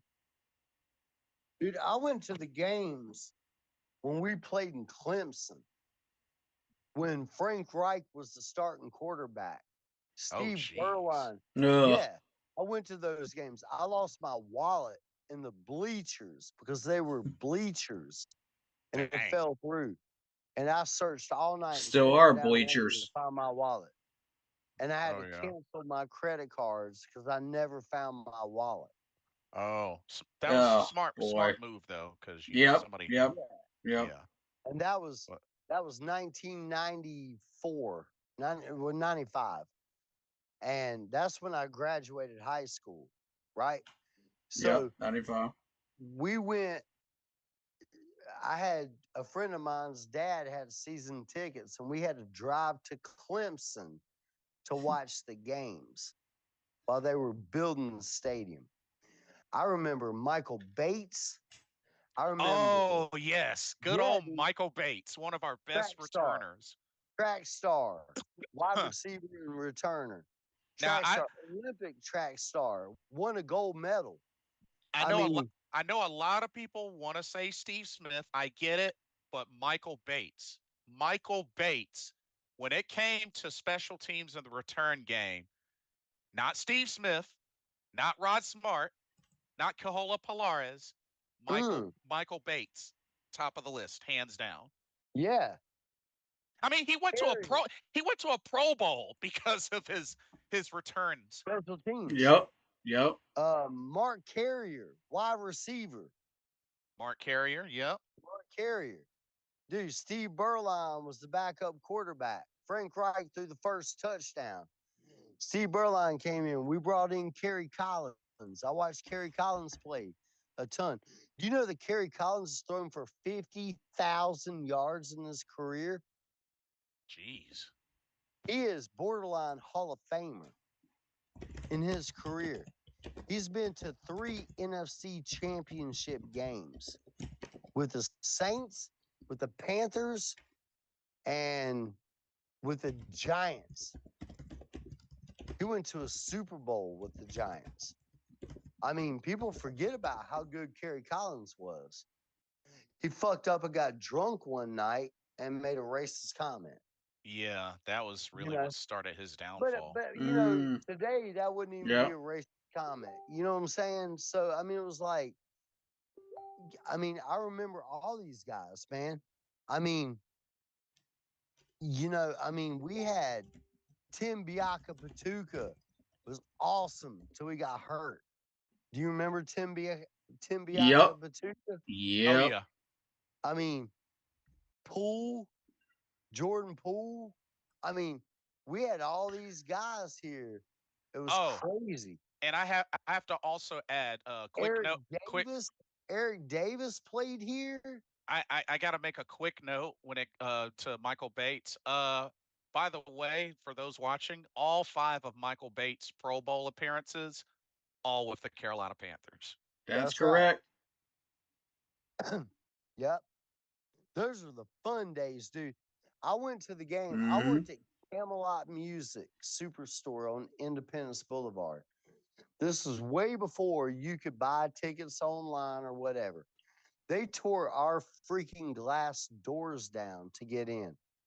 I ended up with tickets for the playoff game against the Dallas Cowboys in 1990. That's Our second wild. year in our second year of existence, right? The Jaguars made it and we made it, and it was unbelievable. And I was a key holder at the Camelot Superstore on Independence when I was in college. And I ended up with tickets to the game. They tore the doors down. The tickets sold out in 20 minutes on Ticketmaster. And Wendy Hall, my manager, said, I saved you 2 tickets. I took my brother to the game, to the Carolina Panthers against the Dallas Cowboys with Troy Aikman. This is where we beat them. Deion Sanders, Emmitt Smith, everybody was on that team. We beat them in the first round of the playoffs as second year team. And we went to Green Bay and got beat Mhm. bad. But that stadium rocked like I've never heard a stadium rock. I snuck in a fifth of Seagram 7 in a plastic bottle and took my brother to that game for his Christmas present. It was cold as shit. And we were out there. Deion Sanders went to the hospital. Michael, uh, no, it was Michael Irvin broke his collarbone and was Oof. standing there on the sideline. Wow. We beat them down. Sam Mills had like 7 sacks in that game. Oof. And we were a nobody team. Everybody said, "Where the hell is Charlotte, North Carolina?" before the game. And we beat Dallas down so bad that it was like, "What do you think we are now?" And everybody was chanting Green Bay, and we went to Green Bay and we got our asses kicked. But we're a second year team. And that was the absolute best game I've ever been to in my life. Mm. And Nice. that was before you could order tickets online. You had to show up in person at Ticketmaster. The tickets sold out, like I Mm. said, in 20 minutes across the state. They tore our glass doors down. People slept overnight. It was like almost a riot. I came into work the next day at like 4 in the afternoon. I was still in college. And Wendy goes, I saved you 2 tickets. I was like, wow, you rock. Why is there shattered glass everywhere? She goes, that's the way the day went this morning. I was like, all right, cool. Mm. And I took my brother to that game. And that was the hypest game I've ever been to in Carolina Panther history. Nice. It was insane. And we beat the Dallas Cowboys in the first round of the freaking playoffs. Yep. Troy remember. Aikman, Emmitt Smith, Mm. Michael Irvin. We had Sam Mills. Kerry Collins was the quarterback, Mhm. Yep. and we beat them down. And that And it was was only crazy. the second year into the franchise. Second year in the franchise. Yeah. Sam Mills ended the game on an interception and dove and hugged the ball to the ground. That was a Yep. game winner right there. He called interception over the middle and just laid down and protected the ball, and it was done. That was absolutely phenomenal. That place was rocking so hard. That's when it was called Ericsson Stadium. Yep. Now, Sure was. Mhm. that's right. Ericsson Stadium, that the cell phone company, Ericsson. That's right. That's right. Ericsson Stadium. Yeah. It was the best sporting event I've ever been to, other than coaching my kids in Cooperstown. Nice. It was Nice. Mm. absolutely nuts. It was crazy. That place was so loud. It was crazy. And being from Charlotte, I was born and raised here. Okay. Nice. Nice. Very cool. Yeah. I went to college here and everything. So, born and raised here and watching this, I worked for a law firm when I was in high school and college that actually brought the Panthers here. The law firm I worked for, Smith Helms, Melissa Moore, uh, Oh. Okay. worked with Mm. with Bank of America at the time. It was Nations Bank, um, to bring the stadium here. And then a good friend of mine's dad had tickets to Clemson for the first year. So I went to multiple games down in Clemson. I watched Nice. Frank Wright play down there. I watched Steve Berline play. Mm. I mean, I've seen it all Mhm. from top to bottom. We sucked. I mean, it was like we Mm. drove all the way to Clemson. The traffic was terrible. Oh yeah. You know, Always is down there. Oh, we're a I can imagine. franchise. We were a franchise team. You know, when they used to have the draft for expansion draft. That's how we got Sam Mills. That's how we got Michael Bates. That's how we got Mark Carrier. I mean, that's how we got those guys. Mark Carrier was Mhm. the freaking man, dude. I mean, he was like our number one wide receiver, Mark Carrier. You know, Yeah, I remember Mark Mhm. Carrier. Indeed. Mhm. so watching these guys play and watching that team build from there to now in 2024, I've seen it all. I've seen the bullshit. I've seen the good. I've seen the bad. I've seen the Jake Delomes. I mean, Jake Delome is what, number 5 in all time Super Bowl history and stats. I mean, the That dude game threw was insane. Yeah. nuts, Like nuts, nuts. It was absolutely fantastic. It Oh was my still great. gosh. still holds the record for longest touchdown pass in a Super Bowl. Absolutely. To Musa Muhammad. Yep, 85 Yep. yarder. That's right. That's The right. Moose. I mean, I've seen it all. I've seen the poor, the good, everything. So, I think what really sparked uh me just really being like, you know what, this Jake Delhomme might be about something. Do y'all remember the game-winning touchdown he threw to Ricky Prohl in that Jaguars game? Yep. Oh yeah, Yeah. That You was saw how insane. he ran over to him. He kind of looked left and looked right just to make sure there was no flag, and then just kept running over, and he dove on top of Ricky Pro. I yeah, won't ever forget that because Yup. second half, first half, at the end of the first half they benched Rodney Pete. Second half, yep. put in Yup. Jake Delhomme, and they did Mm-hmm. not look back. That's right. And Yup. that's what we need. We need another Jake Delhomme. We have the Ricky Prohl. Yup. We have Adam Thielen here. Mm-hmm. We need another Jake Delhomme. We don't need another Cam Newton. I love Cam Newton. I want to see pocket passers. Bring me guys that are, a true quarterback. Like I want to see true quarterbacks here. I'm tired of seeing uh, the first round Heisman Mm. Trophy guys. I don't care about all that. Yeah, I'm Give done me with Heisman winners too. That's And, right, dude. and I'm just tired of seeing that, man. I want to see just I'm give burnt me a out. guy back there. Give me a slow guy back there that's going to take hits, not fumble the Yeah. ball, not going to throw interceptions.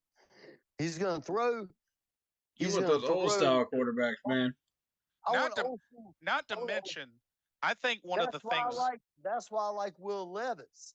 That's why I wanted him. That's why I wanted Derek Carr. and we Like, gotta remember one of the premier things that stood out about Jake Delhomme. That dude knew how to win at crucial times. Because you gotta remember that magical starting season, he led Mm-hmm. he led eight eight game winning drives that 8 season, guys. which that set the record for the most game winning drives of any quarterback in a single season at that time. that's right. He set Like, records. People don't even understand how huh. good Jake Delhomme was as a quarterback. This guy came out of Louisiana Lafayette, played in the Canadian League for like a year, played in Arena League for a little bit, and then Yes. came in and became what he was. That's what I want. I want a blue collar guy. That's actually why I like Will Levis. Like, bring him in. I don't care if he's batshit crazy. I mean, Will Levis, we could have taken him, and I mean, what round was Levis? He dropped so far down, it didn't even matter. And that guy ended up starting his first year. I I mean, figured he he's would tough as start. nails. So what? I figured he would start. It just depends on where he would have landed, you know. Yeah. Well, I And mean, I he had a ended up feeling with Tennessee was gunning for him at some point down the line. yeah. I mean, he was drafted in what, the fourth or fifth? I mean, he was drafted late, dude. Like he Yeah. almost. I Yeah. mean, he was drafted third, fourth round or He something. didn't really impress me during the combine, but you could tell the tools were Wrong. there. And Yeah. and Yeah, don't he was and kind don't of get weird. Like he had a weird like personality, and I think that's Yeah. what threw a lot of people off. yeah. Yeah. Was he was he was kind of cocky and had a weird personality, and was like, I don't know how to figure this guy out. Yeah. But it's like, but the guy has the strongest arm in the foot in football right now, This is Mhm. and true. he's kind of in a shit situation where if you would have bridged him one more year with Tannehill, like they had there, that led you to the AFC, playoffs, it's like, it would have been better if you'd have kept Tannehill one more year and not just throwing him in the damn fire. Let Everybody throws these young guys in the fire, and it doesn't make sense, man. The let NFL used to not be like that. You got That drafted. might have been a contract situation though. let me ask y'all this. Just an interesting question. Are Mm. y'all surprised that Jake Delhomme only got one Pro Bowl in his career. I Yes. am very surprised because he had 2 years that Very he should have surprised. had another one. He should have had Mm-hmm. two. You Yep. think he should have at least had two? He should have I had think two. two as well. Yep, he should have had two Pro Bowls. And the guy still is like very, very involved with the Carolina Panthers and football in general. Mhm. I think he coaches somewhere in college right now. He's But I also mean, a broadcaster for the Panthers games too. Mm-hmm. he is. I mean, Jake Delhomme was so underrated. I mean, everybody wants to slurp on Kurt Warner. They came from the same type atmosphere. Jake Delhomme, Kurt Warner had one really killer freaking year. And yeah, I'm gonna tell you Yeah. why he had that. You have Marcus Falk, Torrey Holt, Isaac Bruce. Dude, you had the greatest show on turf. I mean, yeah. I Yeah, mean, that was disgustingly dirty. you're the freaking man. Whew, After that year, I mean, man. not to take anything away from Kurt Warner, but Jake Delhomme did shit with a lot less. Yep. I mean, So, he did it with multiple guys. I mean, dude, I remember we had Tyrone Poole. Y'all remember him? oh Hmm. yeah, Tyrone Poole. I mean, we had guys that were just like, Drew Carter. Yep. yeah, Drew Carter. I mean, dude, we had guys that were just like, Tyrone Poole was like the next big thing, Mm-hmm. We drafted him and he Hmm. had 2 good years and he fell off. I mean, but even Steve Berline when he was here, I mean, watching these guys play, they wanted to win. It was like, I'm here for a reason. Now no one's Hmm. here for a reason. It's like, okay, whatever, man. If I don't do it in 2 years, I'll just go somewhere else and do it. That's why I Yeah. always respected Sam Darnold. I've always respected Sam Darnold. Sam Darnold has been put in a shit situation ever since he was drafted. Every Yep. single time every year since he was drafted. And I'm not a Hmm. USC quarterback guy. I Uh-huh. mean, I'm not a West Coast quarterback or wide receiver guy from any of that from the Pac 10. Mm-hmm. Kerry Colbert, all these guys. I mean, receivers don't pan out from the West because they're used to just being open all the time. That was old school. Things have changed now. Sam Darnold is a solid quarterback. He's a solid quarterback. Is he great? No. Is he good? Absolutely. He's good. He's doing shit in Minnesota that he doesn't even Hmm. have. He doesn't even have a number one wide receiver. He doesn't even have a number one running back. Well, he's got Justin Jefferson. Yeah, he's got True. Jefferson. He does have Jefferson, but Hmm. Jefferson's not really putting up the stats. Darnold's putting it like, honestly, Addison is going to be their takeover there. But I think the thing with Justin Jefferson Yeah. is he is coming back from injury because that took him out for most of He is. last You Fair season, also if I got to point. remember think correctly. Yep. he's playing. He's playing on the half foot, right? Hmm. But we also got to look at Addison hasn't even played this year. Mm.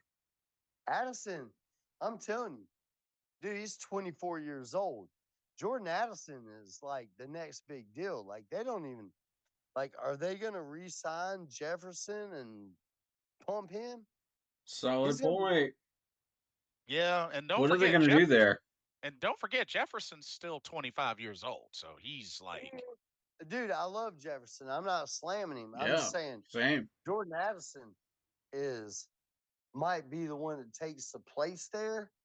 So when your rookie contract or whatever comes up, you're obsolete, man. I mean, we've seen that with like cornerbacks like Peterson. I So oh many mean, yeah. different players you around the know, league. Yeah. yeah.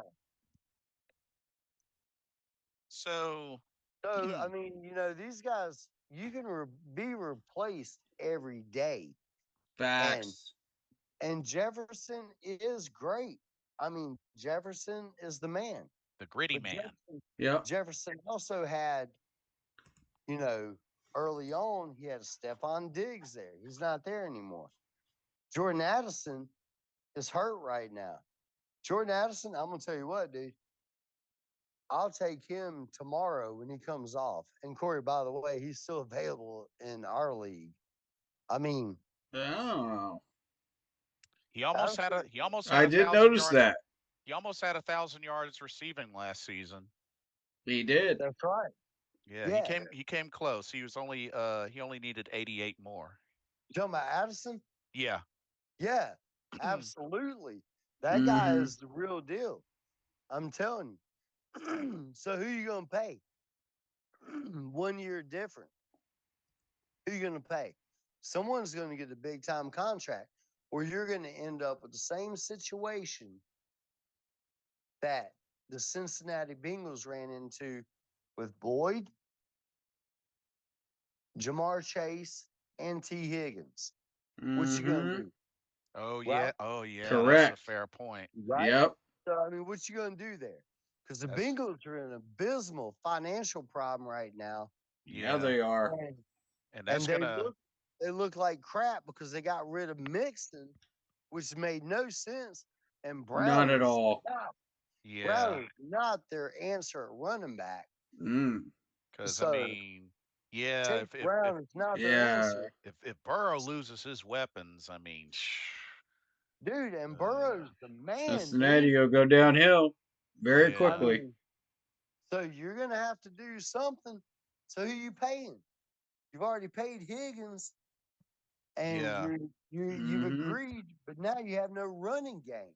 But I You will say can't Right. have a this: you can't have a A healthy Joe Burrow is a dangerous Joe Burrow. That's dude. a fact. Joe Burrow is beast mode, bro.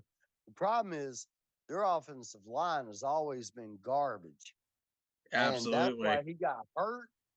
And he still played through it and got hurt Mm-hmm. and couldn't play through it, and then he came back and he got hurt. It's like, dude, you Andy got knows a little and something about that too. he does. That's right. And now you've got Higgins and Chase. You had to get rid of Boyd. Chase was going to hold out for the whole fucking year, which is garbage. Yeah.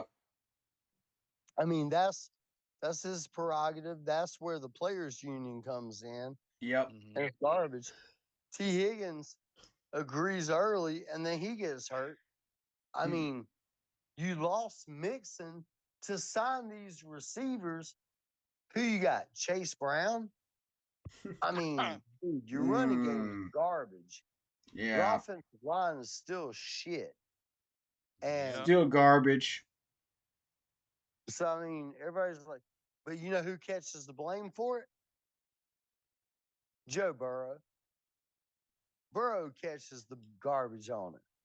Not, I mean, Yeah, it's he's the one Of that crazy. course, catches because the why ball. not, right? Right. I mean, he's the quarterback. Ugh. I mean, it's not that, Jamar Chase is holding out or playing half ass Right. because he don't want to get hurt and he wants, dude, you already signed a contract extension on 2 years. You're making a lot of money. Now you want to, he's doing the Dak Prescott. You've already re-signed once on an extension, and now you want double that on an Oof. extension. And then T. Higgins Nope. has to re-sign. I mean, it's greed, dude. You know Mm. what I just realized? Yikes. As of week 2, Joe Burrow has 99 passing touchdowns and only 37 interceptions. Joe Burrow's the man, bro. I'm telling you. And we're talking about somebody that's missed a whole season of And injury. that's right, exactly. And Like, it's missed, and has missed almost two because of the same injury with the knee. and played in And a Super Bowl. that's right. Like, And took the Bengals, the Bungles, to a Super Bowl, and they can't get it right there. So you know what? Solid ownership right there. they don't have the flamboyant Tepper or Dan Snyder or Jerry Jones or any of that. That's Not still an ownership problem up there. That's an eh, ownership problem. Look Yep. at Cleveland, the Yeah. dumbest thing they ever did. The dumbest thing. I'm so glad that we didn't get caught up in that. The dumbest thing is they went all in for Deshaun Watson. oh yeah, we almost got Yep. caught up in that. Dude, $250 million. yeah.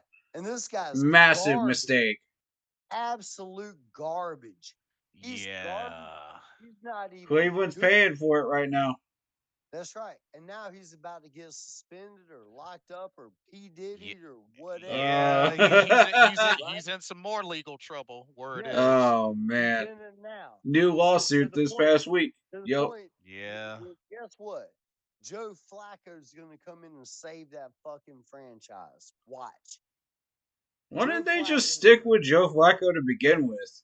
You know, like Yeah. I I mean, don't know. was I comeback mean, player of the year last season, yeah, and I don't get it. Everybody wants you these knew what was young gonna happen. guys. Give me a veteran.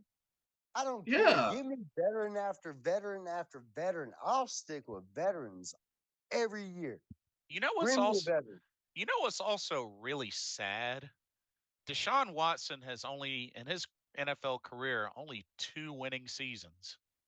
Yep. Mm, Oh, let's look at which is a this. shame. Let's look at Yeah. Russell Wilson. Russell Wilson keeps getting paid and keeps getting paid. This guy doesn't even start anymore. He's the Yeah. backup at All right. Pittsburgh. You All know right. why? All right. He What's up? is in the wrong system.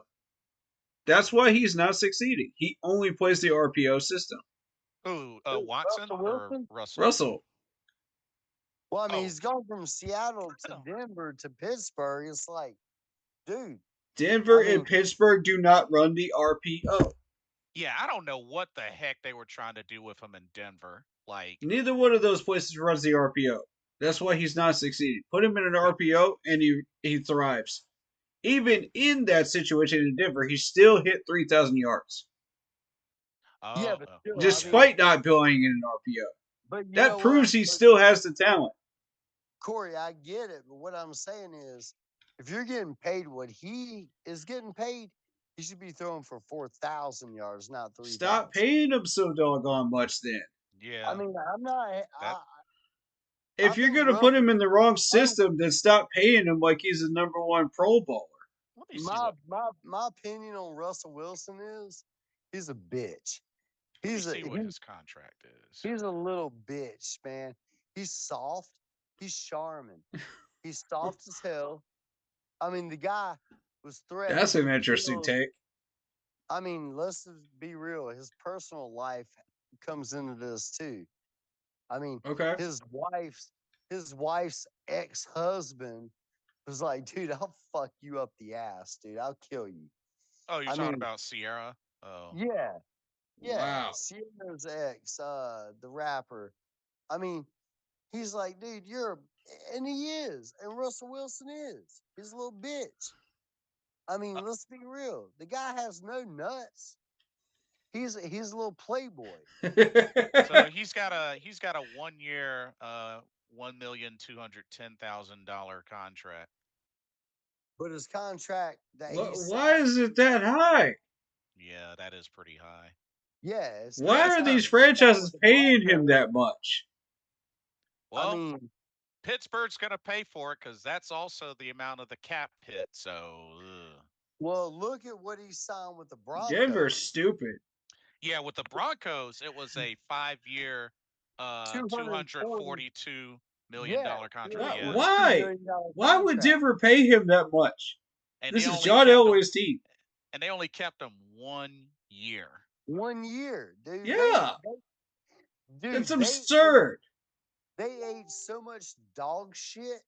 There and the Russell sad, Wilson, it the was the s- worst contract in history. Is that? and the Oh sad my thing, Really? goodness, and the sad thing, it was so bad.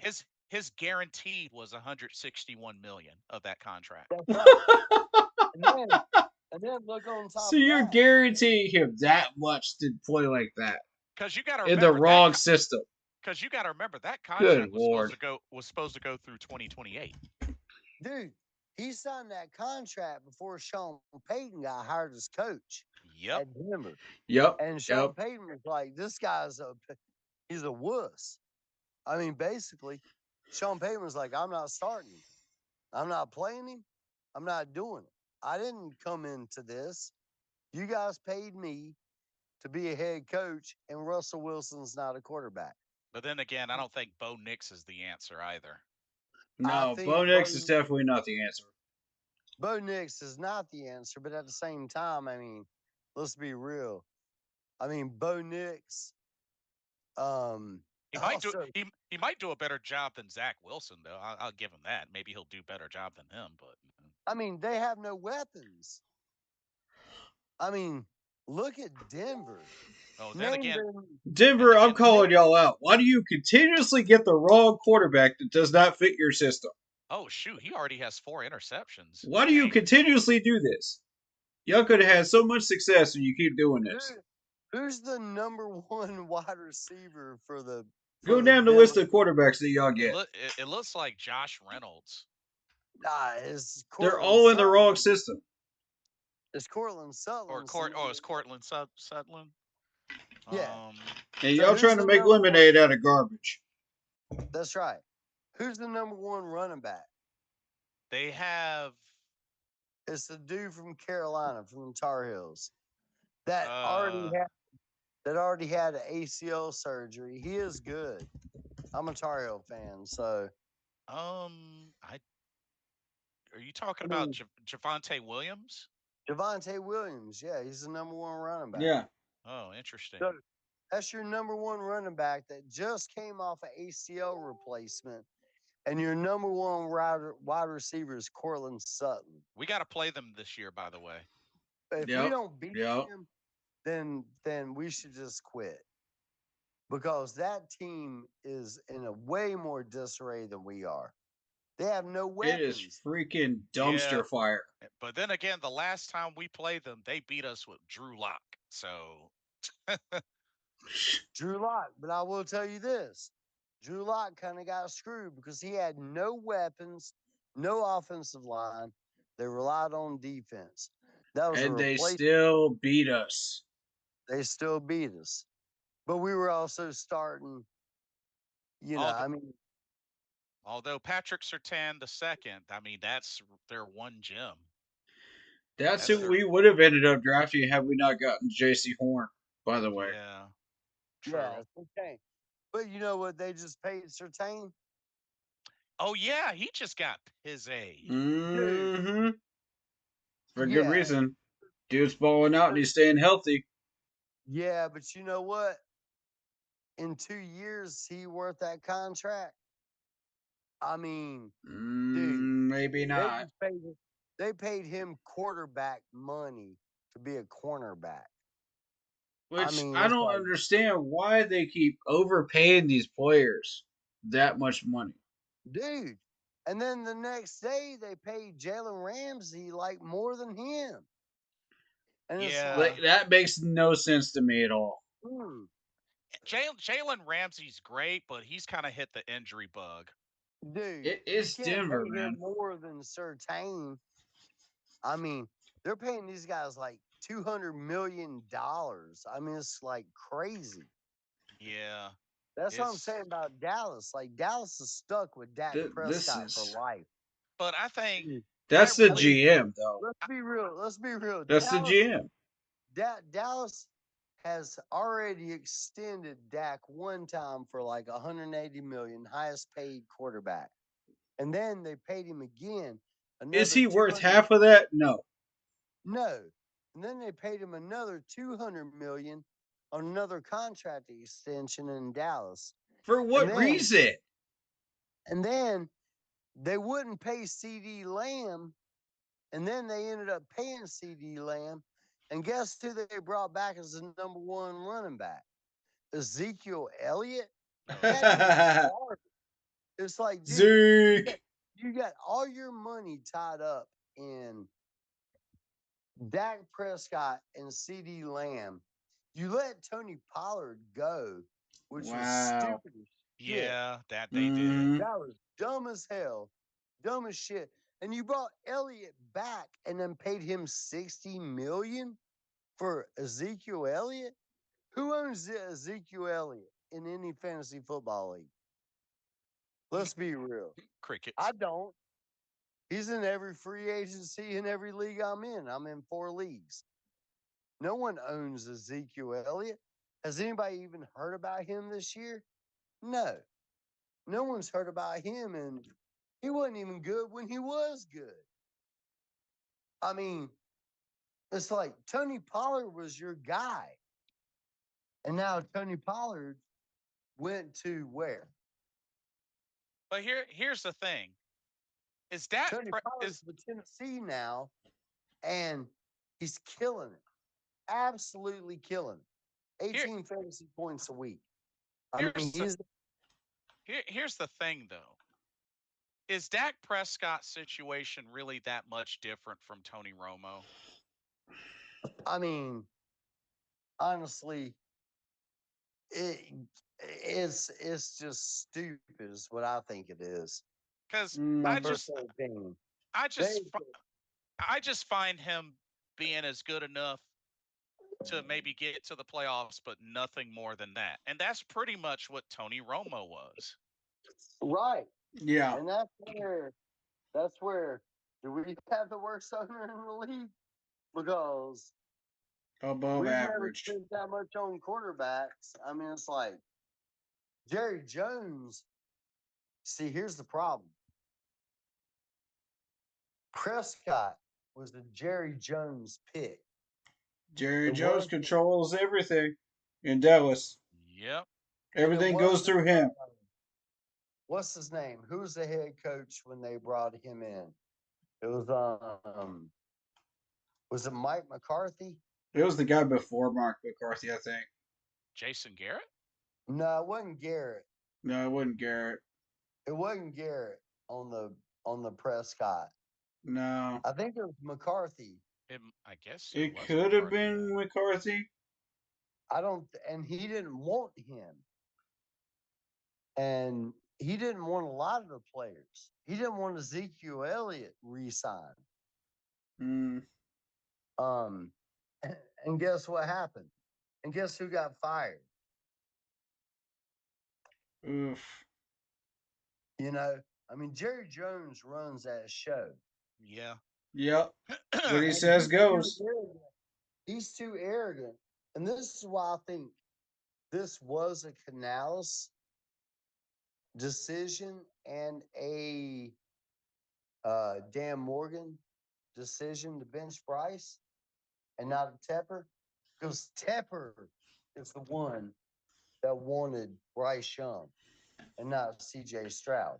Frank Reich wanted Actually, CJ I Stroud. I'm gonna have to push back on this one because if you watched Dave Canales' presser, when asked about that, Dave Canales said, "I'm gonna keep that private," quote Yeah, he did. unquote. And you know, that to me just screamed David Tepper interference right there. Yeah, but you know what? Who drafted Bryce Young? The whole doggone front office. The Bryce Young draft was There not is Frank Reich. It wasn't Dan Morgan. It it wasn't was the Pat. whole front office, bro. They all approved it. Bryce At Young. any point, any one of them could have said no to that.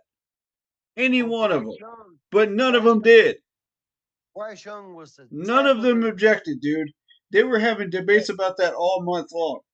Well, I And they get. came to a So decision. at the end of the day, from what I understand and from my inside sources, Tepper wanted Bryce Young because he scored so high on the WIC test, right?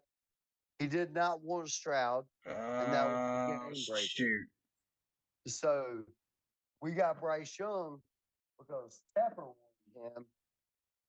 He wasn't, and if I that's the mean, case, that's all speculation. We could say who wanted it who could all be, day long, but the point it is, could be speculation. I don't know if that for a fact, but I know the coaches came in and benched him uh, without.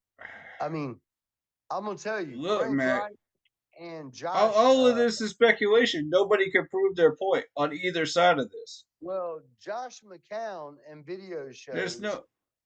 Josh McCown and Frank Wright were talking to CJ Stroud and said, "Can't wait to play golf with you and have you here. We want They you say that here." to everybody that comes up here, man. That's getting scouted. That's a Well, I major get it. quality Maybe, player. maybe not. They say But that to I'm just everybody. saying. Even Michael Barrett, man. Even Michael Barrett got that treatment. Dude, what I'm Even as saying far is back as Michael Barrett. Frank Reich doesn't like small quarterbacks. He wants big quarterbacks. That's all he's ever coached. He's a big quarterback. He's got a point. I mean, all he's ever coached is big Nobody quarterbacks. ever complained about Bryce Young's height when this man was He winning a also, national championship. Frank Reich Not a also made single person. Frank Reich also Where were made y'all at comments. then? Frank Reich also made comments before he was let go, and even afterwards. And when Josh McCown was let go, there was comments made about the decision on the quarterback room, and they didn't have any say so. And it was like, well, I mean, it was hidden under the gym, but it was made clear when he was let go that I I want to say have yet to see said comments. I want to say made clear. What I'm gonna say is it was hinted. I didn't want this fucking quarterback. I I have did yet to not see want him. said comments. So So as far as I'm concerned, it's still speculation until I've seen said comments on my I don't end. even know. I don't even know that Frank Reich wanted Stroud. I think he might have wanted Will Levis, and I think that Federer Interesting. Uh, may even wanted that. And these this is guys got all thrown under the bus. speculation. It is, but still speculation thinking that they wanted Bryce Young. I didn't want Bryce Young. The point is, we have Bryce now. Dude, I'm What? five No foot matter eight. who said No what, way. no There's matter who no way said that what, I we want. have Bryce Young, I'm 5'8", whether we like it or not. right? But I'm still telling you, I don't think that Whether he was. is short or tall enough, it does not matter. We have Bryce Young. That's right. But what I'm saying is, speculation or no speculation, I think my personal opinion was Federer and Frank Reich and Josh McCown, who is 6'3", former quarterback, a Man, decent quarterback coach, wanted someone else.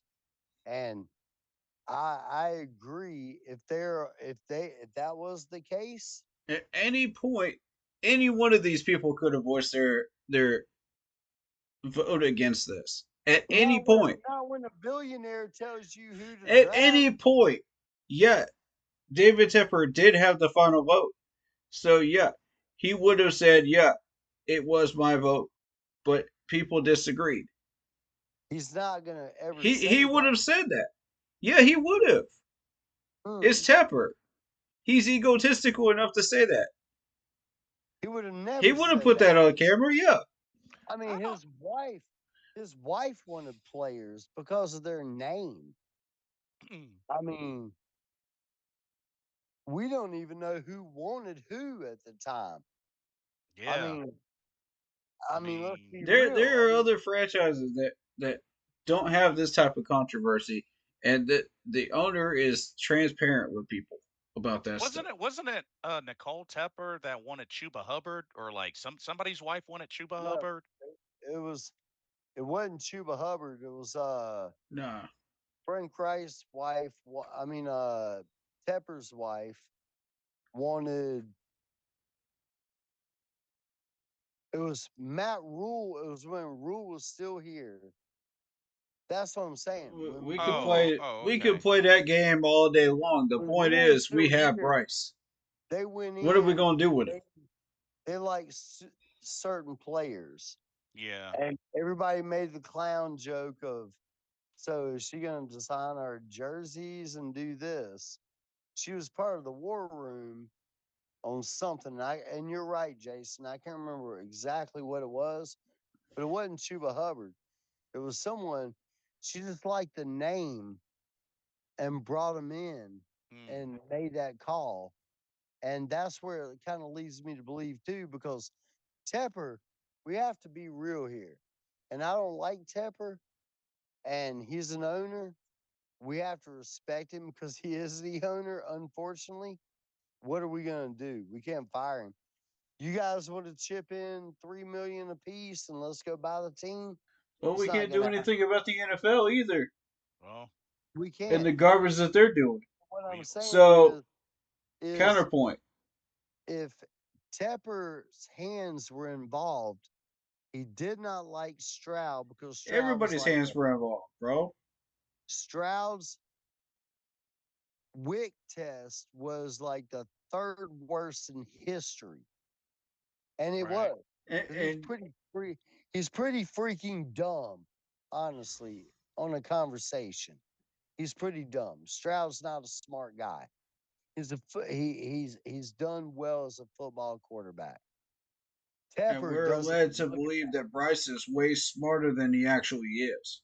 Bryce scored like one of the highest ever in history, and Tepper liked that.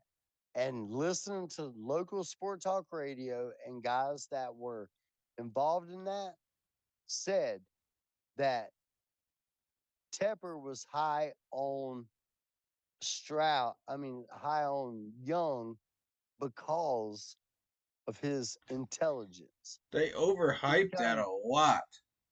that, well, I mean, it He's is what smart. it Don't is. get me wrong. He's smart. Do He's not get smart. it twisted. But they overhyped the heck out of They did. But, I mean, who made that call? Because Frank it. Reich Everybody in was the not room happy. did. Frank Anybody Reich, could have disagreed with that. Anybody. Frank Reich was not. And they could have Frank got Reich that came on out. camera. Dude, when they started out like 0-3, Frank Reich They was had an entire month Are you to. gonna listen or are you gonna talk over me? I'm hearing you. I'm hearing you. Okay. Go ahead. Because Frank Reich, week 4 of last year, pretty much was blatant about that. He said everything but this is not the quarterback I wanted. I didn't draft this quarterback. My hands are tied. He said everything but that. That's why he Mm. got fired so quick because he was like, he wasn't going to put up Mm, with the shit. He's a Christian guy that's a minister, He's got a that, point there. He is. and he really wanted C.J. Stroud, that was 6'2" and not a 5'8" guy. He blatantly almost said it. Josh McCown was also involved in that, who is also 6'3" and was riding the coattails of Frank Wright. mm, This was a Tepper decision on Bryce Young because he mm. scored higher. And that's where a lot of people say that Tepper's racist and Whoa, Stroud was whoa. dumb. Now we're And bringing that into this? I mean, there was a lot of that brought up here, man. I listen to Sport Talk Radio all Oh, day, dude. oh, Trust oh, me. you're saying there was a lot of people that speculated that, or Yes, yes. oh, interesting. So it was Whoa. kind of coming out where it was like he thought C.J. Stroud was dumb as shit, pretty much. And What? Bryce Young was smart as hell, and that's who he wanted as quarterback. And he made that call. And Frank Reich did not want that call, and neither did Josh McCown. And they made the move to go up and go get Bryce Young. Now, that might be speculation. I might be talking out my ass. But what I'm saying is, I don't think, and I personally do not think these guys were involved. They did not want Bryce Young here. They wanted CJ Stroud. So they're trying to work out a deal to get CJ Stroud, which we still wouldn't have got with our draft pick unless we were going to move up. So if we were going to move up, we were going to have to go to number 1. We went to number 1. That was not a Frank Reich move. That was not a Federer move. That was not anybody's move to go get Bryce Young. I think everybody in the building wanted everything with CJ Stroud was coming to the Carolina Panthers until the WIC test. Once the WIC test happened, it all changed. I heard it every morning. I listened to it every morning. Every single morning, being here in Charlotte. It was CJ Stroud, CJ Stroud. Maybe we don't do anything and we go after Will Levis. That's the way it was going to be. And then all of a sudden, it's Bryce Young. And that's when the WIC scores came out and CJ Stroud scored his like second lowest next to Frank Gore in history. And Tepper was not that guy for that. He wanted the smartest guy that we could bring in. That's the way it was portrayed here in Charlotte. So I'm going to go with that. And I'm going to say that I don't think that Frank Reich wanted any of that. And I don't think anybody wanted. I wanted CJ Stroud. And we ended up with Bryce Young. And why did it change when it was going to be CJ Stroud the entire time? And then all of a sudden, the WIC test comes out. And it's like, oh, well, this dude's dumb as hell. I want Bryce Young. After the interviews, personal interviews with the owner's wife, and everybody.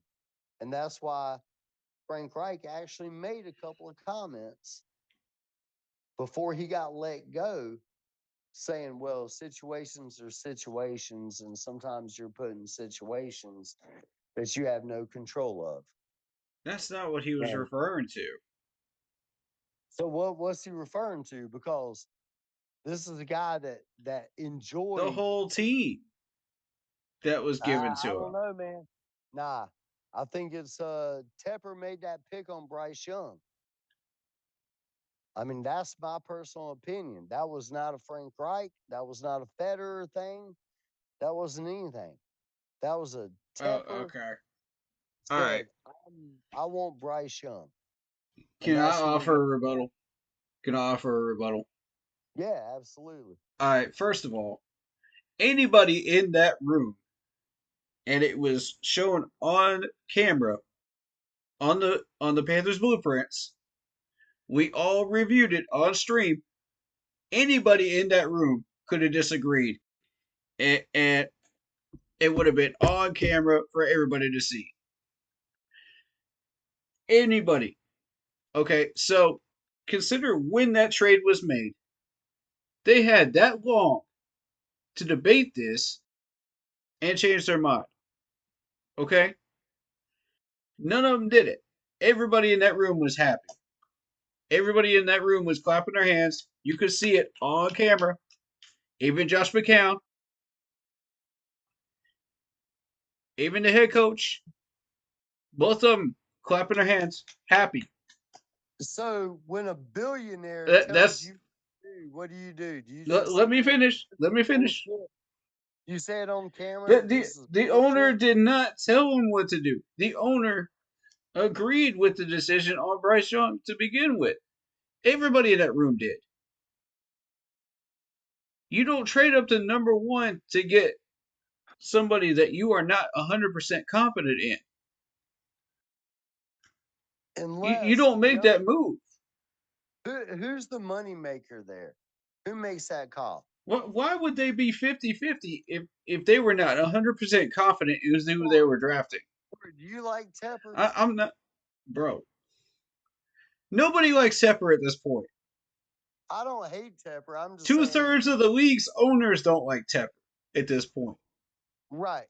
So, what do you but do? That's besides the point, though. So, Corey, if you're Frank now Reich, you let me finish. and I'm David Tepper, Let me and I'll finish. say, go ahead. There's video evidence of it that everybody was happy in that room and accepted it for what it was. Is video Nobody evidence? complained about his height when this man won the national championship and won the Heisman. Did they? Not a single one of them. Where were y'all at when he was winning that national title? So why All would of these same people. Frank Wright make comments later on saying that this Because really he's a wasn't liar. He's okay? a known liar throughout Do the you whole think he's year. a liar? Or do you think who do you trust more, Frank Tepper or Wright is Frank a Wright? known liar throughout the whole year. I don't trust He's Frank Wright at all. Frank Reich's a freaking minister. He might be a minister, but he's also a liar. Do you trust? Okay, so who do you trust more, Frank Reich or David Tepper? I don't trust either one of them. Okay, so who do you trust more? Pick one, bacon or beer. You got to pick one. Do you like bacon or beer Now better? that's not fair. That's not No, fair. it's totally Okay? fair. So you Look, like Tepper or do you like Frank Reich better? Because I'm you not hate picking Tepper. one because I don't trust either one of them. Okay, so who has the control, bacon or beer, Tepper or Reich? Who has more control? If I'm Now that's Tepper, an interesting question because of the fact that we had Matt Rule who had more power than the entire freaking organization then during that Federer time for his period. first year. You're right. So So no one has control. Who has the control of the team at the time? Who had full control? Why does everybody? Okay, so riddle me this: if why it's are a we Frank Reich, debating over something that's not even necessary to no, debate over? what I'm saying That's my point. no, what I'm saying is okay. We're If stuck you with Bryce hate, either way. we are. You're right. So what I'm saying is, who made the call on Bryce Young versus It Stroud? it does the whole room did. They had an No, entire 2 weeks to decide, bro. who You don't has the trade up to number one if you're not 100% certain of who you're drafting. when it went Why would down? they spend two whole weeks debating on who they're going to draft at number one? Because here's what I'm Why would they saying. do that? That makes Here's no what I'm sense, bro. here's what I'm saying from what I've heard from being in Charlotte and have inside That's the scoop. talking heads, bro. That You're everybody's going to say what you're they not think. listening. That's You're not opinions. listening. So You're who not made the either. draft? Who made the draft pick? You everybody Who's wants to talking over blame who now? Tepper. Come on, Hold man. on. Everybody wants to blame Tepper, right? Everybody wants to blame Tepper for the whole fucking shit show, right? Because it's his fault. He's the Okay. one hiring all these people. No. Yes, Who's he making the is. decision? Who is the owner? No. Who has all the money? He has the That's money. right. He's So who hiring do these you think? people. He's So who do paying them. you think? Who do you think made the draft pick? Huh? The whole room Who do did. you think The made the whole draft room pick? did. No, the I whole just room answered your didn't. question. The whole room did.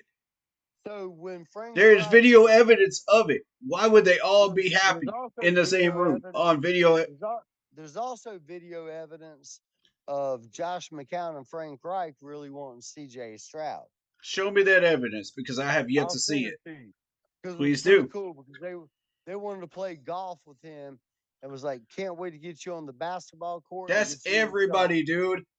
Everybody No, gets told and that. you know once the wick Everybody test that's a came top five pick gets told that, man. once once CJ In any Stroud organization. once CJ Stroud failed the wick They said test. the same thing to Bryce Young. They just didn't say Once it on camera. I'm gonna say this like 20 more times. Once CJ Stroud failed the wick test and The same Bryce wig Young was test that going you thought was once not I'm even gonna say necessary any I'm gonna longer. keep saying it. I'm gonna keep saying it because I'm gonna tell you what what Tepper saw. Once CJ Stroud failed the wig The test and scored same that wig low, test. once he failed, I'm gonna keep saying it. So I'm gonna keep saying it until I can finish. Okay. Go Once ahead. once CJ Stroud failed the wig test for the most abysmal since Frank Gore. Okay. Once he felt it, the whole thing changed from inner office out. It wasn't a Frank Reich thing. It wasn't a Josh McCown thing. It was a David Tepper thing. Once Bryce Young aced it and one of the highest scores ever, it was a David Tepper thing. He sat down. Both of the quarterbacks sat down with David Tepper personally. This was not a Frank Reich thing. It wasn't a Josh McCown thing. Oh, this is Everybody's going to speculation. clap. Everybody's going to clap when your guy's paying you the millions of dollars. You're going to clap. No one's Bro, going to give backlash in your first year. You're going to go into work bro, tomorrow? all the people that are No, going to be I'm drafted in going to top keep five. saying it. I'm going to keep saying it. You going to go into work tomorrow, Corey, on a new job and be like, oh, yeah, I was hired to do this. And I don't agree with you, but you know what? You're paying me a lot of money. I'm going to clap to approve you because the guy that owns the control has the control. So I'm not going to sit here and stick up for Frank. I'm It not going to sit doesn't here and stick up matter for. who drafted him. You're still not listening. You're talking.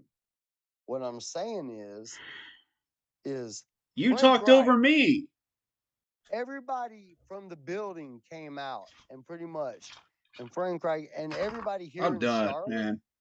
everybody here in Charlotte truly believes, and everything that we've heard is Frank Reich wanted C.J. Stroud. I've said my piece. That's what they wanted. It all also is I've said said my piece here. on this. That's fine. Is David Tepper wanted Bryce Young. So we got Bryce Young. And that was the David Tepper move. So we got him. And we're stuck with him. Because he scored higher on a WIC test. Which is Regardless of fine. how we got him, we have him. Now, what are we We doing have with him. him? That's the You're right. question. But we're throwing other people under the bus I, that might not have been involved in that one of the I things don't care that about who's blaming who at this point. I care about what we're doing now. It's well 2024. what we're This talking this about isn't is 220. This isn't 2022 anymore. This we're is still 2024. but this conversation is, yeah, I know we're stuck with Bryce. I know we're stuck with Bryce, but the conversation is not that we're stuck with Bryce. The Yes, conversation it is is. no, the conversation is who drafted Bryce. David It doesn't Tepper. matter. My point, Tepper drafted Bryce. It wasn't a Frank Reich thing. They wanted CJ Stroud. CJ Stroud was going to bro. be the pick here until the WIC test came out and one-on-one interviews came in. They couldn't even believe it on Sport Talk Radio here that the tides had shifted to Bryce Young. They're like, "Are you serious? Where did this come from?" One-on-one conversations with Tepper. Because who do you think had the control and had the one-on-one conversations?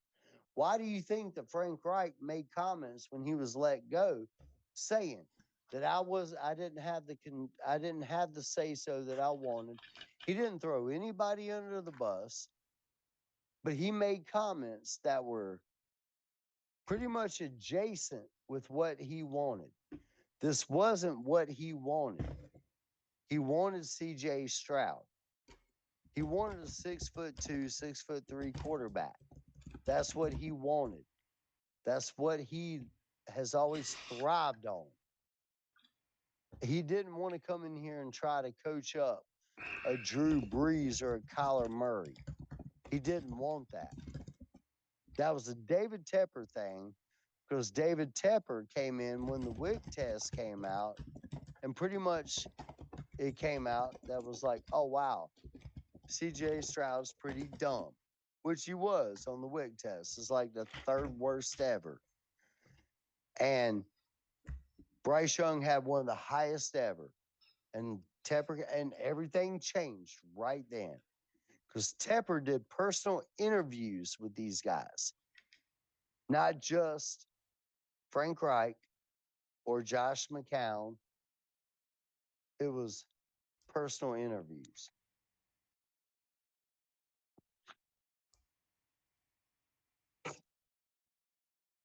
All right, all right, all right.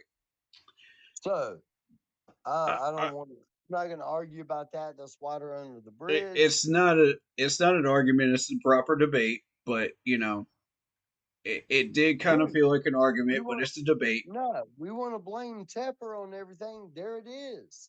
I'm telling you what I heard man. here in Charlotte. I have spoken my piece on this. I have spoken my piece. So you You truly didn't want to hear it. believe that Frank Reich I believe the drafted whole Bryce. room You drafted truly him. believe that the whole room was Federer, Tepper, Tepper's wife, Frank Reich, and Josh McCown. You think that they drafted Bryce Young when Frank Reich always was high, and him and Josh McCown was always high on CJ Stroud. It all changed when the wig test came out, and David Tepper did personal I'm done, interviews. Art. I'm done debating this topic because we're not getting anywhere. We're just circling the wheel. The point I'm just is, saying, bro, if you, the you owner seem has, determined to jump back into that wheel. And we got I'm it. just saying, Look, man, if the owner has personal interviews one on one with the quarterbacks after the wig test, then it kind of goes to show that the bro, owner made that draft pick. I've allowed you to speak your mind. I've allowed you to share your opinions. I've spoken mine. We're at an impasse on that. But I feel like we are circling the wagon wheels here, and we need to move on. You Well, you're know, pretty strong on your opinion. I am too. the I the just the think point the Tepper, po- Tepper made my personal opinion is Tepper made the pick for Bryce Young, and can that's we why he move has on from this topic, please? that. Because, That's why Tepper hasn't made a conflict bro, with can we Bryce Young being please benched right now. move on from this topic? Yep.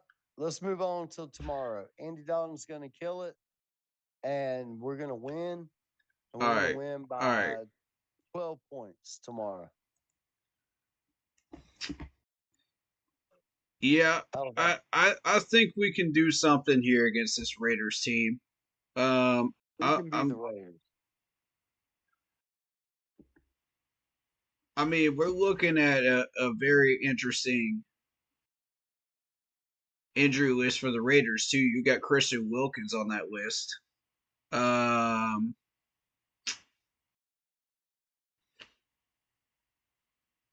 and I do see where we are +6 against the spread. In Vegas odds. Yeah.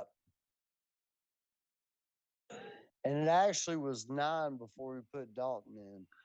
It Yeah, came down to 6, that's correct. Uh, which I think it should be more like around 3. Um, but I like it because I like being the underdog. mhm. I think that our only weapon we have to deal with, and correct me if I'm wrong, is Devontae Adams. But I mean, Devontae Adams hadn't really been a thing since. I I mean, I think that people are overhyping him a little bit. I think he's got some talent, but I think people are overhyping him. Devontae I, Adams, I man, think J.C. Horn he's can also. handle him. I mean, how old is Devontae Adams now? I mean, he's not getting any younger, and he's That's a not good point. he's not the Devontae Adams he was with Green Bay. Good point. He's Devontae Adams at the Raiders now. He Yep. really didn't do shit with Derek Carr, and Derek Carr is like killing it in the Saints with like multiple no name receivers. He doesn't need Michael Thomas. No one cares about Michael Thomas anymore.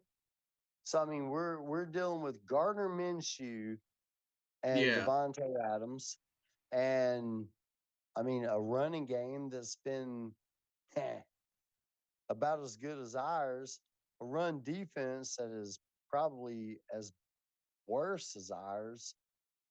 Um, is their secondary even really good? I mean, I think The interesting thing, I do want to circle back to Devontae Adams real quick because hold up, let me put these stats on the screen because I want people to see this. There we go.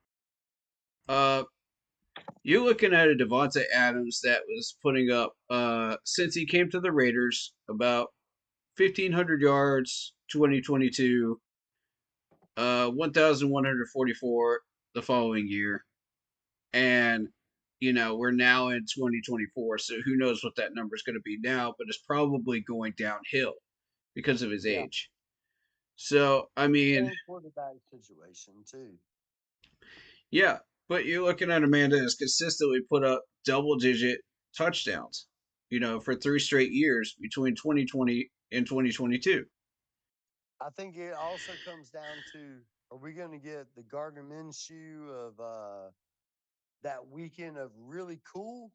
Or are we going to get the Gardner Minshew that is basically, Yeah, mediocre, right? yeah. And plus the running game. I mean, you look at their running game because it all starts. We know this. You can't have a passing game without a running game, Let's see what obviously. Zamir White's doing this year. Zamir White's got 22 carries, 68 yards, 3.09 average. Right. Pretty trash. Yeah. So, That's their number one running uh, back, right? So, and we've seen Madison, Madison. He's off and 9 on. carries, 20 yards, 2.22, 1 touchdown. Trash. Yep. I mean, their running game's abysmal. Abdullah.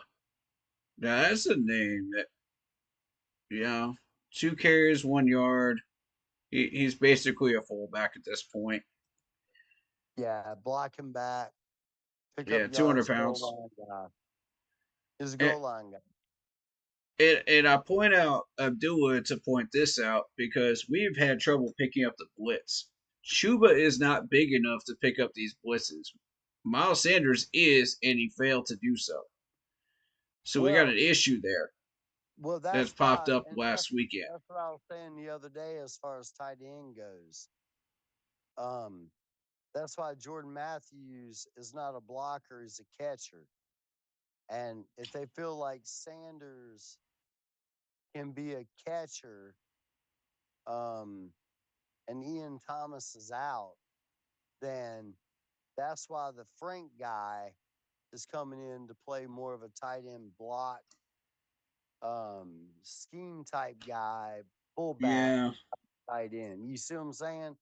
He's not going to play every my down, my but I issue mean, with Frank is that if that's all he does, though, you know, but if that's all he does, then we still got multiple slot guys with Johnson which and haven't been Thielen. used up Well, till we now. haven't really had it right, and we haven't had a chance to really do it because of we're always trailing early on in the game. So with Andy Dalton coming in, it's a different offense. And no one can prepare for that because they're like, okay, what are we preparing for? I mean, we haven't seen Andy Dalton in 2 years or 3 years. We don't know how to prepare for him.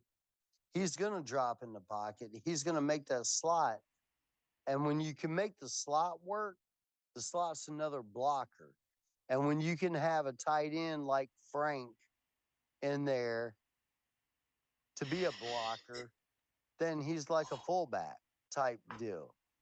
And it slows it down because what Canales also said, he wants to run a running game. He wants to Mm. start it off. He tried to do it last week and it worked on the first play. Miles Sanders picked up like 7 yards and then we went out like 3 and out. And then we had a strip fumble. that was called back and they got the ball and they scored. That sucked the wind out of ourselves right there. It was I like want no to one kind of address that what running like back stuff because of the fact that number one, the offensive line, it is primarily run blocking over pass blocking. That's their predominant skills. Uh, so they refined their technique. They opened up these gaps for the running backs, and they started getting this thing going. Because we were running in between the guard and the tackle. So both Icky and Taylor Moton can both handle run blocking. It's the pass blocking that's the problem with both of them. So, with the success of that run game opening things up, we never passed beyond like 6 to 7 yards. Now, my question is, if you bring back Bryce Young at some point during the season, are you afraid to pass beyond 6 to 7 yards, thinking you might overthrow a receiver or throw a pick? If you're Bryce Young, that confidence level is going to be an issue until we fix that. So maybe by benching him, that might solve it. There might be a couple of other ways that we could solve it. I don't know, but I think benching him right now is the right thing to do I agree. because right now it takes the weight off him. He can actually Yeah, see and hear the play calls through the headphones. fair. He can see the playbook in his hand and not on the field. Um, You I need a think it's mixture of both. I feel like. I think it's fair to Bryce because, like I said, and like I've said before, we have a bridge quarterback. Use your bridge quarterback, man. Yeah. Mm-hmm. This guy watch him. Let him watch Andy drop back into, or not drop back, but move into the what the offensive line has created. Let him Um, let him watch the footwork. Let him watch the technique. that's Let right. him watch all the stuff during a Move live game. back in. Yes, exactly. Move back into the Good pocket point. instead of running scared from the pocket. Dr- get into the pocket. Let it Embrace collapse. the pocket. Yeah. Let it collapse around you instead of it collapsing on you while you're back there. Yep. Get into the pocket. That's why it's called a pocket. You Yep. stay in the pocket. And Bryce's problem is he moves out of the pocket, and now there's no protection because your pocket is in front of you, but you're moving out of the pocket and you're scared to get hit. And we all understand why, right? We know why. We know And why. granted, a lot of the plays that he was making in college were because he was out of the pocket. But still, this is the NFL. You got to stay in the pocket in the NFL. Yeah, stay in it because you know You're what? not going to get away with that same stuff in the NFL. You can stay in the pocket and still move forward because some Mm-hmm. it might collapse on the left, but it won't on the right, and now you can run. And that's where he's got to understand his footwork is good, where college is different because college is more like high school football. You want to roll out all the time, every single time, but you've got to get into the pocket. And Yeah. that's where a lot of the analysts were even saying he's dropping back and he's turning a direct snap into a shotgun. And now you're 5 yards back and you're not moving back into the pocket and everything's pushed to the left and right. You can't run.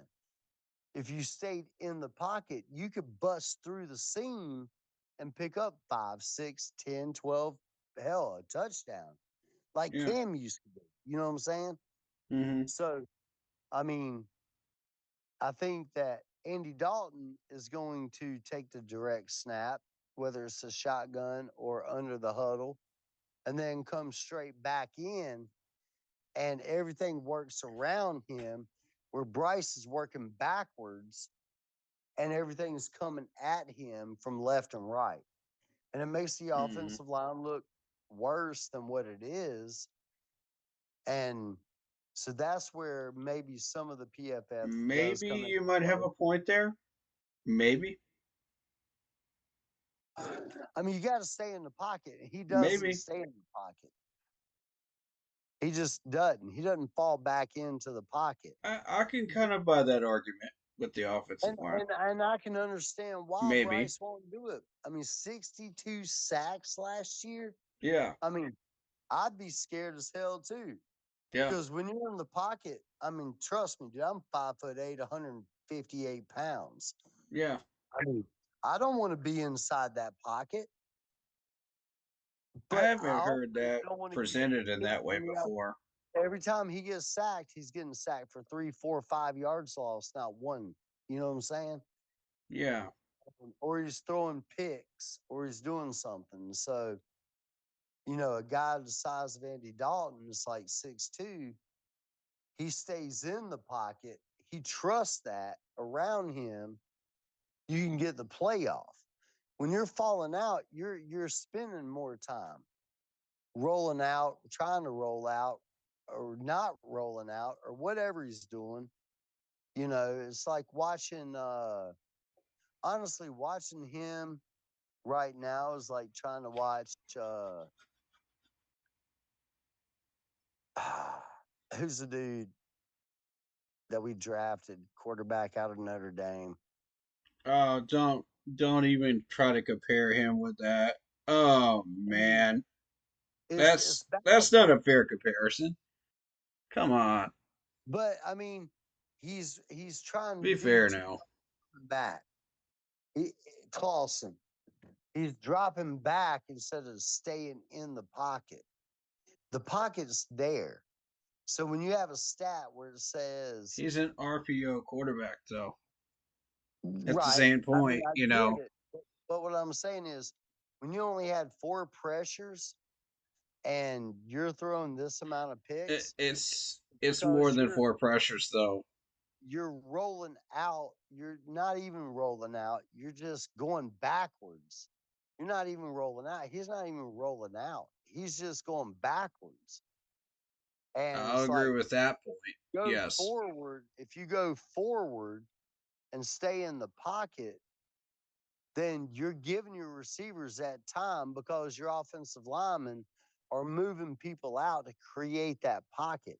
If you're not respecting that pocket, then you're going to get killed. And that's what was happening this year. Last year, there was no pocket. So he's confused. He don't know what to do. He's just trying to make a play. And He's he's never confused. been in a situation like this before. No, he hasn't. You're He's right. used to a Exactly. solid pocket that protects him, and Yep. Alabama kind of softened him up on that one because they've always had that rock solid brick Dude, wall they offensive had a line. professional O line. I You know, mean, it was a so professional O line. yeah, he gets spoiled. Every quarterback that comes out of Alabama under Nick Saban got spoiled. Yeah. And plus, it doesn't help that he's small. And I don't AJ care that. McCarron's another one. Oh, yeah, for The sure. list goes on. Yeah. I mean, it's like drafting a USC wide receiver.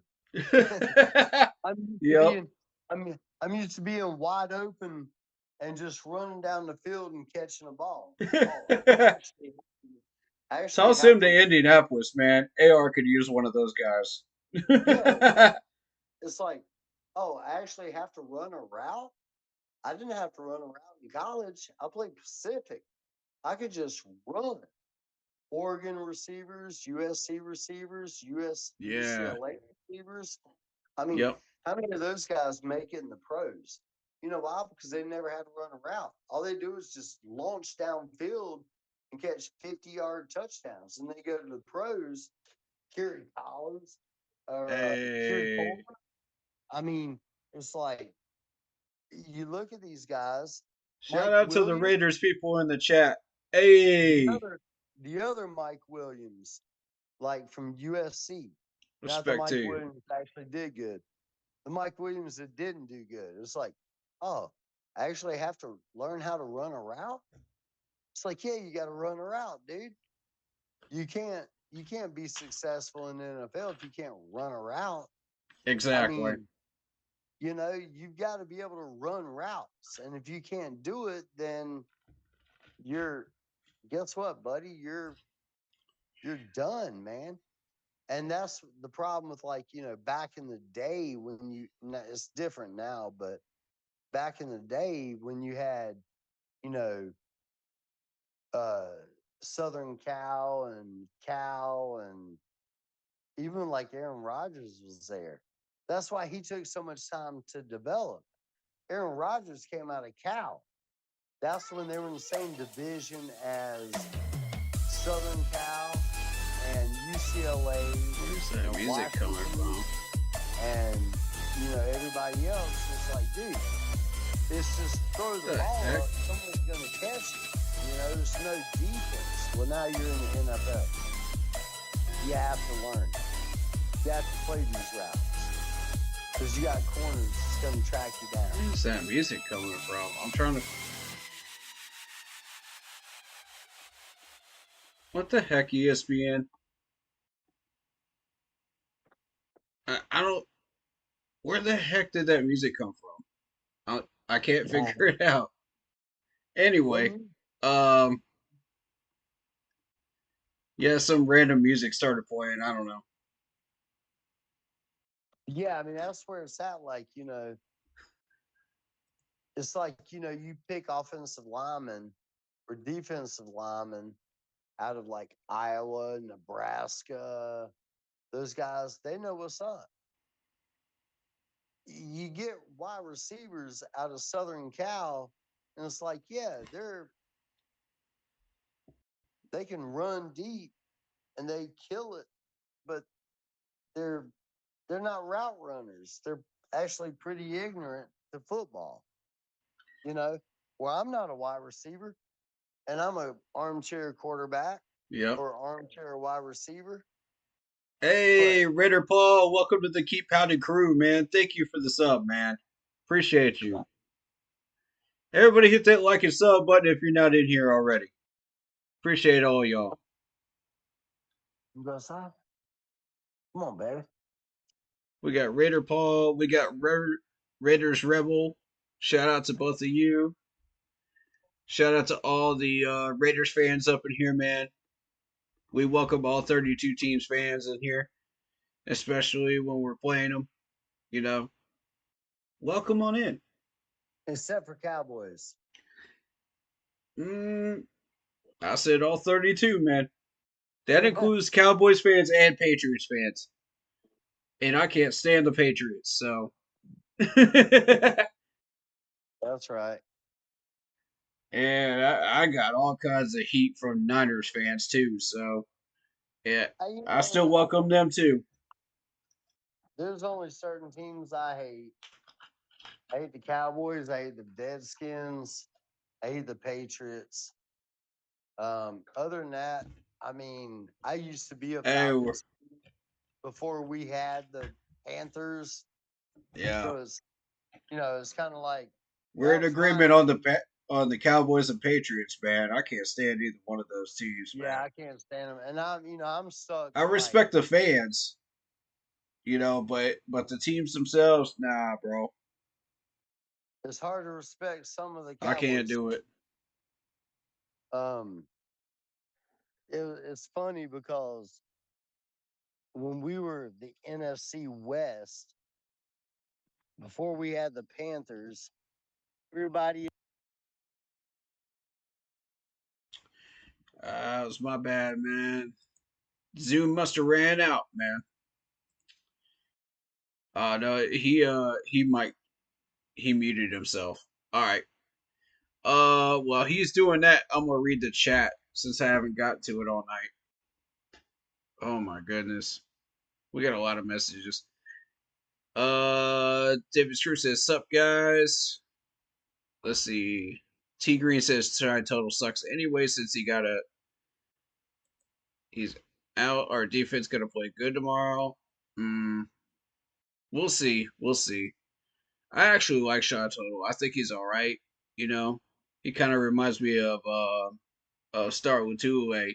You know, but when Star Lutule didn't really do anything in the last half, though. of his time with us, and that's my thing. Is I like Star, but it was just kind of run stopping at that point. So that's what I feel like his shot told us in that second half mode of Star Lutule, type skill. New England got blown out. Yup, facts by the Jets. Interesting score there. Also, I want to take the time to give a huge shout out to James Madison University for that big win over the Tar Heels today. My goodness. I saw that score and I was just like, is this real? Since when did y'all come out of nowhere, man? That's crazy. Uh Drake looked okay getting downfield, and then time expired. Heat 3, welcome to the stream, buddy. Brady, Casey got Mahomes. All right. Not sure what that means. I forget what that was in reference to. Khalil, welcome to the stream. He says, let's win tomorrow, guys. Let's go, Panthers. I feel that energy right now, Khalil. Yes, sir. David Screw says, let's try to turn this season and come tomorrow. Please. Please win. Yes, I agree. Show up tomorrow, Panthers. Yep, facts. Don't sleep on these Raiders. BFM VXYZ says, why is bro so upset? And I think he might have been referring to Mr. Carolina. I'm not sure. Maybe he might have been referring to me, but I'm not entirely sure though. But I forget the context of what that was in reference to. David Screw says I'll be at the Falcons game. Correct. JT money with lightning bolts and the fire and the emotes. Isaiah Isaac says nightmare years rule head coach. Facts. And what has he done in Nebraska? 5 wins. 5 wins. Come on. What a joke. For Nebraska, what a joke. All right. Isaiah Isaac says Mahomes and Andy Reid. If he went to the Bears, he would not be what he is today.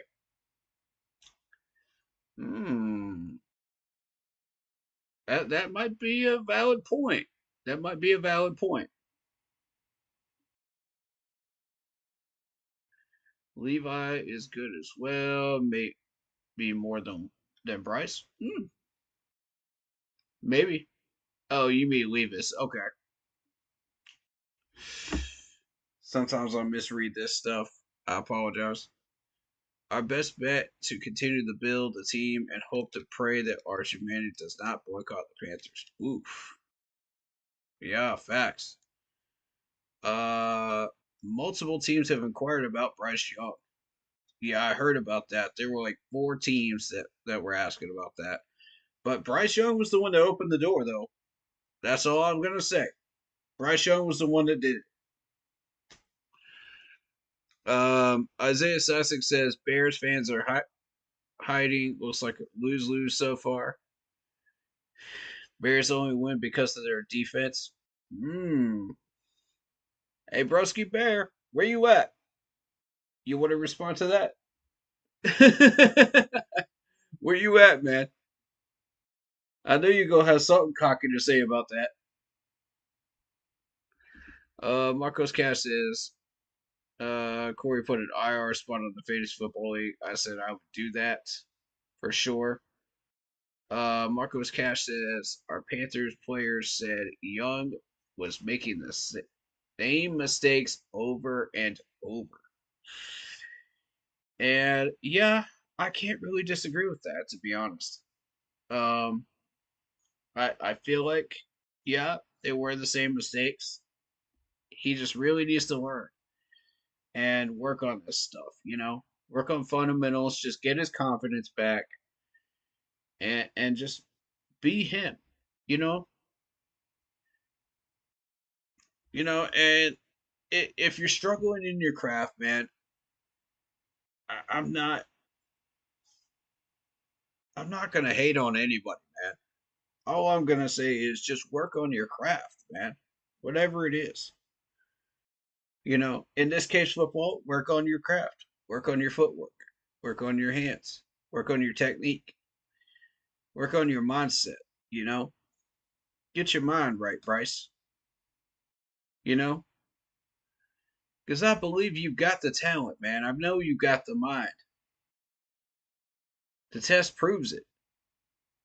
So go out there and show these people that you got that.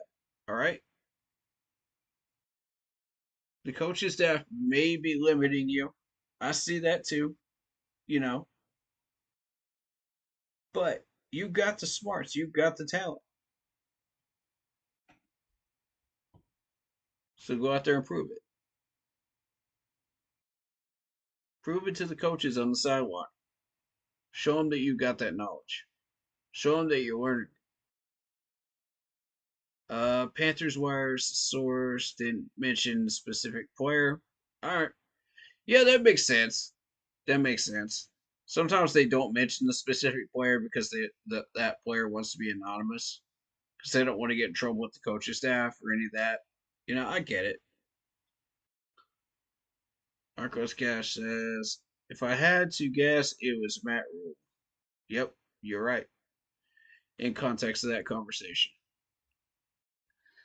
Raiders Ryan says, Raiders, watch out for our redhead coming after yours. How are you guys doing? We're hanging in there. We're hanging in there. I mean, it's been a rough year.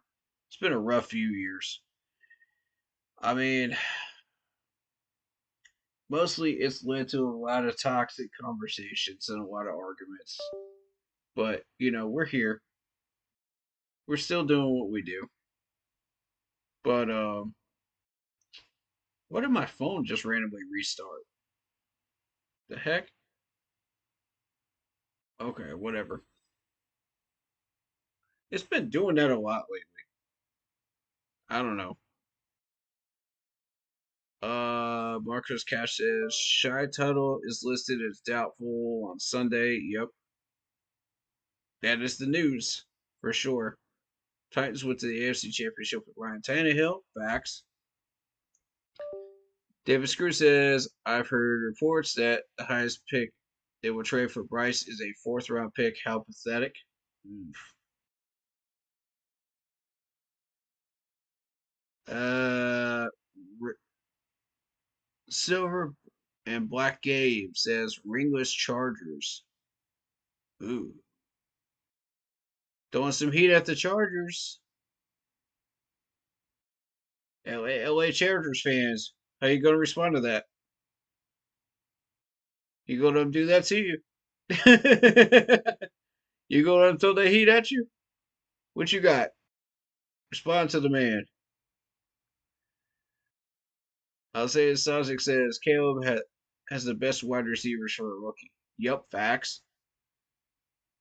They have a better pieces around him. Steelers, Justin is on the Steelers. Steelers also have Mike Tomlin as their coach. Yeah, that's an excellent point. They do have Mike Tomlin.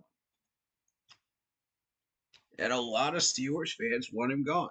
And I don't get it because Mike Tomlin has been a decent coach for you guys, man. Like, yeah, they've been struggling, but is he a great coach? Yeah.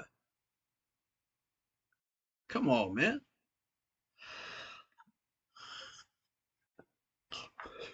Give the man some time. He needs pieces around him to work with. But, has Mike given up there in Pittsburgh? Nah, he hasn't given up yet. Give him some pieces to work with. He's asking for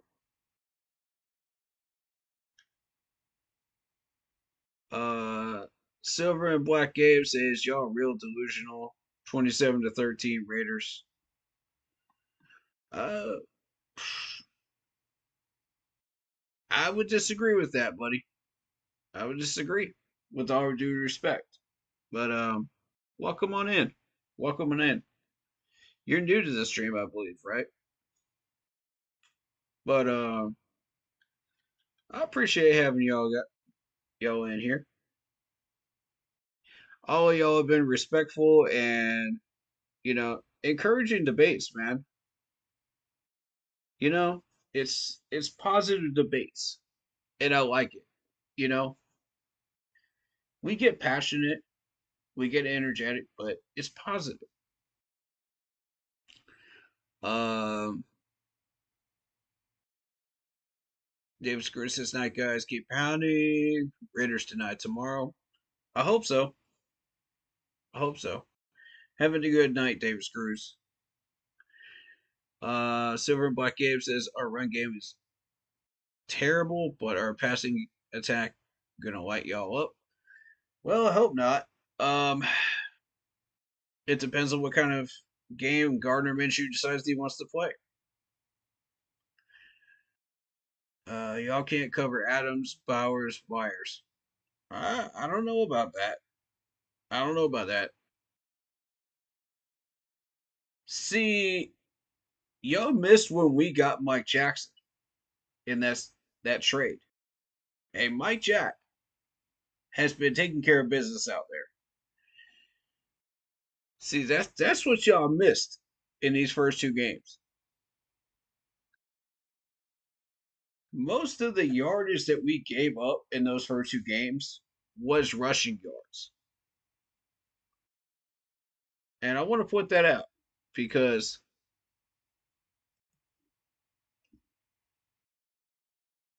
if you really look at hold up. I want that one.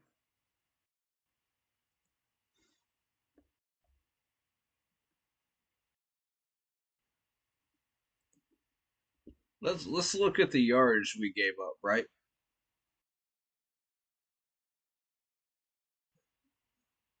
Yeah, Derek Carr got 200 yards, 3 touchdowns.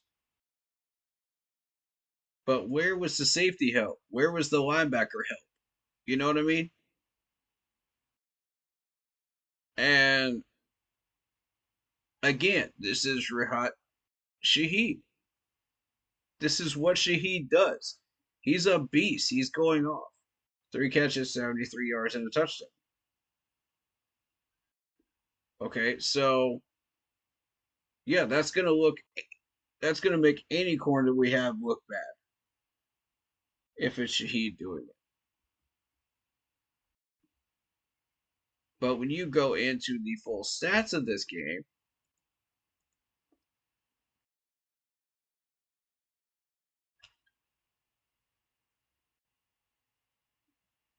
my point is we gave 180 yards rushing,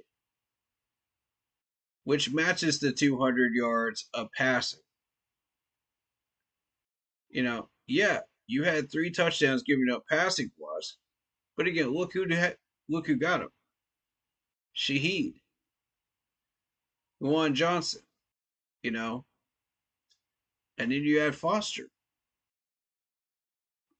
Okay, whereas with rushing, you're giving up 4.9 average and 2 touchdowns to Alvin Kamara, who we let run wild on us in that game. Not to mention he had 5 catches for 27. But look at the rushing yards, 83 yards. He got darn near 100 yards by himself. By himself, y'all.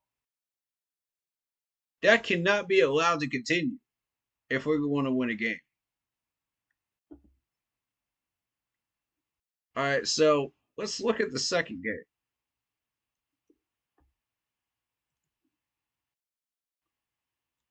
The second game against the Chargers. All right. Again, we gave up 130 yards passing.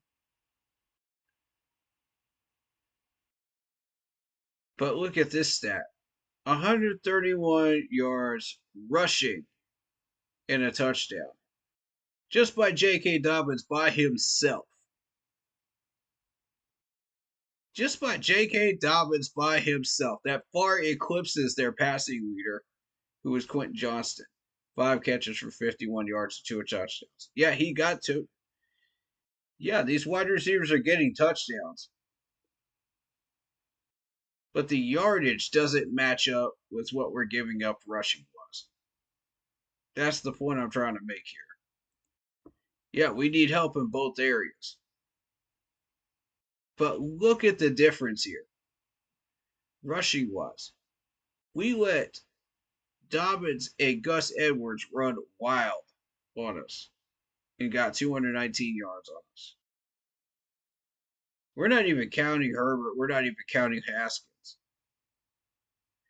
And then, even with the receiving core, we still gave up 130.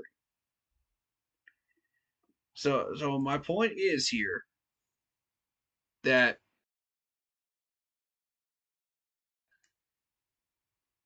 yeah, we need help at corner. We need safety help. We need linebacker help. And it was not there. Iku, Woods, where were you during that Chargers game? That's what I'm saying, man. Like, Woods is not impressing me at all this year. I'm not thrilled with him. I need Robert Woods to wake up, man. And show me that talent that I saw during training camp and preseason. Show me that talent again. Show me what you can do. Stop playing lazy out there, undisciplined football, and come out there and ball out. I know you got it in you. All of y'all have it in you. Stop playing lazy, undisciplined football, man. Like, it's pissing Panthers fans off, man. Because we know you have the talent. Every one of y'all. And with all due respect to y'all, man, I would say that to your face, too. And I'm giving y'all tough love because I believe that y'all deserve to improve yourselves and get better. But what we're seeing on the field is not what everybody is talking about in the practice fields. Yeah, anybody can hype up a practice field and what you did during practice. Anybody can do that. But where's the translation? Where is it? I'm not seeing it. Can we cover Adams? Maybe. Maybe not. Excuse me. Maybe, maybe not. To answer that question. Bowers, I think we can cover Bowers. I think we can cover Myers. I'm not worried about Bowers and Myers as much. Bowers might hurt us, but, it won't be much. But Devonta Adams, oh yeah. J.C. Horn cannot do that by himself. He's going to need help. I trust Mike Jack with Bowers. Now, Myers is a different matter. Myers, we're going to have to keep a watch on. But I think we can get him. That's why I'm saying I'm not as worried about Myers. Y'all gonna be picked apart? I don't think so. I already responded to the Shaq Thompson comment here.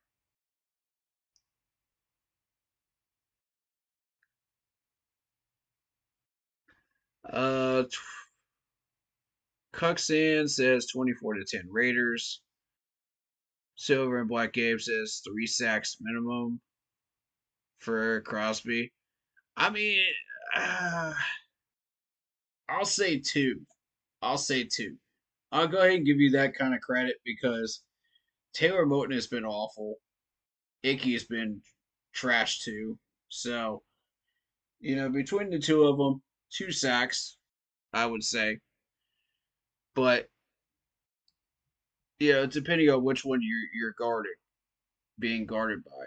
If it's Icky, I'm gonna say 1 sack. If it's Taylor Moton, I'm gonna say 2. I'm gonna be real and honest with you on that. But you're probably gonna see a lot of pressures coming up the middle with blitzes, from the Raiders, and that's gonna be what puts Bryce in trouble. Um, the most tomorrow.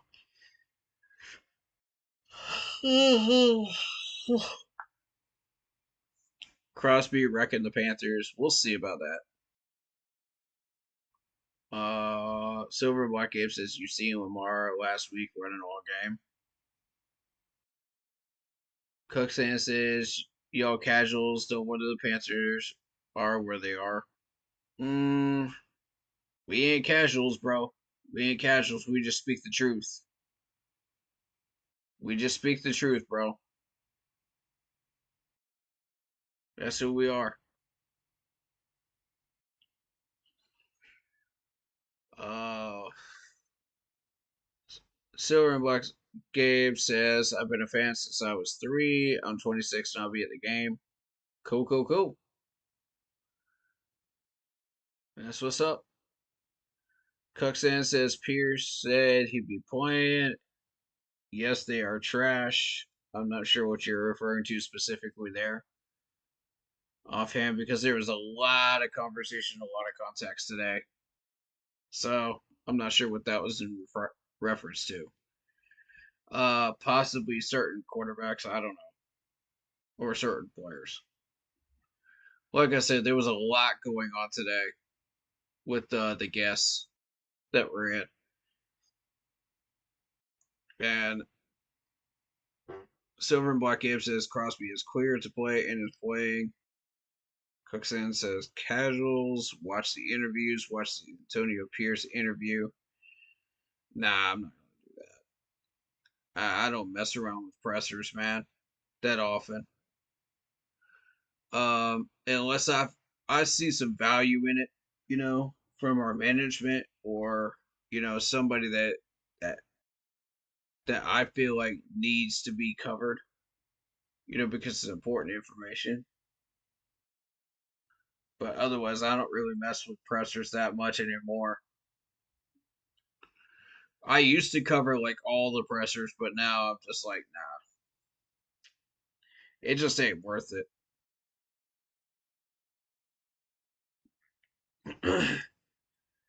Because I mean, half the questions are just not even relevant, and the other half are just like somewhat pointed. They get some good questions in there every once in a while, but the media just, I don't know. They it's it's a 50-50 shot when you're dealing with the media with these pressers. Sometimes you'll get relevant info out of it, sometimes you won't anymore. Um, and even if you do, sometimes these coaches and players just dodge the question like the Matrix. Uh, Silver and Black Gabe says Dalton will probably put up more than 220 yards passing and 1 touchdown. Yeah, I said somewhere in the neighborhood of like 250 to 280 for Andy Dalton. I think is relevant.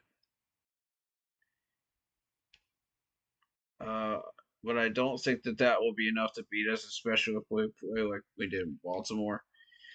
Uh, I feel like you guys got kind of lucky there, man. You guys got kind of lucky, to catch Baltimore that early. Because once Baltimore gets into that playoff swing, that's when they become dangerous. That's when I don't think you're going to win, especially if that's played in Baltimore. Because once Baltimore gets into their groove and they want a playoff spot, they will do anything possible to get it. They will fight you tooth and nail, claw to claw to get it. And, pun intended. The Ravens ain't no joke late in the season, man. They ain't no joke. Um, down 10 points with 9 minutes left. I don't know, man. We can't run and one dimensional. And what we did, we have to win. Um, yeah, I mean that's fair. Yeah, you can't become a one-dimensional team. That's for sure. NFL analysts don't know nothing. There are some that do. I'm not going to entirely throw all the NFL analysts out there in one basket. There are some that actually do know their stuff, and I give credit to the ones that do, and I show love towards them. I'll sub to their channels. I'll give them the love that I think they're due, and respect. Full screen respect when I watch their pressers and stuff. But at the same time, like the majority of the NFL analysts, I feel like don't watch our games and they don't get a full coverage analysis of what they're seeing. So they're just going out over numbers and using the numbers to determine what they think they're seeing. Which paints only half the picture. You see like 2 minutes worth of highlights and you see all these stats and you think, oh, well, I know what happened. Now, hold up now. Some of this stuff doesn't get recorded in stats. Um, yeah, and I feel like most stat sheets don't cover yak, and they also there was something on defense they didn't cover too, stat wise, and I forget what it was, but um, so they pin all that stuff to the PFF, and the thing is, the PFF is not a perfect system. You know, it's based off analytical data for the most part. Uh, but you also have to have people use the eye test in order to create this. So what you have is kind of a catch-22 where you have both sides in the analytical data, but sometimes it just doesn't mesh. It doesn't match up. And that's always been my issue with the PFF is sometimes it just doesn't mesh with what you're seeing. So it's not the end all be all of your analysis, if you're watching from your couch at home, you know, or even if you are a pro analyst, sometimes that data could be off. Um, for example, that 74 rating that Taylor Moton had, you know, I don't think anybody buys that was a 74 rating. Now, granted, he did have a average to slightly above average game against the Saints. I will give him that. But a 74 rating? Nah. Nah, dog. Nah. Try again. That did not match up with the eye test. That's exactly what I'm trying to tell y'all. Use your eyes. Get out of your tunnel vision, whatever you're expecting these guys to look like, and use your eyes. See the game a little bit differently. Look outside of your box. You know what I'm saying? And you'll start to see what we're seeing. It doesn't match up. For instance, Taylor Moton standing there like a statue, blocking Bryce Young from running during that first game. That's not going to be graded on the PFF. You know, Miles Sanders and Schuba not picking up blitzes is not going to get picked up on the PFF. They're not part of the offensive line. They're running backs. That's my whole point.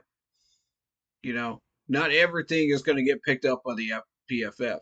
So there were more than 4 pressures during that game this past week. But the blitzes have been a problem. These running backs are not picking up the blitz, and it's a concern. So I'm hoping that that doesn't become a concern against the Raiders. I don't think it will. But again, I'm human. I could be proven wrong, and I really hope I'm not this time.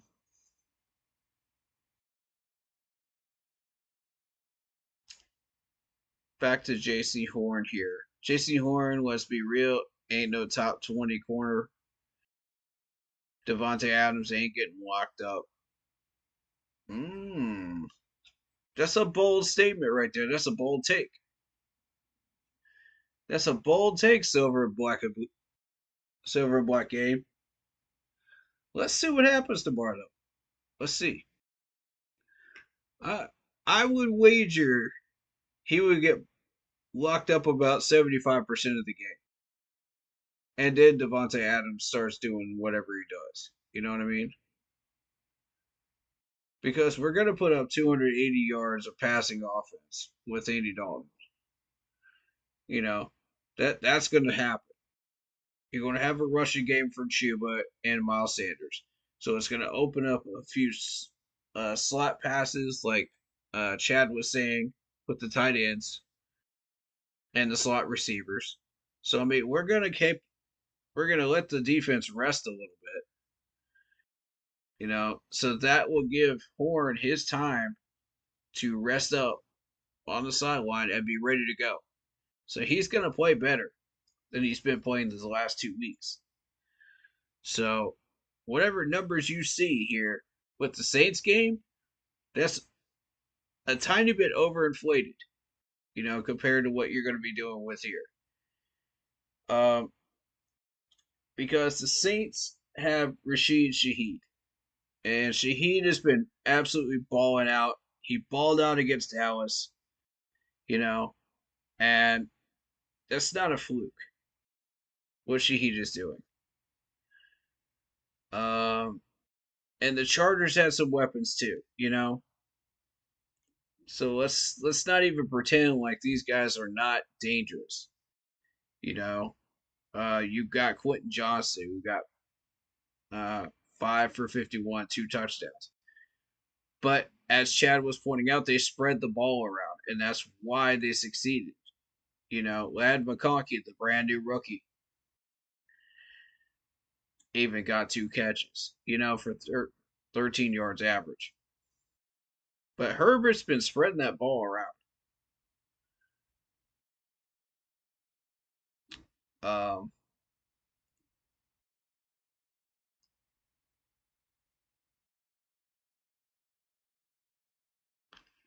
But will Devontae Adams get locked up for most of the game? I think so. Bold prediction right there. I think J.C. Horn's going to have a better day than he did before. I'm not saying we're going to blow y'all out, but I would say we win 27-13. Hey, you're underestimating Andy Dalton, I think, Silver and Black Gabe. Because while this man has done absolutely nothing in preseason and training camp to warrant the types of numbers that he has put in the regular season with us in a Panthers uniform, he still managed to put up 300 plus yards against Seattle last year in a regular season game. That cannot be ignored. So, I mean, don't look and get forced in the mouth. Honestly, that's the mentality I've got with Andy Dalton right now. If it works, it works. Feed the hot hand. he has a good record against these teams, so I say feed the hot hand. Um, and like I said, I'm looking for 5 wins bare minimum this year based on where we're at.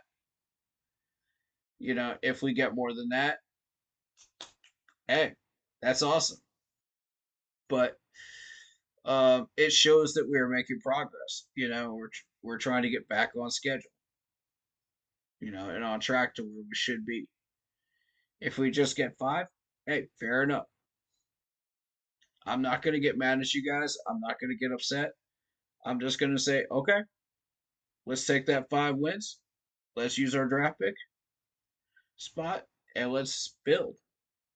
You know, we knew what this year was gonna be. Honestly, we all knew it. Don't act like you didn't. We all knew it. It's the first year under a new head coach. Of course, it's going to be ugly, and it's a proper head coach this time. I think with Dave Canales. So we take whatever record we can get. We build. You know, that's where I'm at right now. Andy versus Chucky tomorrow. That's right. John Gruden used to be called the Chucky. I forgot about that. Chucky's getting shut down tomorrow. Wow. There you go. There you go. My buddy had his Chucky shirt on. It is September. It's getting closer to Halloween, y'all. So I mean, oh boy, what was the score? Score of what? Oh, the Jets game. You talking about the Patriots Jets game? That score was 24-3. Yep, 24-3. Jets. Um, that's what I figured you were referring to, Raider Paul. But welcome on in, Raiders fans, and everybody from all 32 teams. We love all of you. Come on in, stay a while, enjoy yourselves. You know, talk some smack if you want. I'm cool with it. You know, be prepared for me to respond though. All right, be prepared for me to respond though, because I believe in healthy debates on this channel. Not toxic stuff. So I will throw some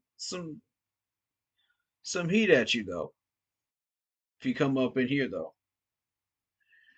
But just know, man, no matter how much smack talking and stuff that we do, man, it's nothing but love. It's nothing but love up in here, man, and all of you are welcome.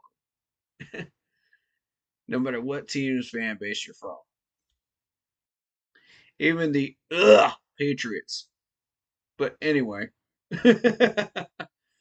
respect to all of you for sure. For having the guts to pull up, man, in a Panther stream, man. I respect it. I respect it, though.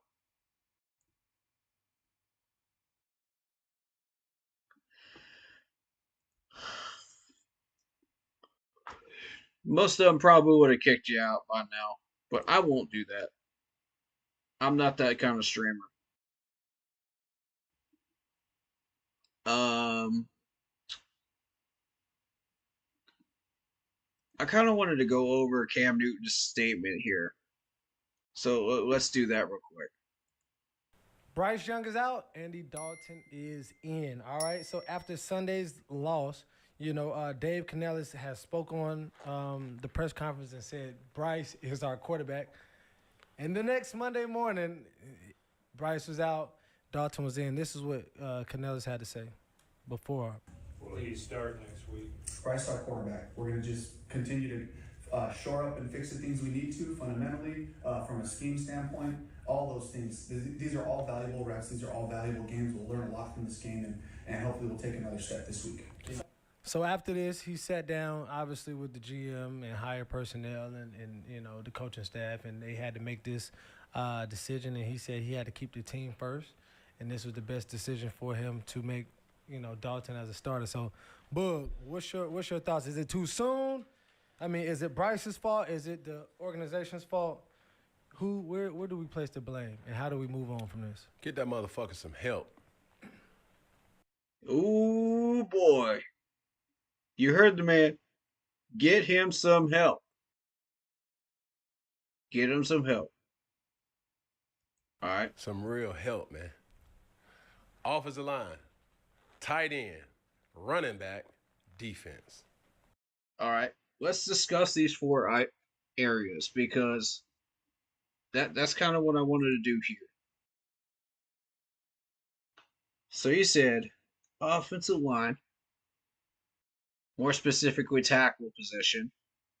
That's what I've been pushing. We've got to draft a tackle. I don't care where that tackle comes from. It needs to be a solid one. And it needs to be in the first 3 rounds of this next draft. Period. Point blank, period. I don't care which side of the line he's on. Left side or right side. We need a tackle. Period. I'm straight up saying it. And I'll continue to say it until draft day when we actually draft one. We need a tackle. Taylor Moton cannot do this.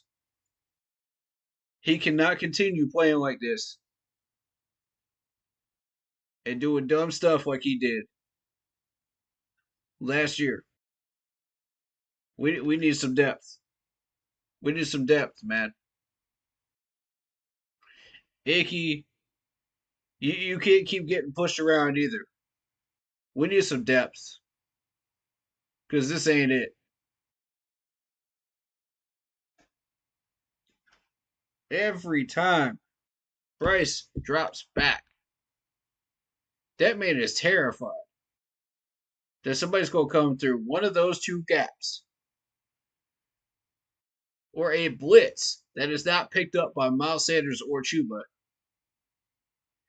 is going to come through those gaps and murder him. That's why he's not stepping up into these pockets, man. Can you blame him? Shoot, I can't.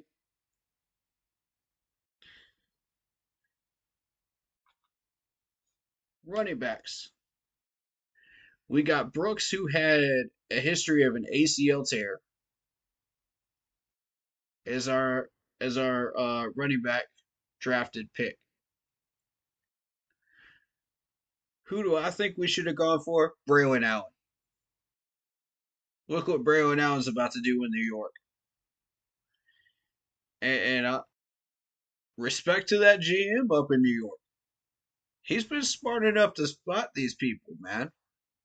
This new GM that they got up there in New York. I like this dude, man. He knows what he's doing.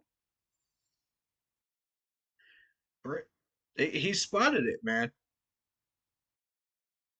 Braylon Allen is about to ball out. Braylon Allen is about to ball out. Y'all watch what I'm telling you. The man's about to ball out. And it just needs to be the right game to start that, you know? That's what it needs to be. But he will. We got Miles Sanders, who's good in short yardage situations. You got Chuba. So it's basically a Jonathan Stewart and D'Angelo Williams 2.0 situation right now. That's essentially what it is. That's essentially what it is with our running backs. I'm not a huge fan of Blackshear. Uh, I think he needs a lot of work. But is he a capable third string running back or a fourth string running back? Sure. Until Brooks gets back. Sure. I'm down. As a return man? No. We should have kept ISM. And we made a big mistake not keeping ISM. Y'all can still correct that. Oh, wait, we can't. He's gone.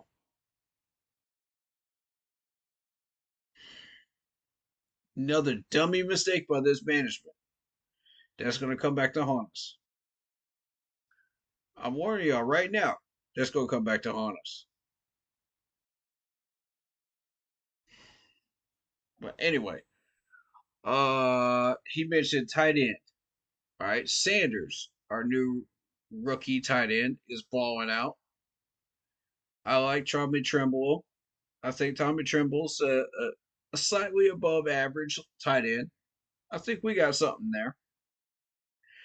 But is he going to push further than where he is right now, skill wise? Nah. I think what you see is what you get with Tommy Tremble. Ian Thomas has no glass ceiling at this point. I think he's proven that. Ian Thomas is not going anywhere. But, to another team probably.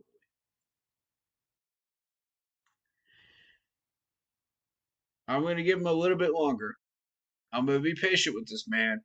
But honestly, at this point, I don't think he's going to break that glass ceiling, man. Not here. I just get that feeling. I don't think so. All right, so you go down to Jordan Matthews. Jordan Matthews has a lot to offer, but he can't block. Felipe Franks can block, but he doesn't have a lot to offer beyond that. So there's that whole flip flop issue there. What are we doing there? And my whole thing is, if it doesn't kill us with dead cap, let's just toss them both and just get a better tight end. Let's see what's out there in free agency and see what we can piece together there. But for now, I trust Jordan Matthews over Felipe. Felipe should not even be making a practice squad at this point. That's my take on it. Maybe I'll have a different one, but that's my take. With all due respect, defense. Defense is the last thing he mentioned. Defense. Now, we need some help on that D line. We need Derek Brown back. We need Sean Tuttle to get healthy. That's going to be a big help. We're going to seriously be missing Derek Brown, that's for sure. Sean Tuttle, not as much. But like I said, Sean Tuttle is like a poor man Star Lutule in the second half of his career with the Panthers. I feel like he's got the potential there to maybe push forward and get beyond that wall. But I don't know, man. I don't know. Tough to say until you see him on the field for a full season,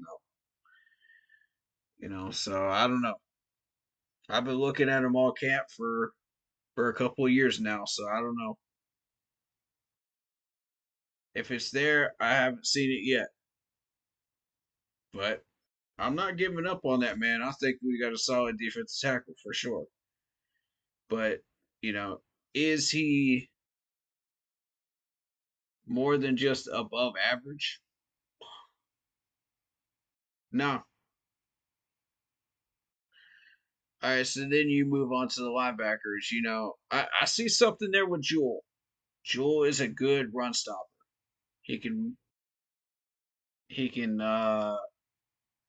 go side to side on the field, do what you're asking of him to do, fill in those gaps, make those tackles you're asking him to make. He's a poor man's AJ Klein, really. He's a poor man's AJ Klein, and he needs a lot of work. But I could see him getting to the point of AJ Klein's talent level if you put in the work. Frankie Luvu was a lot closer to it than he is right now. But I saw a lot of AJ Klein in Frankie Luvu. So if you can get up to Frankie Luvu's spot, and talent level, then we got something in Josie Jewell. I see something there, man. Mike Jack, um, JC Horn, I see a lot there at corner.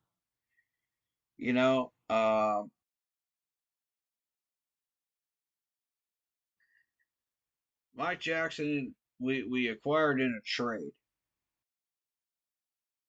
That's the interesting part. You know, for basically a Subway sandwich and some chips. With a seventh round, pick. So, I mean, it's there. He's definitely displaying more talent than his trade value. But my question is, like, how long can he consistently do that? As far as JC Horn, it's a matter of staying healthy. How long can he stay healthy? And he could be a top 20 corner. I do believe that. If he stays healthy throughout an entire season.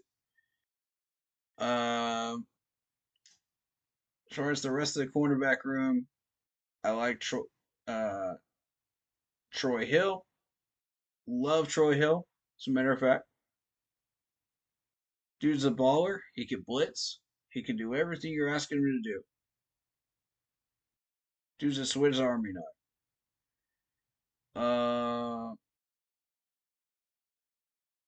Dane Jackson, that remains to be seen. I like his numbers, but I need to see him in action.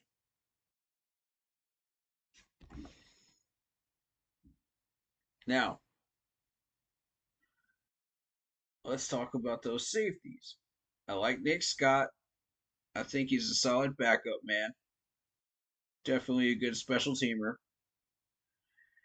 And I need Robert Woods to step up. I really need Robert Woods to step up. Because it ain't there for me right now. It ain't there. I think if Devontae Adams does burn us, it's going to be because we have linebacker trouble back there. Because we're missing DJ Wonnum. And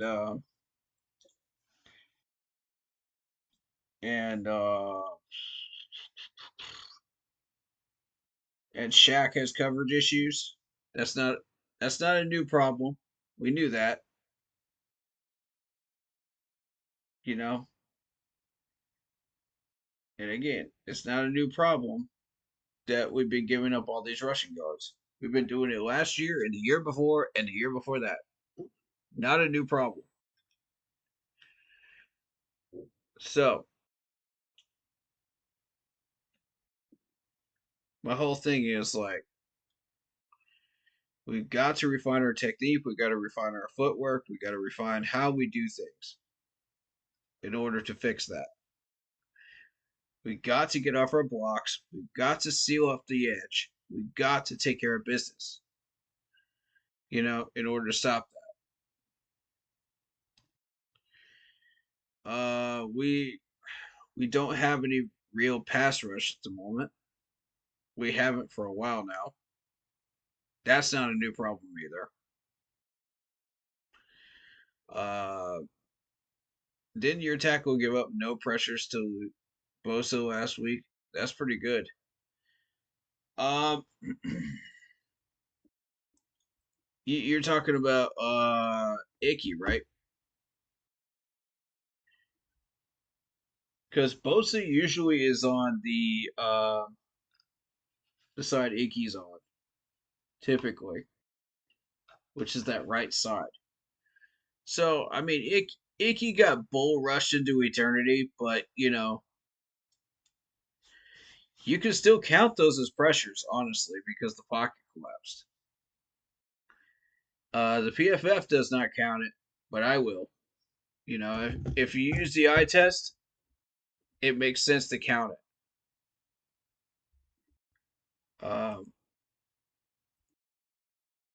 So, um, all in all,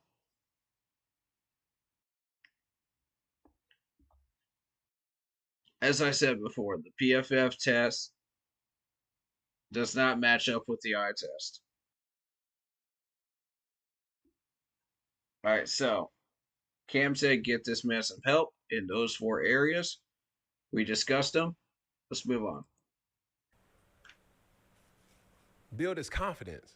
That motherfucker is walking around, playing around there like a wounded duck. Yeah. Oof. Like a wounded duck. Oh, y'all heard that. Y'all heard that one.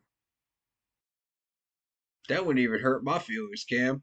That wouldn't even hurt my feelings right there. Oh my god. That man said a wounded duck. Like, bro, he don't got confidence, bro. He's already small as it is. But this is the same, but going back to, we got to start holding a lot of people accountable here. Yeah. I do understand that this was not Dan Morgan's pick, right? Mm-hmm. Even for the coach, this wasn't his pick. Yeah. But this was a move that was approved by David Tepper. Mm-hmm. All right? Now, for Dan Canellis, right? Mm-hmm. He's done some great things in his coaching career. And from seeing an interview in regards to Rex Ryan that really spoke freely about this particular pick. Yeah. He's like, bro, this is passing. Like, he helped Baker Mayfield. His mental is passing, not running. When I went to Carolina, I had Jonathan Stewart and D'Angelo Williams. Mean backfield. Right? So at some capacity, I still had a running game. Okay? When I went to Carolina. This man's compared his situation to Bryce Young's. Really? Really? Cam, with all due respect, it's a totally different situation, bro. Totally different. You can't expect the entire setup of players to be like the ones that we had then. Those guys were Pro Bowlers, bro.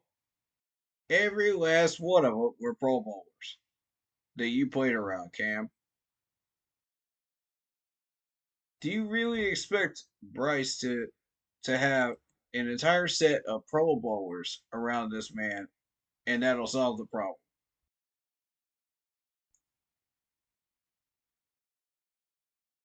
Look, bro.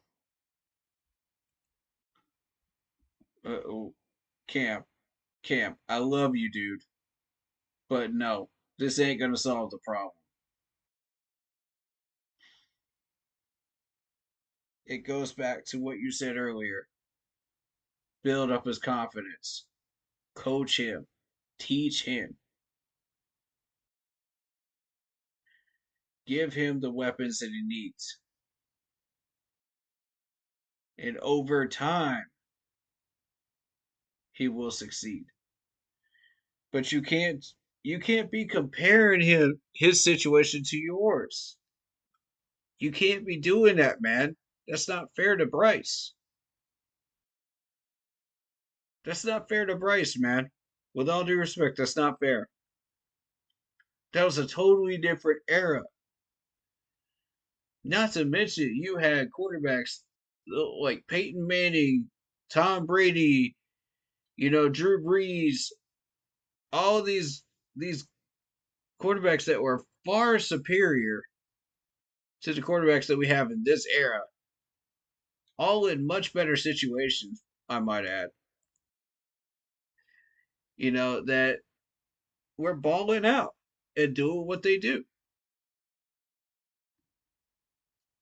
They had Pro Bowl weapons around them, every last one of them. Now, how do you get Pro Bowl weapons? You got to pay for them, right? You got to draft them, right? You got to draft and develop them, right, Cam?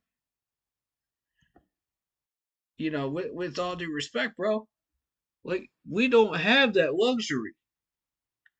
We didn't have that type of money.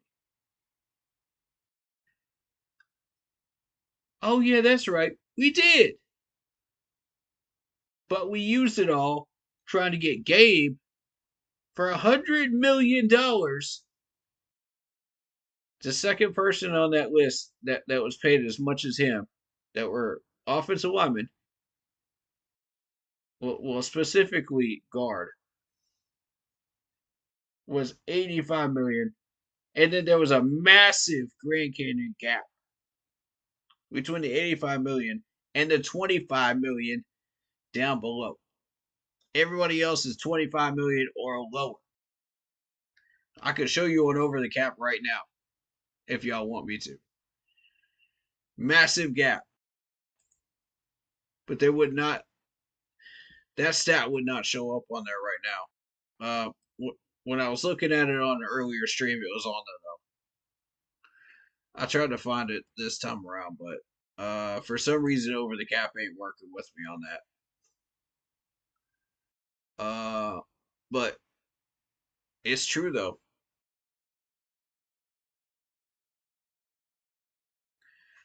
Uh, Free agency tracker. I think that.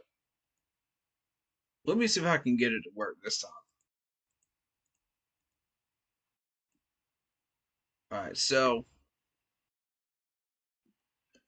if you're just strictly, yeah, it was under the 2024 tab. That's why. And the 2024 tab ain't there anymore for whatever reason. Um,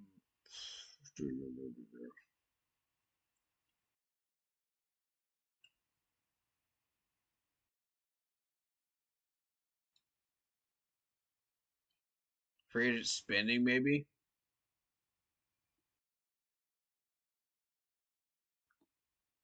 Yeah, that's just overall. What I need is specifically those position allocation. Yeah. Maybe. I don't know.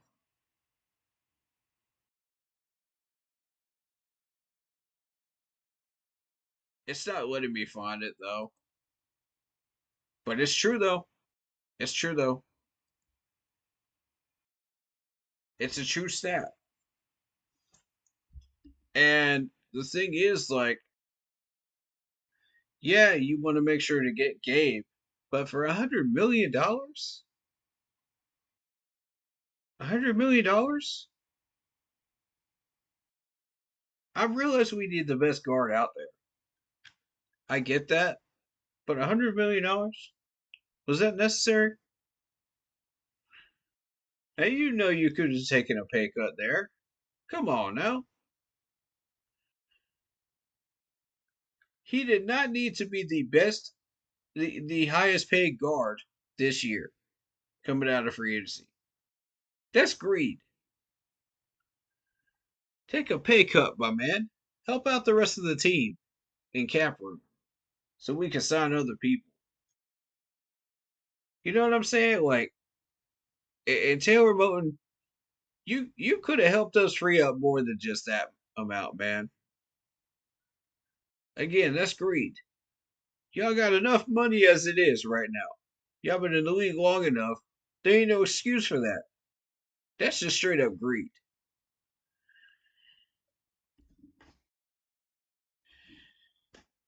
And, you know, as a result, you're talking a good 15 million bare minimum you could free up between the two of them that we could sign other people.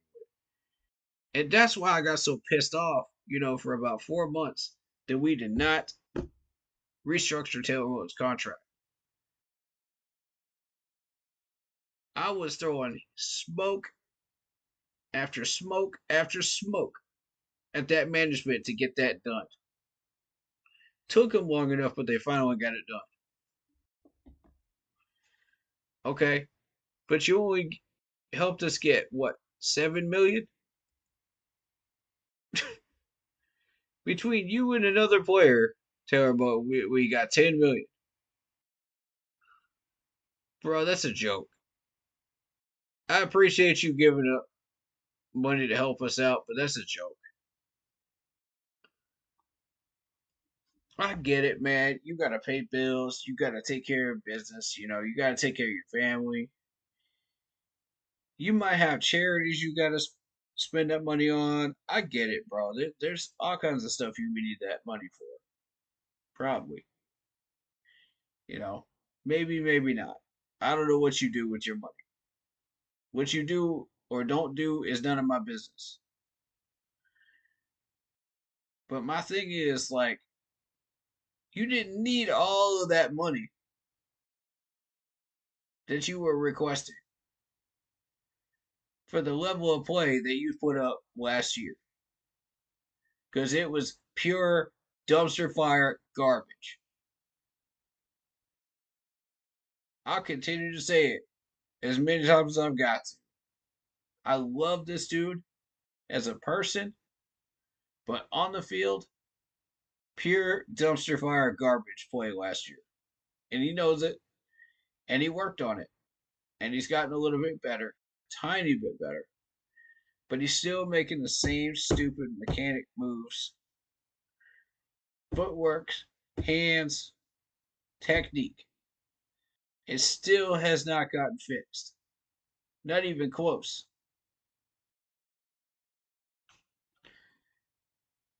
As I've said before, and I wanted to make this point earlier, is I literally watch these guys go one on one with a defensive end, just poking them, one by one on the offensive line, one at a time, to see how they handle that bull rush. So it was a bull rush drill for the offensive lineman. Taylor Moton and Icky consistently failed that drill over and over and over again. 3 or 4 times they got tested. Each time they got bull rushed. Taylor Moton missed at least one of those. Just let him completely go through. Icky got pushed into basically the quarterback's lap, or what would be the quarterback's lap in that drill during training camp. And you cannot have that. You cannot have that. This is a starter in the NFL, a starting left tackle. Taylor Moton gets pushed around, pushed around, pushed around. Now, I grant you this, he did not let go of his tackle, which is progress. He did not let go of his block. That's progress. It might have been a defensive tackle. It might have been a defensive end pushing on him. I don't know. Doesn't matter. Point is, he did not let go of his block. But he did get pushed around like a tackling dummy. Right back into the middle of the pocket, which is not acceptable. And they were timing them too. Make no mistake, they were timing these guys. Yeah, that might have been a training camp drill, but that is reflective of what you are seeing on the field. During preseason, He made progress towards that goal of protecting a little longer and a little bit longer and a little bit longer, as you went through preseason. So there was slight progress made, but it was nowhere near enough to where we started regular season and, you know, we got absolutely run over again. Like, how much of this blame do you put on the fact that the starters were not given a proper opportunity to be on the field during preseason for very long? It was just one series. Now, during that one series, Bryce Young was throwing some darts. Um, and I gotta say, I liked what I saw.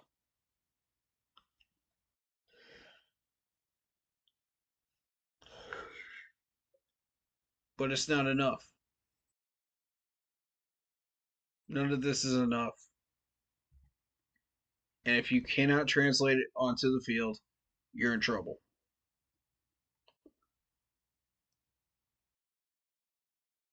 Cam Newton, let's continue. Jonathan Stewart? D'Angelo Williams. Yep.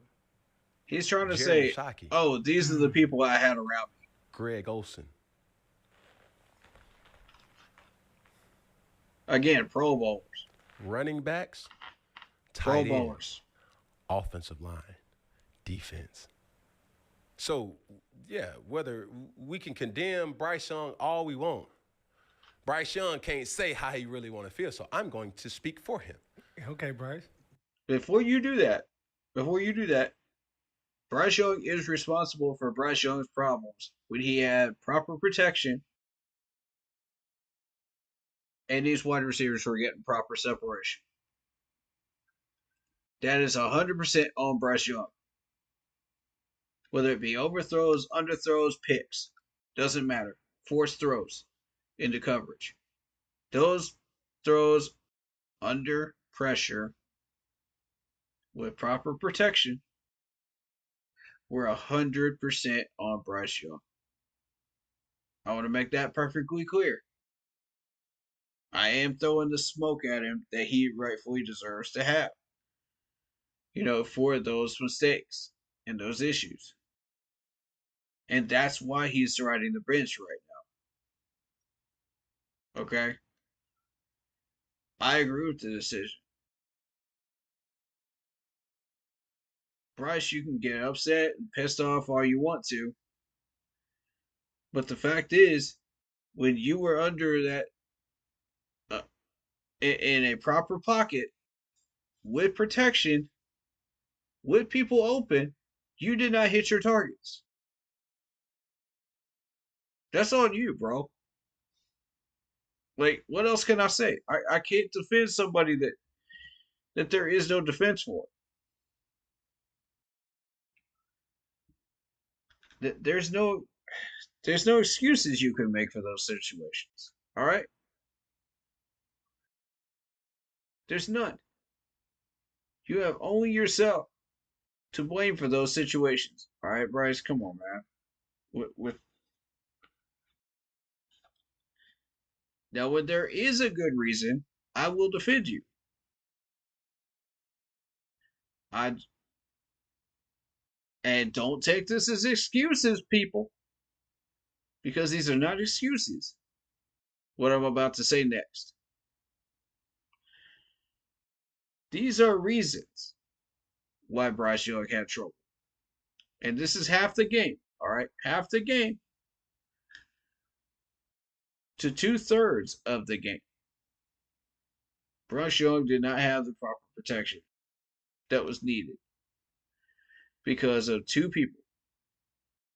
Actually, four people, if you want to be more specific. Those four are the two usual suspects, Icky, Taylor Moton, and the next two are Chuba and Miles Sanders on the blitzes. Running backs, you've got one job. I don't want to hear the excuses on why these blitzes are not picked up. You got one job. If you are not going out for a route, if you are not carrying that ball, you have one job. Pick up the blitz. So I don't want to hear it. I don't want to hear the excuses on it. I need y'all to stop dancing around, you know, and acting like this is not a problem and fix it.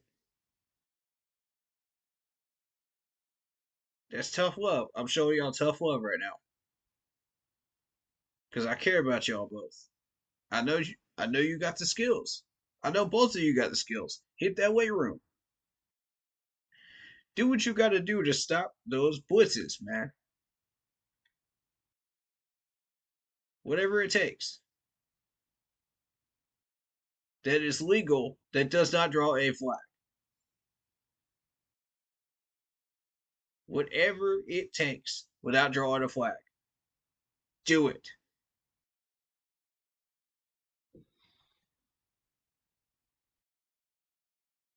Because, and here's the thing, man. This is not a new problem either. We've had running backs that have not been able to pick up the blitz. It's not a new problem.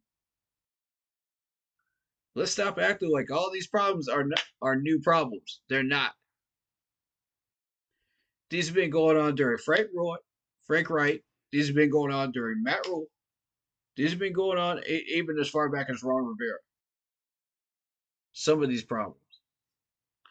And they still have not been fixed. Now, I'll grant you a little bit of time to develop these players and get this problem fixed. Some of this stuff needs to be fixed by getting better players and better depth. I will grant you that permission, you know, and I'll grant you that allowance, as a Panthers fan, you know, as somebody that cares about this team, man. I want y'all to succeed. I want y'all to do better, and I will grant you the opportunity to do that, you know, as a fan, without blowing smoke, and having to throw tough love at you. But you got to earn it. You got to go out there and do it. I can't do this stuff for you, bro. I can't go out there and block these people for you. You got to do it yourself. This coach can't do this for you. You got to do it yourself.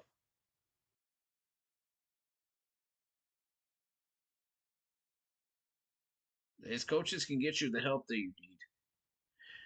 But these players have got to stop being greedy and taking too much of the doggone pay cut and contracts when offered these massive amounts of money.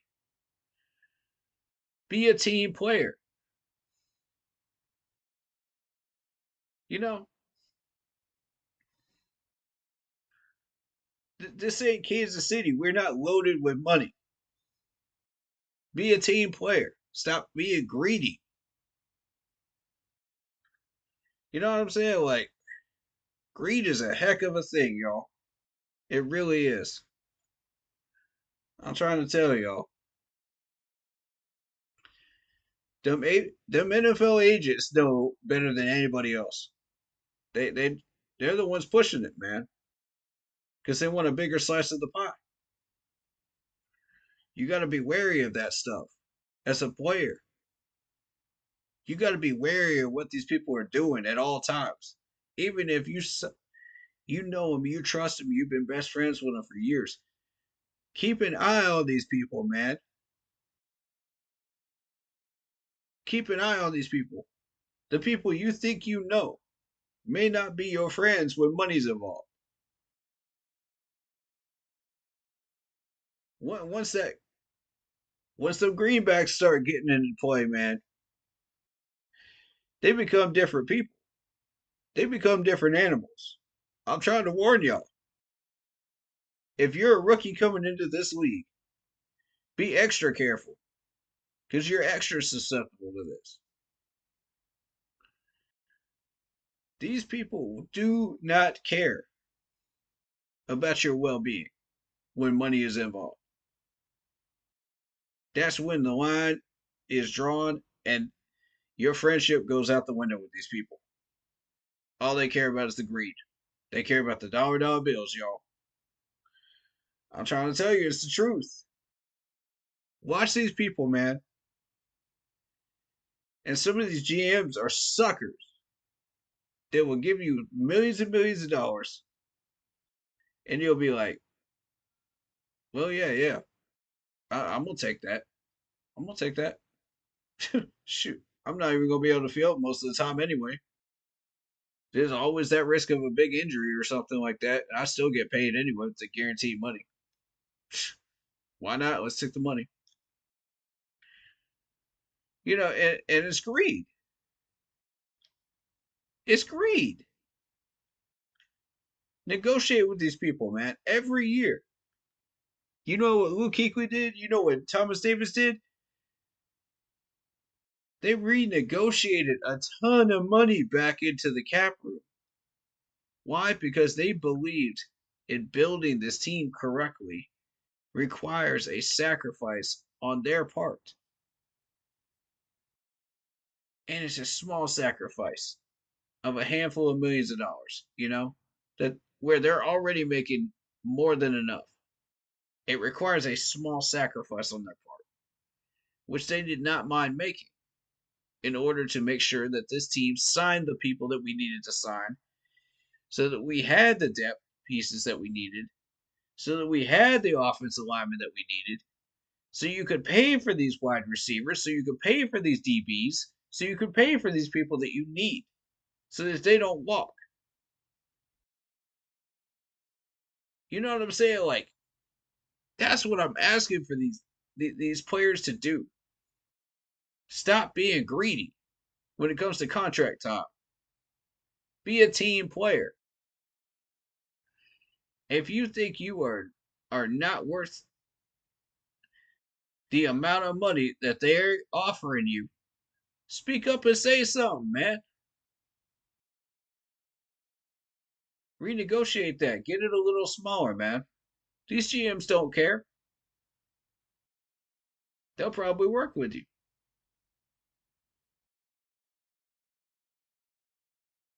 Yeah. You don't have to be the most high paying player in your position when your team is not going to do anything if they don't have the money to sign these people. That's my point there, man. Like, they're not going to go anywhere if they can't pay for, say, in our case, a Brian Burns or a CMC. If you can't pay for that, or a Josh Norman, in that case, which was the agent asking for too much money. It wasn't even Josh. Josh had nothing to do with it. It was the agent being greedy, wanting a bigger piece of the pie. Take control of these negotiations if you're a player. Take command of it and say, nah, I don't need to be paid that much, man. I don't need to be that top paid guy. I don't need to break a record. I want to help this team out. I want to play for a winning team that's willing to invest money into players that know what they're doing and GMs that know what they're doing. Finding players that can actually win, you know, that have a proven track record of success. And when you do that, watch what happens. I'm trying to tell you, man. Some of these GMs actually do know what they're doing in the league. Ours does not.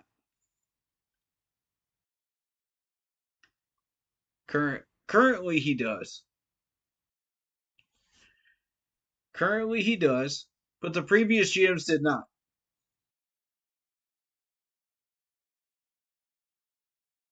Dan Morgan knows what he's doing. And this offseason is proof of that. He built a nice team, man. Unfortunately, it's not enough talent to be a competitive team. He understands this. He gets it. He knows. You don't have to hound him 1,000 times about it. He knows. Okay, so does everybody else in this organization. They know. You don't have to pound that point home anymore.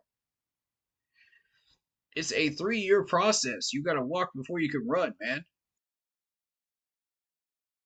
It's a marathon, not a sprint.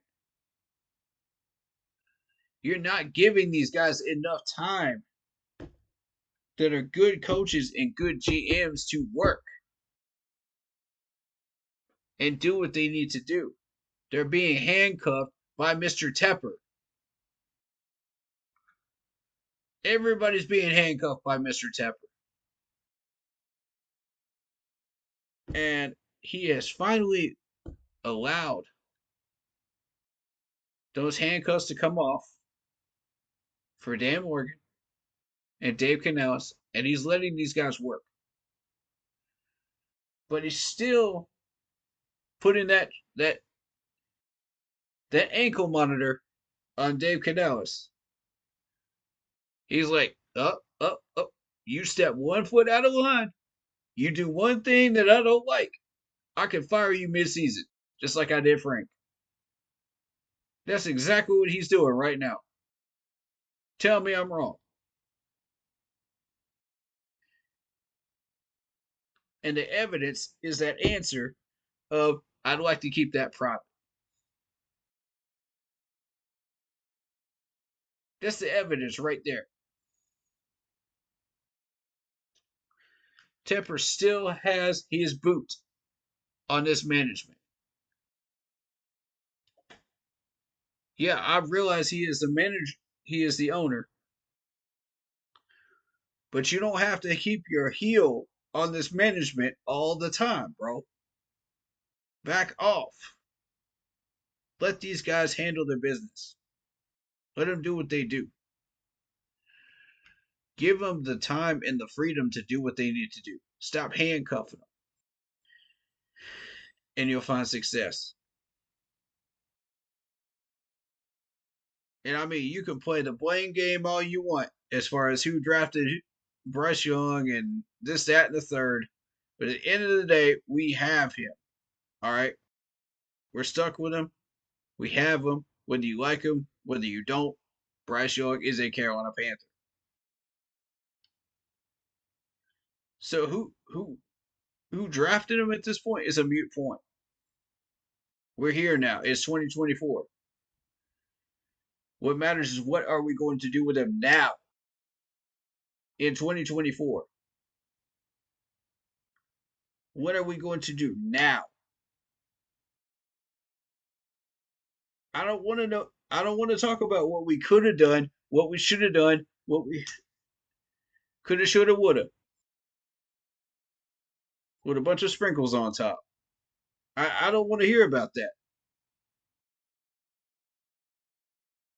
What I want to hear about is what we're doing now.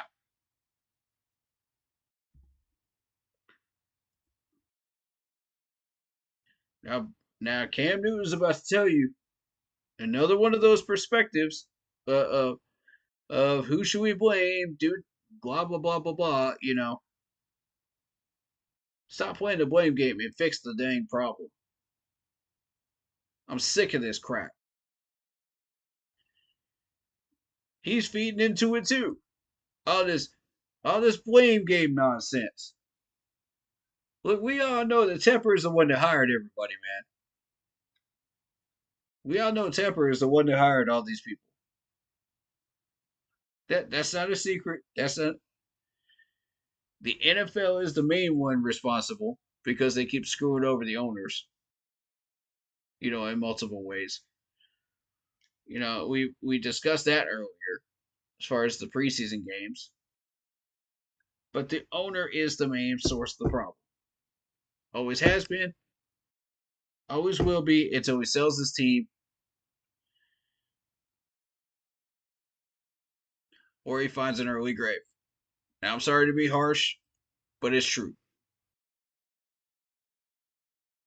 Lord willing, the first one happens first. Lord willing, the first one happens.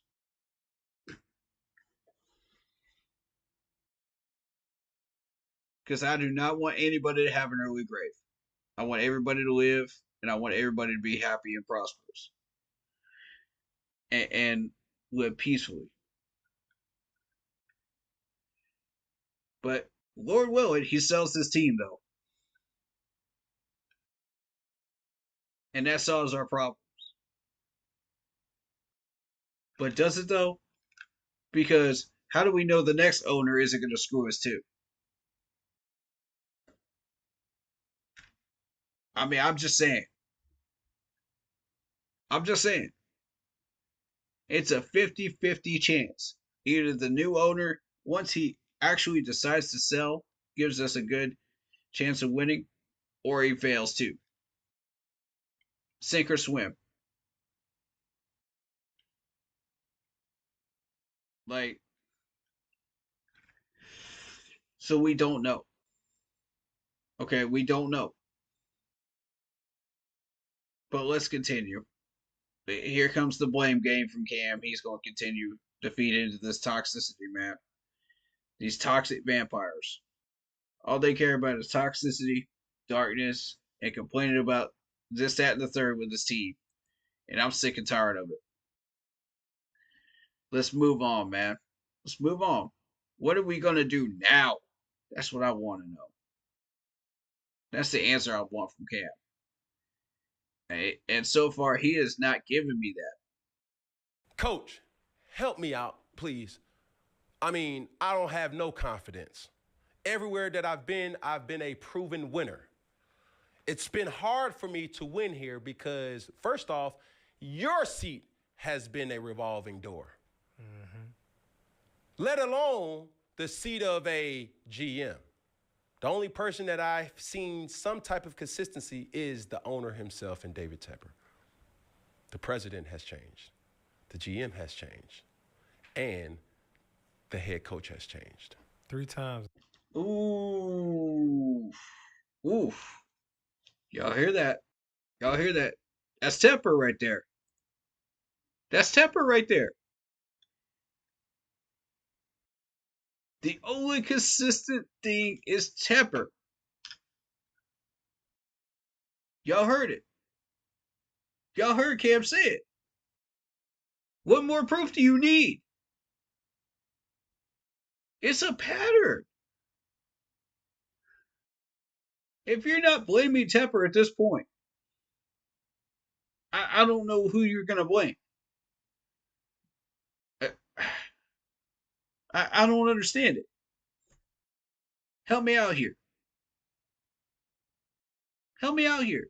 If you're not blaming Tepper at this point, for all of the past 5 years, who are you supposed to blame? He's the one that hired all these people, that got to all these players, that are sunk to the bottom of the ocean right now, talent-wise, and not done anything here in Carolina. The ones that have not done anything, more specifically, are the ones that we're talking about. Got drafted, signed, and contracted by these GMs. Who signed the GMs? The owner, Mr. Tepper. It all goes back to him. Y'all can say what you want about Dave Canales not winning. You can say what you want about Bryce Young's height. You can say what you want about Dan Morgan's inability to draft. Scott Fitter's inability to draft, this, that, and the third. Point is, Tepper is the source of the problem. Yeah, we can't get rid of him. But what I'm telling you is, he is the source. Period.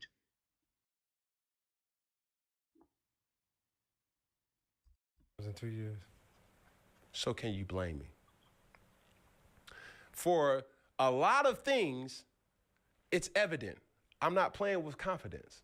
But that confidence comes as a byproduct of not having the resources that I need to win. And do I need to remind you? I won everywhere that I've been. High school, won. College, won. My intentions are still to win here. But And to his point here,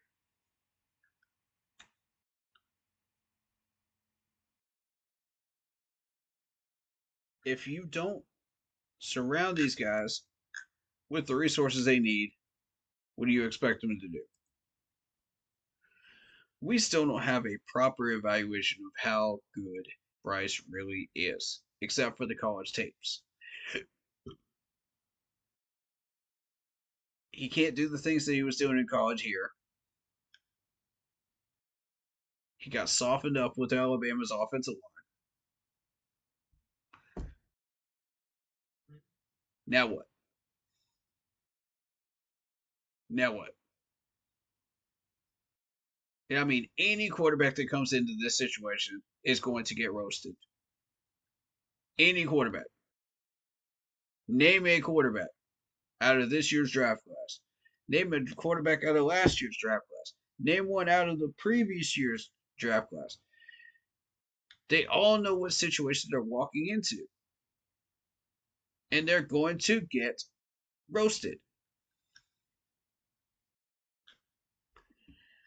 Heck, even the veterans got roasted. Teddy Bridgewater, Sam Darnold, Baker Mayfield all got roasted. Gee, I wonder why. Management. The one thing they all have in common.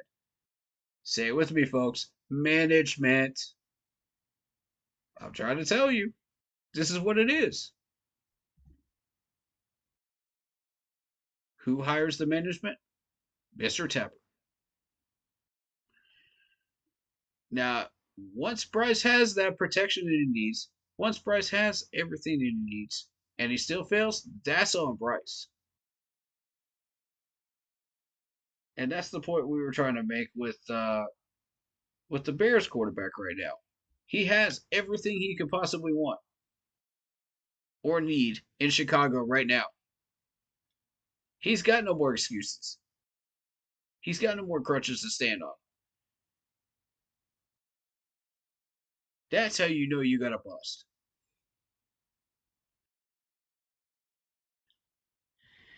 And everybody that thinks that the offensive line not getting it done with Taylor Moton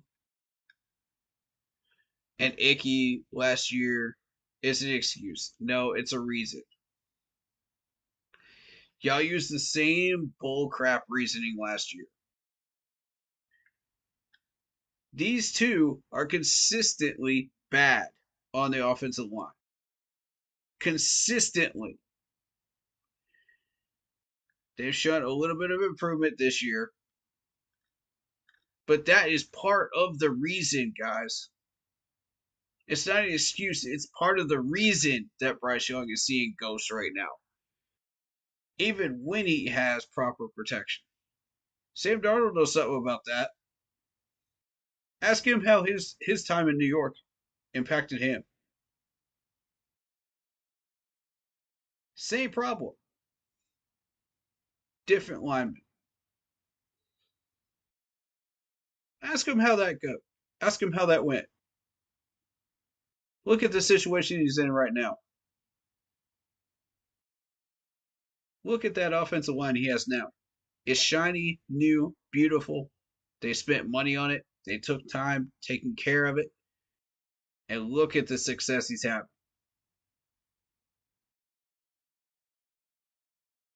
Guess what, folks? That's management.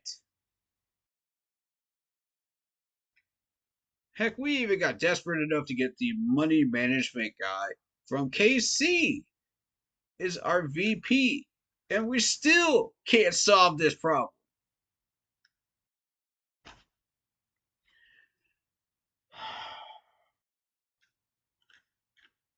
Why? It makes no sense. It makes no sense why we are still sitting here debating this. 2 years later, why we can't solve this problem with the money. Okay. I'll give you the reason why we're still doing this. David Temper. He knows it. We know it. Everybody knows it. Don't tell me I can't blame Tepper for all this. Don't tell me I can't throw that smoke at Tepper because I'm going to do it. I'm going to do it in a high way too. Because he's the one. The only. The source of the issue that we have here in Carolina. And he needs to sell this team because he has no idea what he got himself into. And the longer you own this team, Tepper, the further down this rabbit hole you're going to go. And the more frustrated and pissed off you're going to get. Sell it to somebody that understands how to own a franchise. Please. Please. I'm begging you. Please. Do us all a favor, man. Please.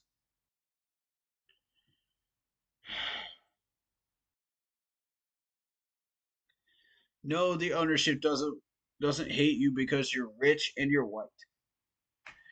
And they think you have white privilege. No. That's not why they hate you. It's the actions that you have taken while being rich, while being white. A rich white owner. That's why they don't like you. Okay? This ain't got nothing to do with race. This has everything to do with your actions as an owner. And I need people to understand that.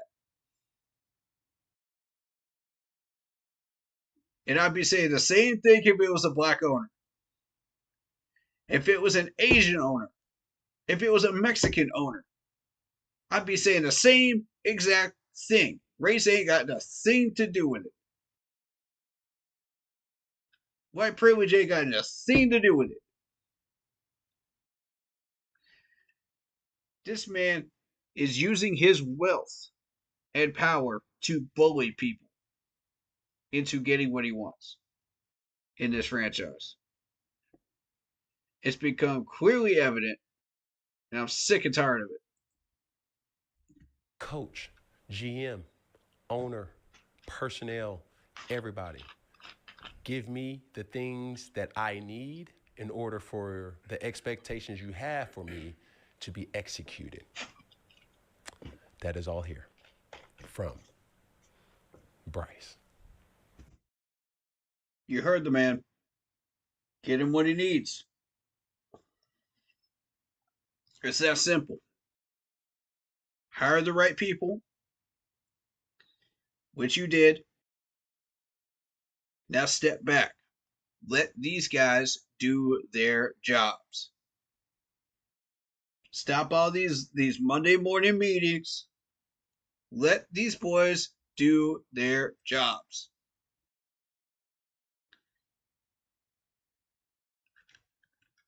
Dave Canellis is stressed out. Okay?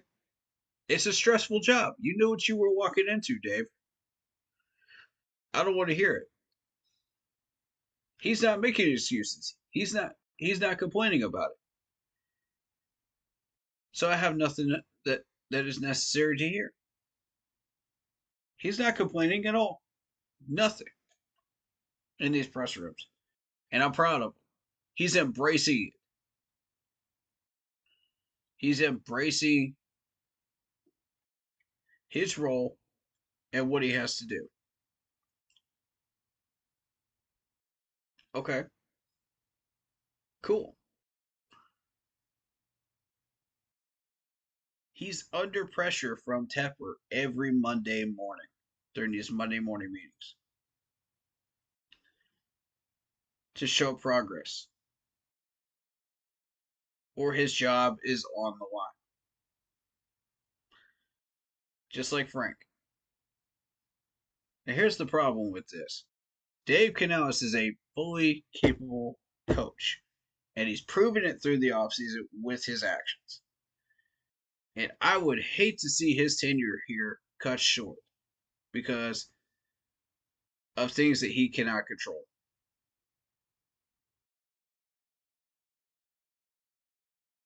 That's what pissing me off here. He has controlled everything that he can control right now. And as far as Dave Canales is concerned, I got no issues with Dave. None at all. None at all, bro. Dave, you are kicking butt right now and doing the best you possibly can. Now people are going to throw smoke at you, man, because of your overall record. Don't let that bother you. Just focus on the job at hand, man. Stay laser focused on that job.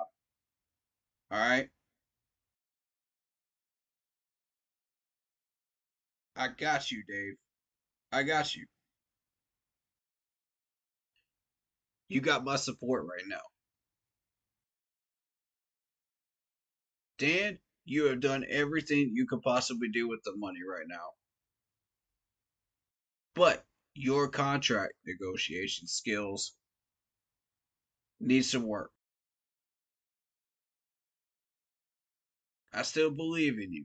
I still believe in what you're doing. I still believe in the draft picks that you got. But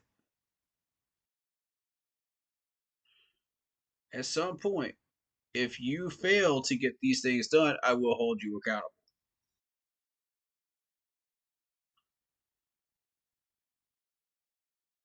Because that's who I am. I give tough love where I need it,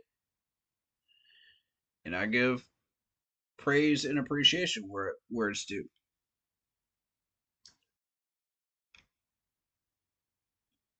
But I'm not about to sit up here and act like you're not giving these guys what they need. You have been, based on the money that you spent. But some of these players did not want to work with you. You know? And that's what it is. That's on them. One in particular. He knows who he is. We talked about it. It's Taylor.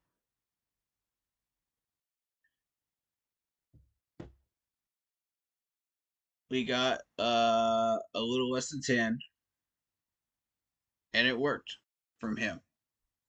But we need more. Anyway, my point is, Dan, for now, you're not in my hot seat. Not yet. But if we do not develop these players, both of y'all are going to be in the hot seat. And I'm going to tell you this right now. Y'all might have done a great job so far. But if we don't get results on the field, some type of progress, some type of advancement, and it needs to happen during this Raiders game tomorrow, And that's where we're at.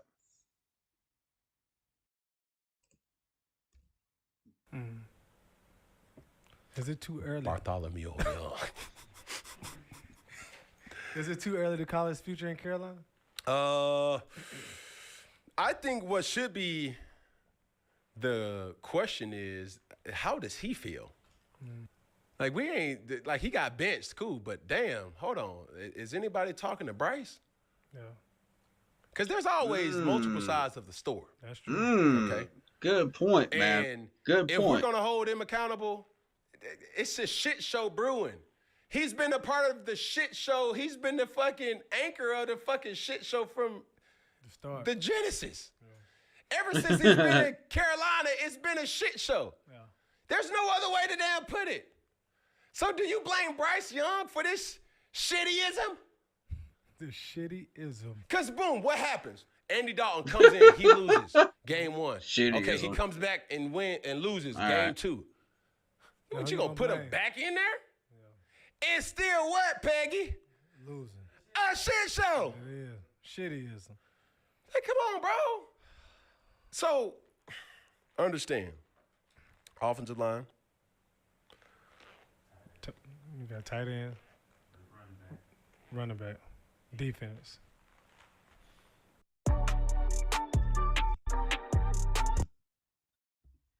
Well, there you go. That's Cam Newton's take. Let me know what y'all think about it. Sub to his channel. Hit that like button. Hit the bell on his channel. There you go. That's 4th and 1. Go check it out. I love the 4th and 1, man. Cam Newton has his own podcast channel, but I love what I'm seeing with the 4th and 1 because he gets real with these, man. He gets real. And I respect it. I respect it, man. Dude tells you like it is. Bryce needs help, man. He can't do this on his own. Did we give Bryce the proper tools that he needs to win? Not yet. Not yet. I'm saying not yet. We need to complete the process. We got 2 more years where we can fully build everything that we're looking to build. We need to develop and help this man learn how to handle some of these defenses at the NFL level. It's faster, it's quicker. He didn't learn anything during the Frank Wright era. We didn't have an offense during the Frank Wright era. We had no offense whatsoever. The only thing he learned is how to connect with Adam Thielen. You know, that's the only thing he really learned. Is, oh, I gotta be quick with my feet. Oh, there's Adam Thielen. Whoop.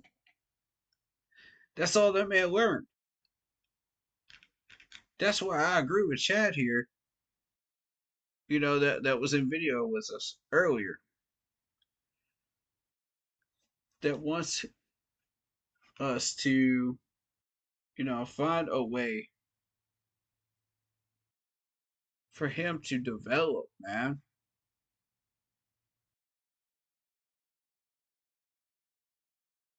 He considers this a second rookie season. I agree. Because the coaching has been trash up until now. Now we got proper coaching. But we don't have the weapons and pieces around them that we need yet. So give it time, give it money, and be patient. You know, and that's my message to this organization. Be patient. Don't give up too easily. Y'all listen to what I'm saying, management. Don't give up too easily because this man will go somewhere else. He will get coached up by somebody that is better than you, and he will become a Pro Bowler within 2 years. Y'all mark my words on this. I'm trying to tell y'all he will. The man's got the skills. He will. And I'm worried about that, man. I am.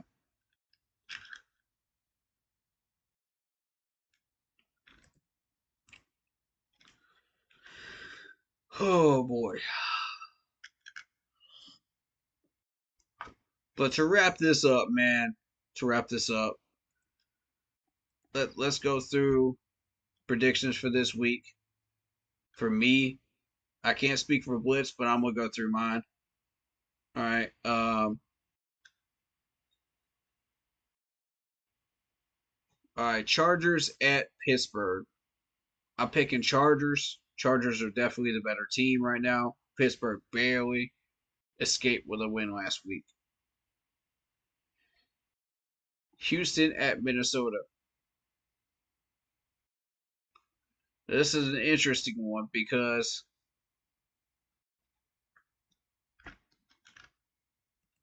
you got two teams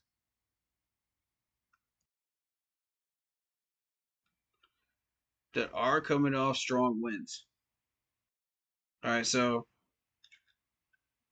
you talk about the Vikings. You got a win over the Giants, big win, 28-6, convincing win. A nice win over the Niners, cementing your respect in the league early with a 23-17 win. Okay, cool. So let's talk about Houston. How did they get to 2-0?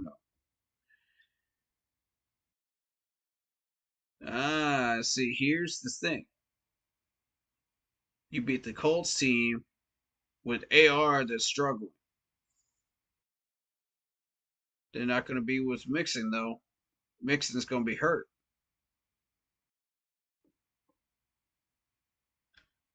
Bears. You barely beat the Chicago Bears last week. That's not really an accomplishment, bro. That's not really an accomplishment. And this is in Minnesota. I'm picking the Vikings.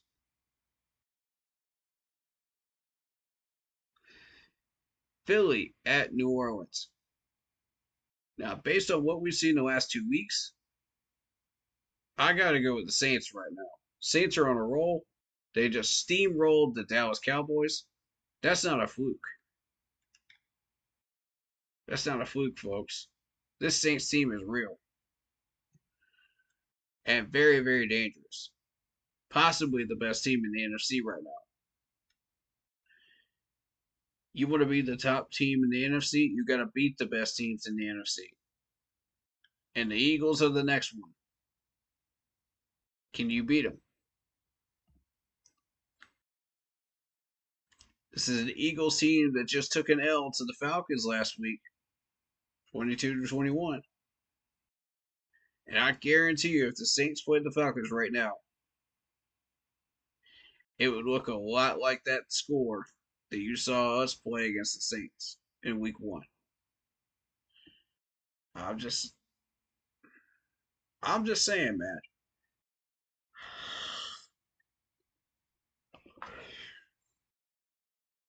Falcons are not as strong as people think they are. The Eagles, however, did beat Green Bay 34-29. They're not as strong as they used to be. And they're starting to lose a few weapons, so be careful. If you want to put money on this Eagles team, be careful. Because look at this spread, 2.5. 2.5, y'all. I'm trying to tell you.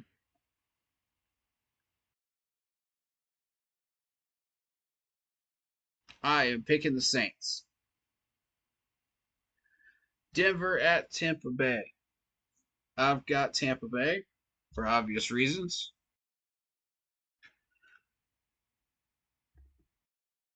To be maybe a 7 to 10 point spread, but Tampa Bay. Tennessee at Green Bay. I've got Green Bay in this one. Jordan Love is going to do a little bit better in this game and take care of business. Cleveland at the Giants. I've got the Cleveland Browns for this one. Because here's the thing. The Giants have not gotten off to a good start. They've gotten beat up by the Vikings. They got run over by the Commanders, in a close one. And Daniel Jones just ain't it. So to me, yeah. Drew Lock ain't it. Daniel Jones ain't it. You might have a couple of weapons here, but it's not good enough.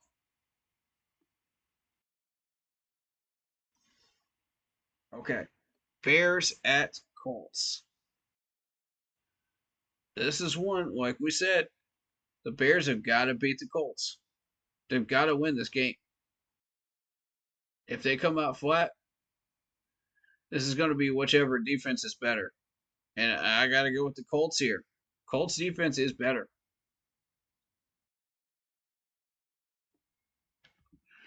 Panthers Raiders. I'm picking my Panthers. I believe this game can be won by a field goal. I believe it can.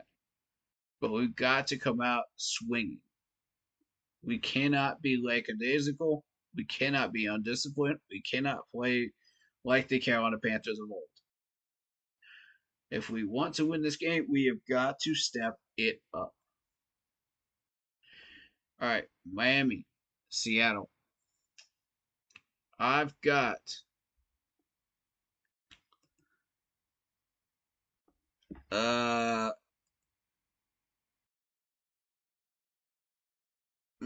that's a tough one for me.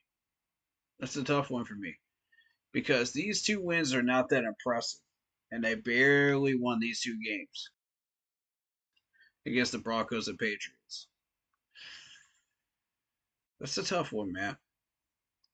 Plus, they just moved a right tackle to IR. Ooh, a career right tackle, I might add. And if you look at the Dolphins, they did get beat up by the Bills, but that was expected. The Bills have a stronger team. But the Dolphins did beat Jacksonville, a fully decked out Jacksonville team. So, to me, this is a bounce back game for the Dolphins. They need to prove that they can get this done.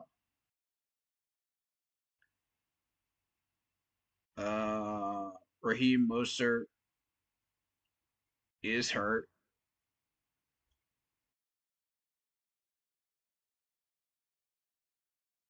I've got to go Dolphins here. All right. So moving on.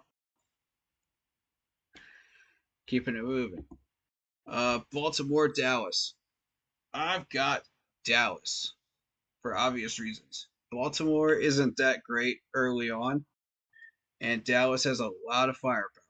They're going to be pissed off after that loss against the Saints. And rightfully so. They did not come in there expecting that from the Saints. And when this Dallas team is pissed off, this is not a team you want to face, especially in Dallas. This is going to be a blowout. Lamar Jackson's going to play well, but it's not going to be enough. Lamar Jackson cannot do all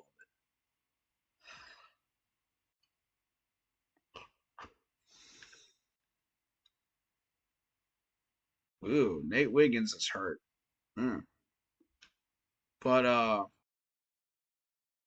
You got Zeke with 56 yards and a touchdown so far. But I think the Cowboys are going to start getting those stats racked up. That's going to be a win for Dallas. Detroit at Arizona. Detroit has a stronger team than people think they do.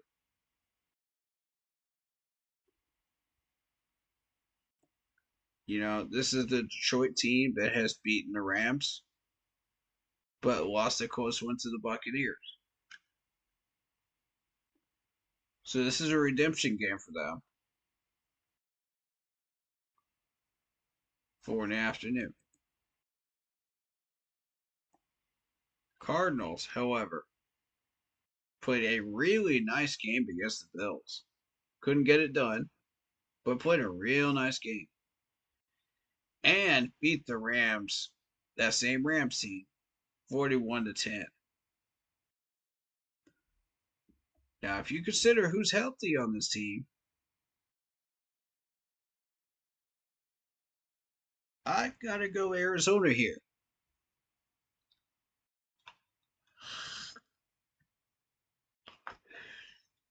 For the first time in a long time, I'm picking Arizona. We'll see how that works out.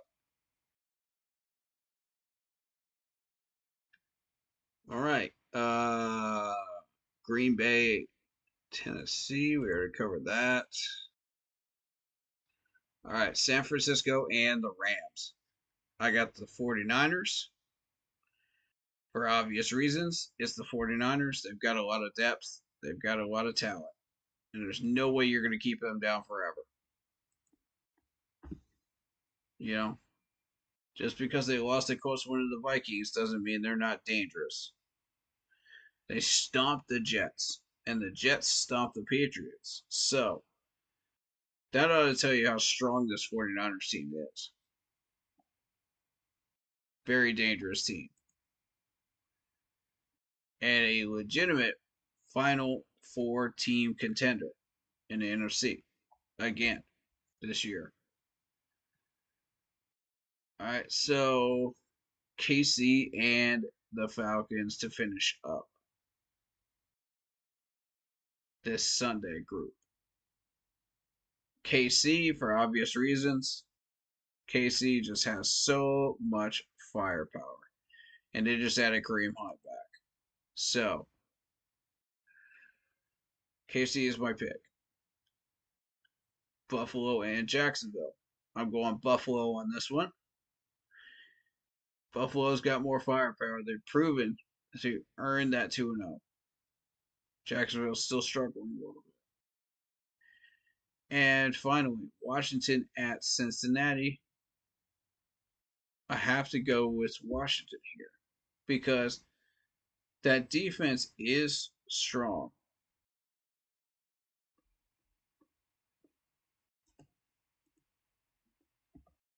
Strong enough to handle Joe Burrow?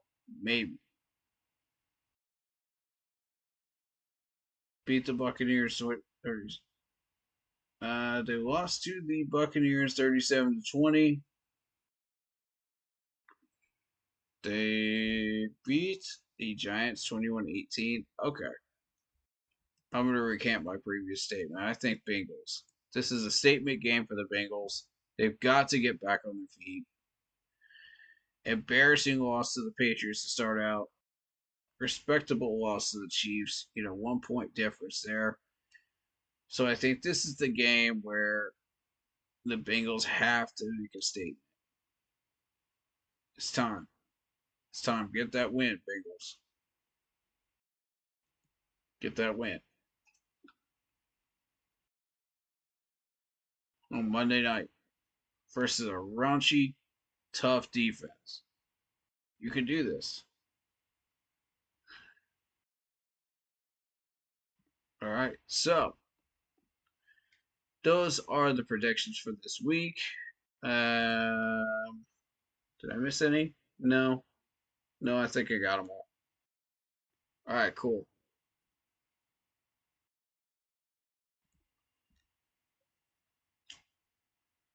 That being said, Panthers, just go win. It's that simple. Just go win. Don't sleep on these guys. Just go win.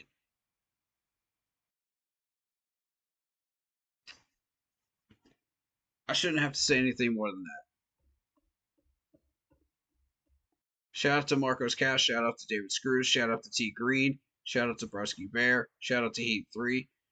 Shout out to Khalil Wesley. Shout out to BFMVXYZ. Shout out to JT Money. Shout out to Isaiah Sizik. Shout out to Marcos Cash. Shout out to Silver and Black Gabe. Shout out to Silver and Black Gabe again with a different account. Shout out to Cooksan underscore.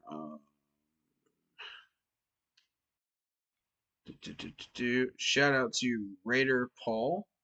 Shout out to Raiders Rebel.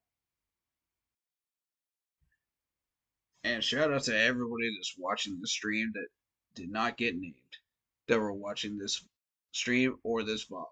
Thank you so much for your support. Love you all. Much love to Raider Paul for the new subscription. We love you. Welcome to the Keep Pounding crew and everybody else that is subscribed. Super Trevo is the newest one as well. So everybody welcome him as well. Thank you very, very much. It has been a blessing and an honor to use this platform to help and heal people. And I hope I have today. Be kind, be generous, be considerate.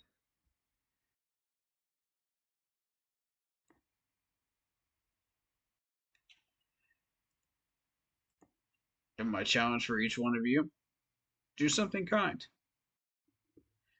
Heal the world. One thing at a time, right?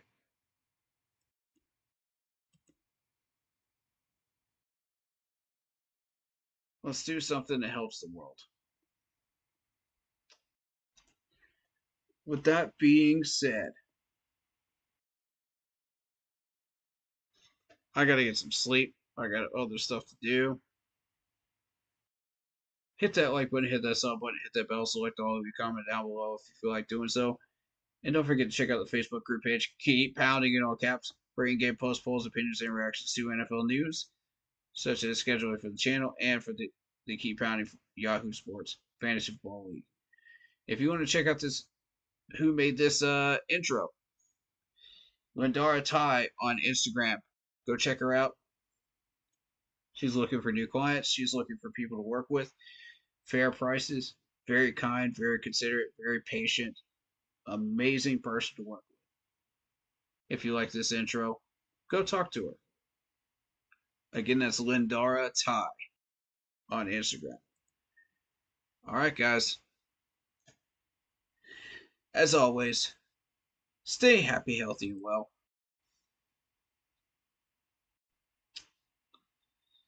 And you know what we do around here. Keep pounding. Peace, guys.